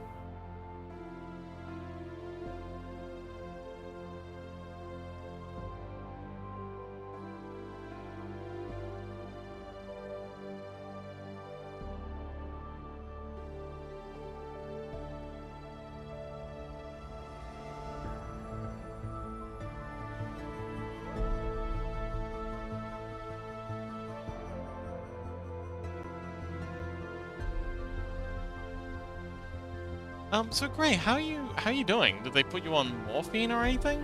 For the foot pain? Or the finger pain? Is it hurting much? Like, how you doing, buddy? Really gotten we've got an update of what happened, but we haven't got an update of how you're doing.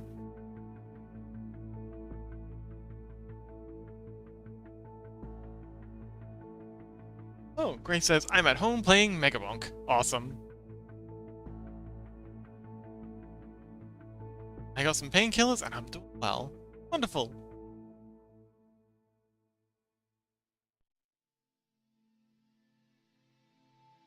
Lily says, why should I stay? I presume with a pouty face.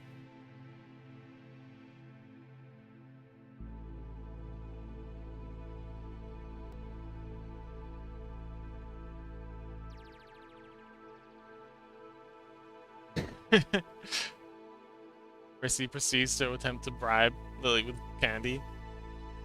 Roll for persuasion.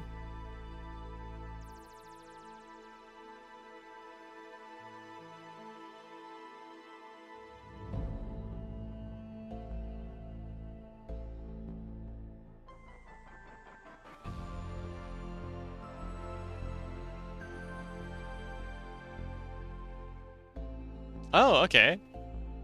I guess you succeeded your roll. Well done.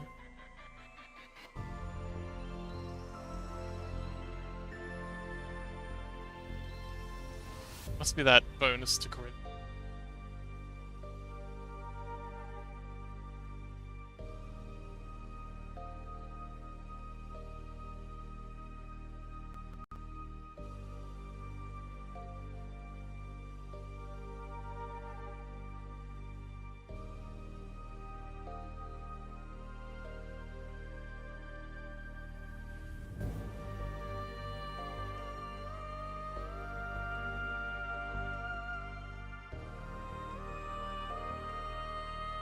Also, Lily, what do you mean you want candies? Are we not sweet enough for you already?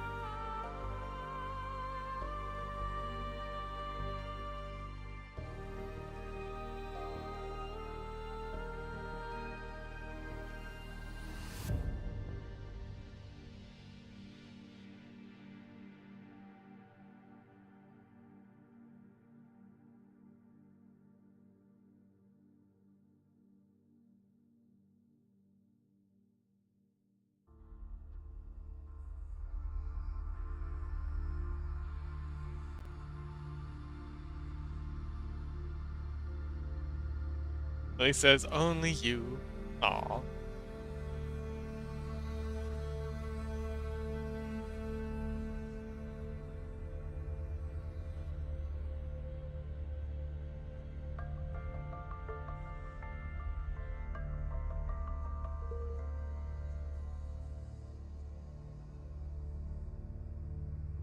But if you gotta go, Lily, like, it's okay. Like, I'm pretty sure you have school or something now. Don't skip school, just hang out with us. Or do. I'm not your dad. I am, but, you know, I'm a cool dad who doesn't tell you what to do. Even though I probably should.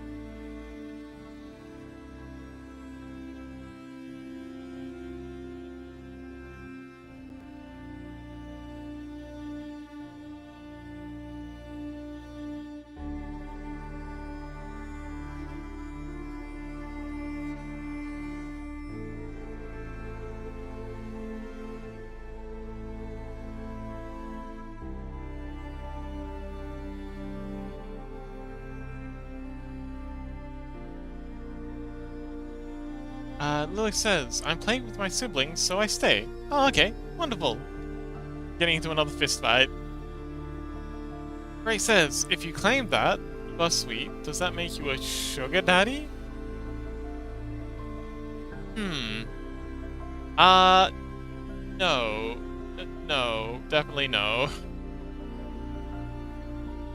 I don't have enough money for that. What are you talking about?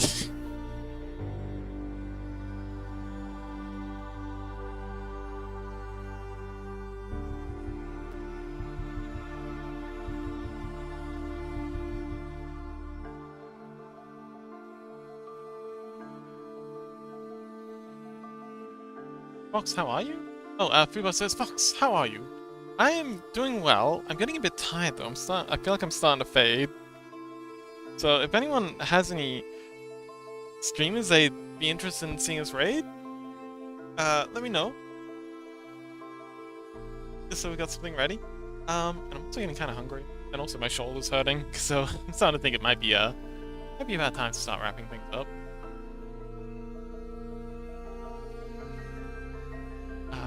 Keep at it for a little bit longer though.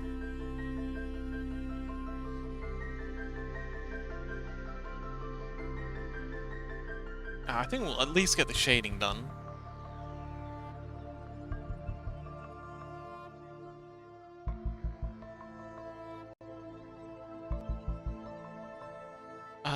Fuba says, great, now I'm seeing this as a person who basically ended their stream by asking... Yes, Fuba, it's all your fault. What decides the raids? Whatever happens. We don't really have, like, a set thing.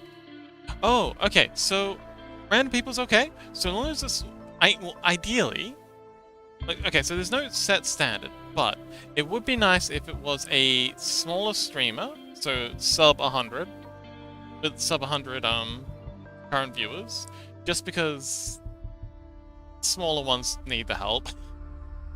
The biggest streamers, they've already got their audience. They don't need my help. And ideally related to what we're doing. So an art streamer would be nice, but something, or if they're playing a game or have an avatar that's on point for what we're doing. Oh, Missy says, I see. I'll send you a Twitch account in Discord DM. Okay. Ray says, barely streaming at the moment. There's an artist called... Okay. Also, if there's more than one suggestion, I like to put it to a vote. A vote.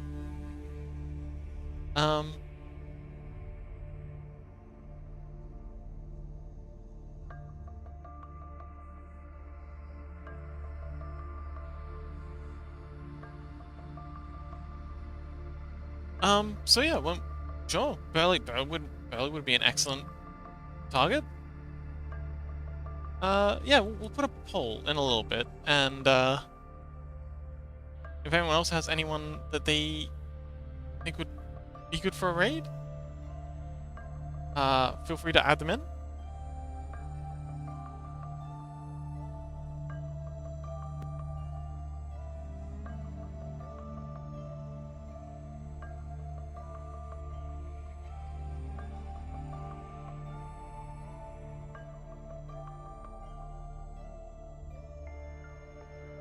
Oh yeah, if wants to use their points to guide the raid, that works too. I suggest the Sleepy Fox. Sure, we can raid. Can we raid by Soul? Actually, would that work? Hang on. I'm curious. Slash raid. A channel cannot raid itself. Well, it was worth a try.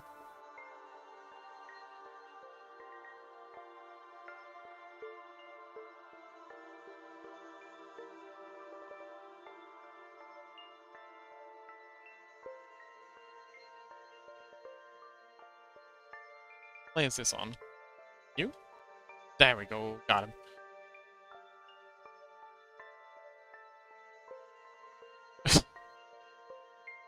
Well, we need to report the fact that you can't raid yourself? I feel like that's probably working as intended.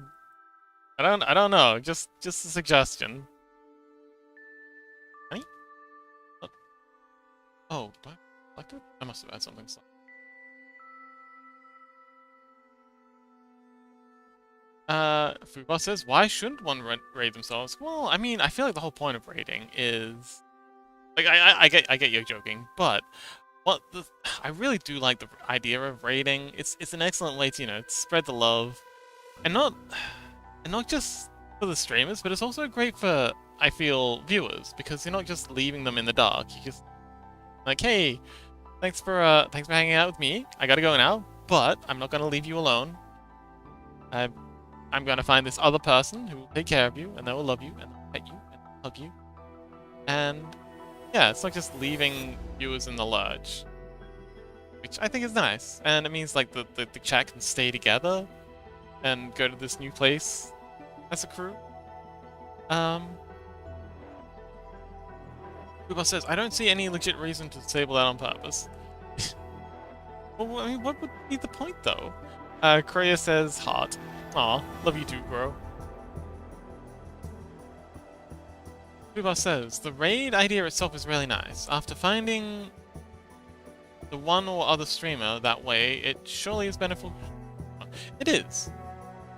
And it's a great way to make friends. Like, as a streamer, I've met so many cool people from raiding. I met Ike through raiding. Ike was just someone I just randomly was just like, oh, this... I think I had like 4 viewers, and then I was just like, ah, this is like early days. And I was like, oh, Ike, this person looks cool, and raided them, and had a big long chat in their chat, and then they came and checked out my streams, and bestest buddies ever since. I always jump in their streams whenever I get the opportunity. Well, by the by, let's give them a shout out in case anyone hasn't already. I think it's Ike score art. Yes, nailed it. But yeah, if you're a fan of Ike, they stream. I think they stream 2 or 3 times a week. They start just before I do, and often stream a little whiles after.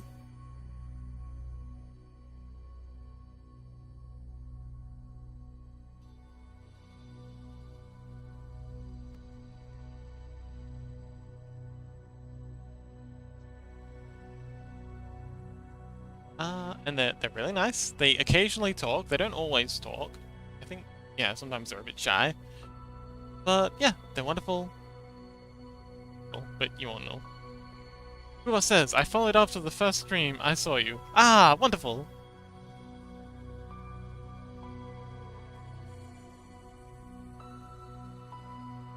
Way ahead of us. Good job, Pooh.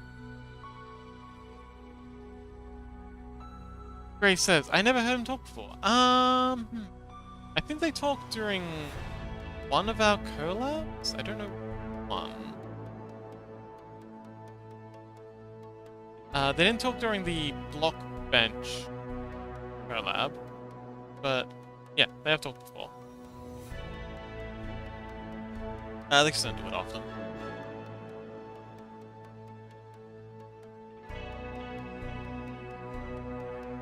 I'm sure you'll catch them yapping someday.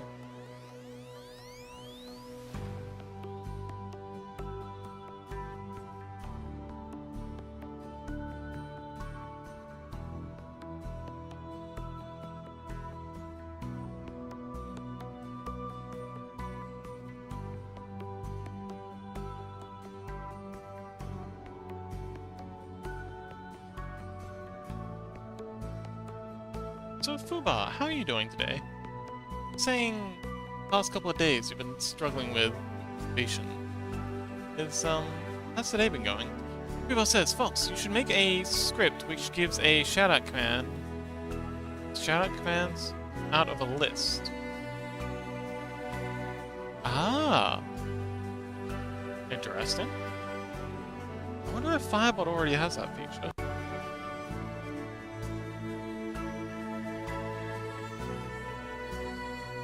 Well, I have Firebot, which is this. It's what I use for the if you exclamation mark Discord. It's what brings that up, and also does the lurk message. Uva says, well, situation normal, all fucked up. And it can do some interesting things. So if we commands... What is it exactly that you're suggesting? Shoutout commands out of a list. Like, randomly selects them?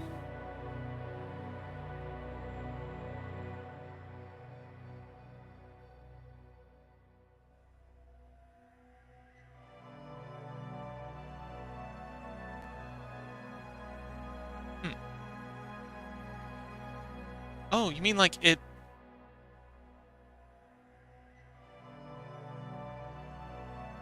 Oh, no, that wouldn't work. Because you can only shout out one person, I think it's every 15 minutes, and you can't shout out the same person within an hour.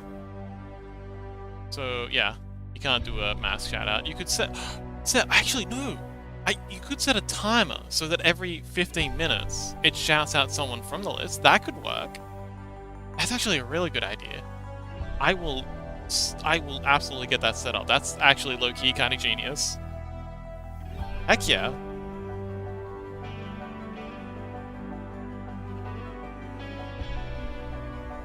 Yeah, and I can add like a little, because you know I'll do the little speeches whenever we do a raid or a shout out. I can just write that out and, you know, write like a little message saying, hey, this is Ike. They do awesome 3D modeling. Really good friend of the channel.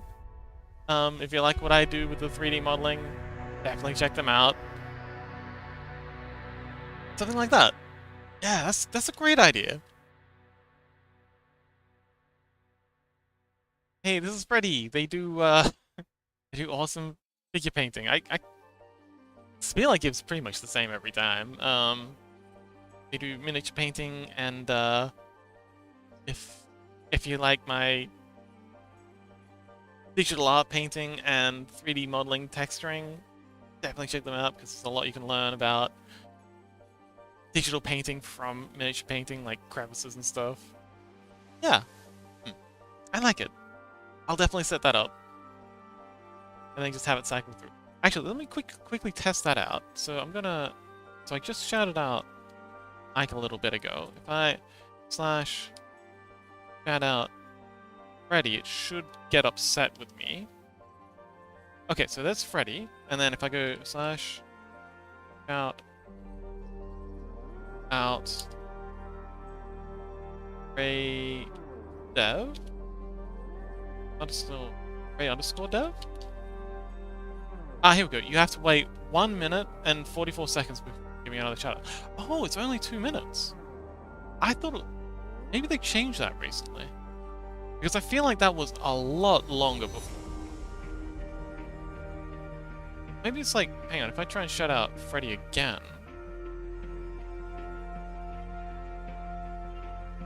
Shout out. Ah, okay, so it's an hour between shouting out the same person twice, and 2 minutes between shouting out another person. But I think I will set it to be like 15 minutes. Or if chat's really quiet.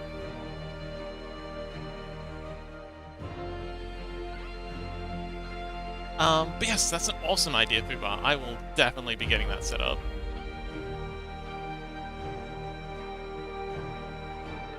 Fuba says, I once made a script in Cron tab on Mac to check a website each day if I had own.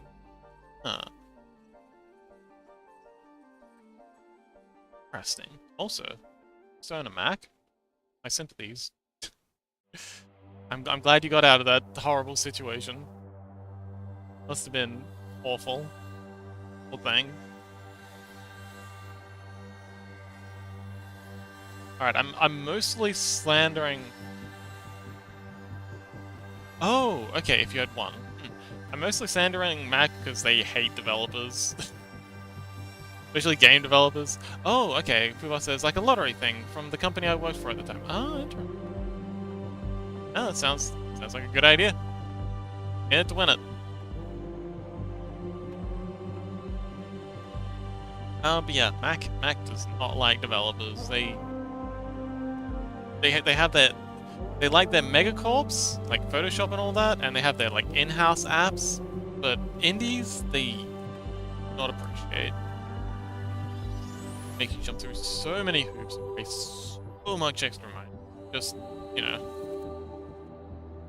Fubar says, but to switch between Mac and Windows each day with a different keyboard? Weird.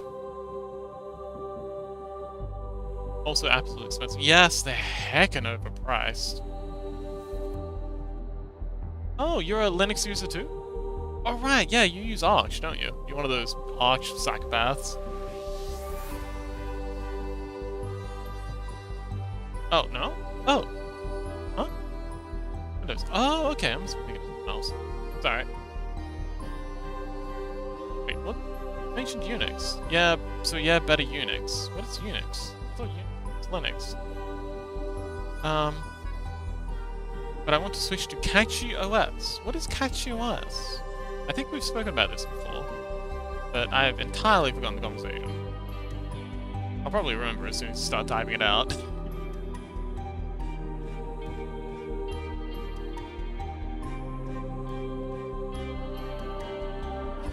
Okay, cool.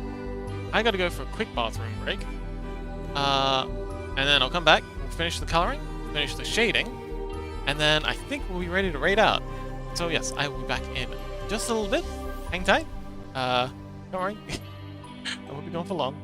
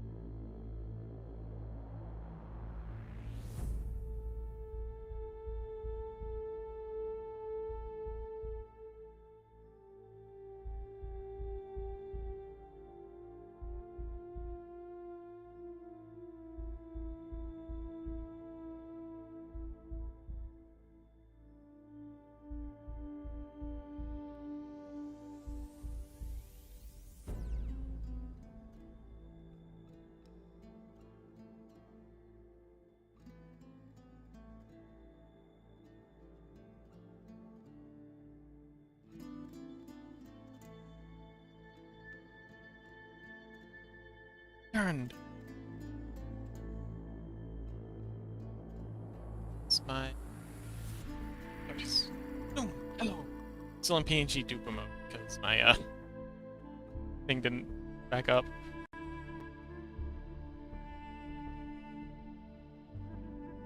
Oh, Major Fubar says Unix distro, which is high performance optimized. Ah, I see. But he says I just stream OS to be released as an easy install for dummies like me.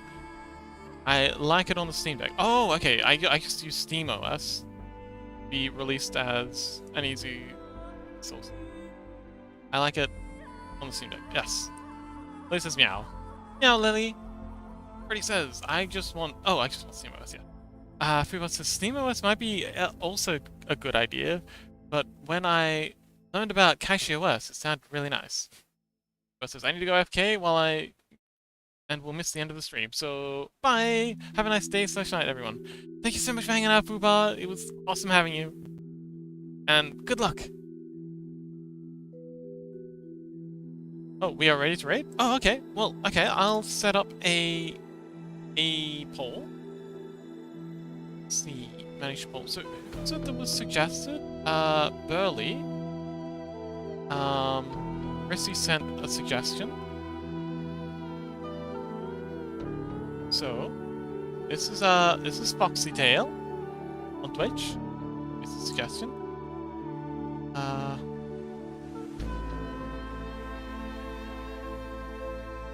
Oh, they're doing an art stream. They have 12 viewers, which is a good number for us.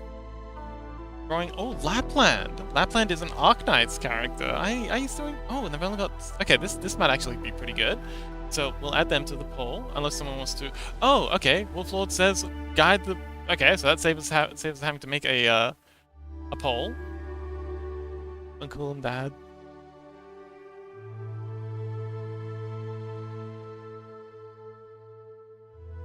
Okay, well, I guess we don't have to do a poll after all.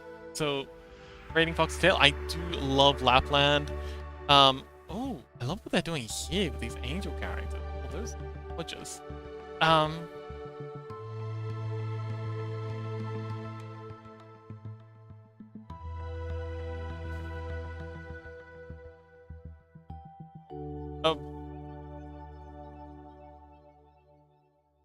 Hi, Lily. Welcome back. Huggies for you too. I don't think Lily's leaving, Resi. So yes, I'm just gonna finish the coloring on this, and then I'm gonna see if I can speed run through the shading, and then go ahead and raid this delightful looking foxy person. Like they have a really, really cool thing that they're doing. This says, so I'm stuck with a peak grandpa energy. Love it. Keep it up. Loving the energy, Resi. Also, Resi, how you been, buddy? Lee says, I'm here. Yes. And I'm glad you're here. And I'm sure Resi is too, even if he's too old and crotchety to let you know.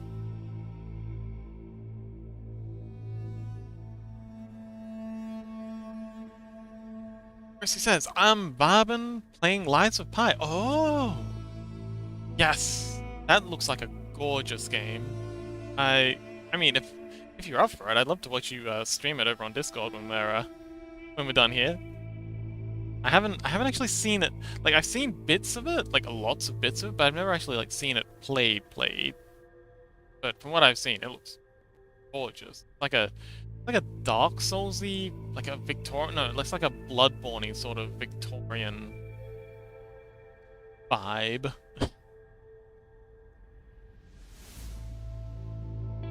Some contention as to whether you're playing as Pinocchio or another one of Geppetto's creations, but yeah, it seems to be very much inspired by the story of Pinocchio at any rate. I don't know if that's a spoiler or not.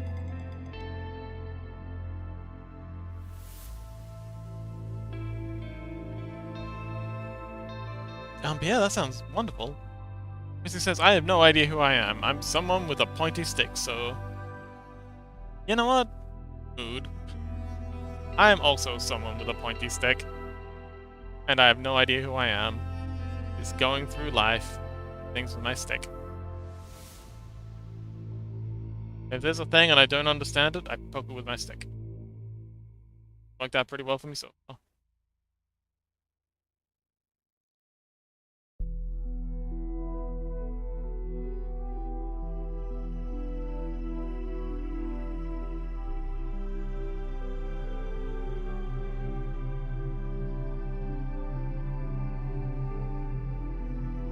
Let's go.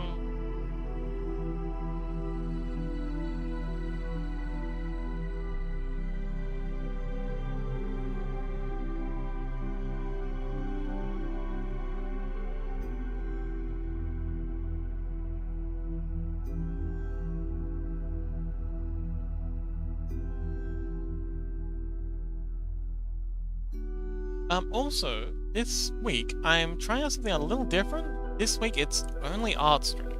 Like, digital art streams. We're not doing any, 3D work. So, not doing any Unity stuff on stream, which I think will be better for me, because trying to yap while doing that is surprisingly exhausting. See how it goes. If I feel significantly better, I might just wait until I'm done with all of the Unity stuff before I start doing Blender stuff again. Because I love Blender and I love modeling, but the Unity stuff sucks. I dislike it, and it's really difficult for me to be entertaining and positive doing something I'm not so much of a fan of. But I'm taking that out of the roster, and I'm just gonna do that off stream when I can kind of like lock in and hammer it out. But we'll be doing more Blender stuff, I promise, once this is done. Oh, no, we do have one Blender thing on the stream, and that's Lily. We're doing Lily's chibi avatar, so we're going to be doing that on stream. But aside from that, yeah, I'm taking anything involving Unity off for now. And yeah, hopefully that'll I'll do better with that. Where you can swear at the PC. It's not so much swearing. I actually don't get. It takes a lot to get me angry. I'm not a rager. Like, I don't think I've ever raged at a game or software or anything malfunctioning.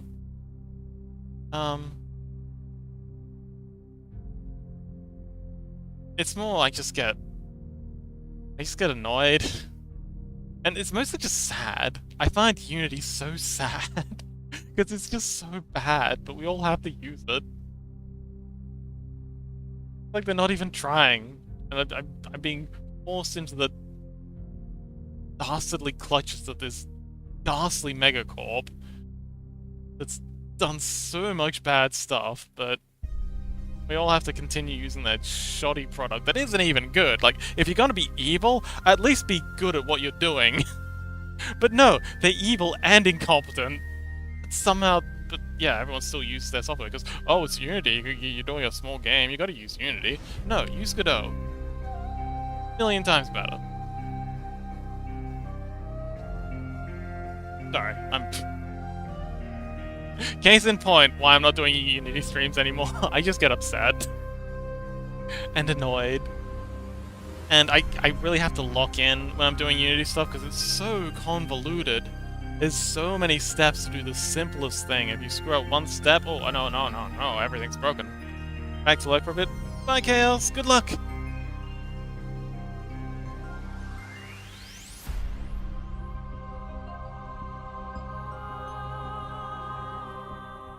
Exactly.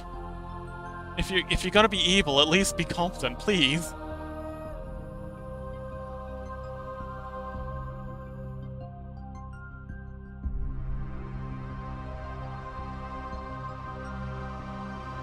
But no, Unity's it's just a bad company that's bad at what they do.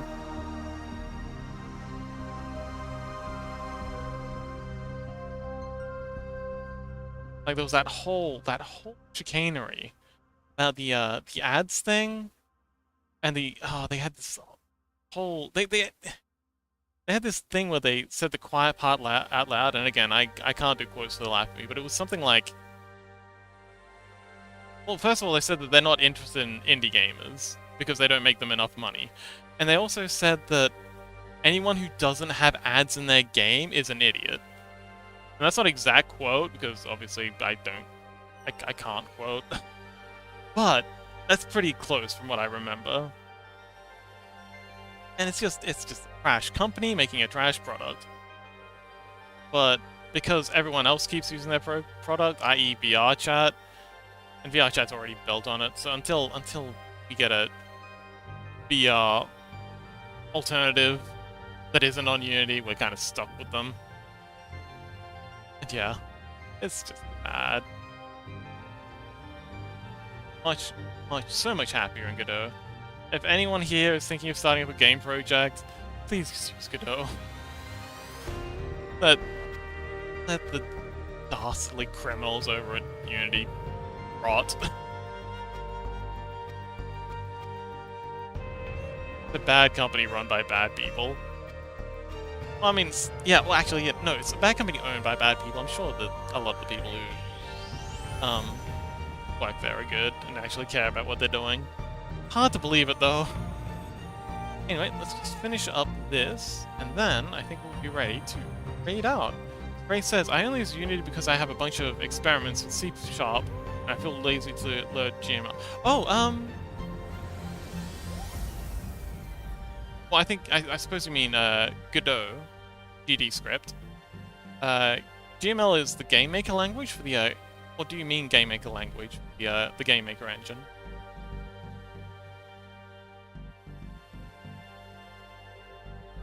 If you do mean GD script, Godot actually uses C#. Like, you can absolutely use C# in baseline Godot. In fact, a lot of people do. It's the, GD script is... Ah, yeah, it's okay, yeah, you can absolutely use C# in Godot. It supports it natively. You don't even need to, like, you know, recompile it into something else. Yes, I also started off with GameMaker. It's an excellent starting place, especially with their visual scripting tool. But yeah, Godot uses C#. I don't know what you're talking about. Godot's got you, bro.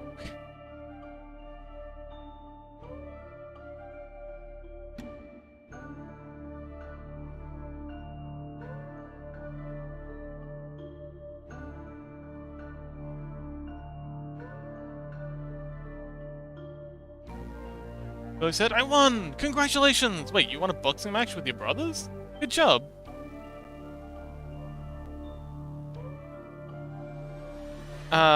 Ray says, yeah, it does, but people recommend using GDScript all the time.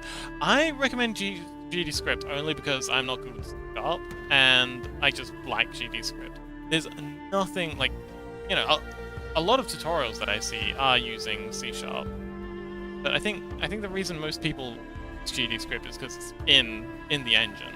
Like, you can use the in-engine editor a lot easier, and it's just simpler, and yeah, it's made for Godot, whereas C# is made for everything else. Lou says, no, not boxing, that I lost. Oh, okay. Oh, you lost the boxing. Wait, were you playing, like, chess boxing or something? Which, by the way, if you haven't heard of it, is pretty rad.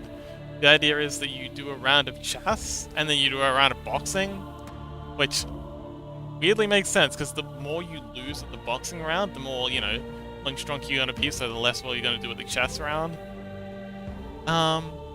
Gray says, I can give it a shot again to Godot. Let me know if you do, and I'd be happy to interface, and like I'm not a pro at Godot at any rate, but you know, I'll do what I can. All right, so I guess I'll do it. We'll finish off the next time, but we are really close to finishing this off. I'm sure the mystery artists will have some more things that they'll want added and changed and stuff like that, but for now, pretty good. Next round, so BOB. Okay, well, we're gonna be rating, so thank you so much for hanging out, Lily. It's been wonderful. Very special thanks to, that's the wrong tab. Oh, here it is. Very special thanks to... Excellent, they are still streaming. Very special thanks to, Gray, and I hope your foot gets better soon. I'll be in the Discord. And also, thanks to, Electroshark, if they're here, by any chance. Much appreciate the raid. And Freddy, too. Thanks for sharing the Trench Crusade lore. I'll read this out. I'll read this for myself tonight. Maybe I'll read it out next stream, but I'm gonna be reading. But /raid. All right. Yes. And also special thank you to Fubar for the suggestion for the script. I'll definitely get that up. We'll have automatic shoutouts hopefully next episode. Great huggies, and you two did that. Oh, so sweet. But yes, thank you so much everyone for coming along. It's been a wonderful stream. I had so much fun tonight. I think I like doing the digital art more than the Unity stuff. So until we're ready to do Blender stuff, yeah, or until I'm done with the Unity stuff, not gonna be any Blender streams for a little while. Till again, I've got all the Unity stuff wrapped up because fuck Unity. But yes, thank you so much everyone for coming along. Tomorrow we have, I believe it's a mock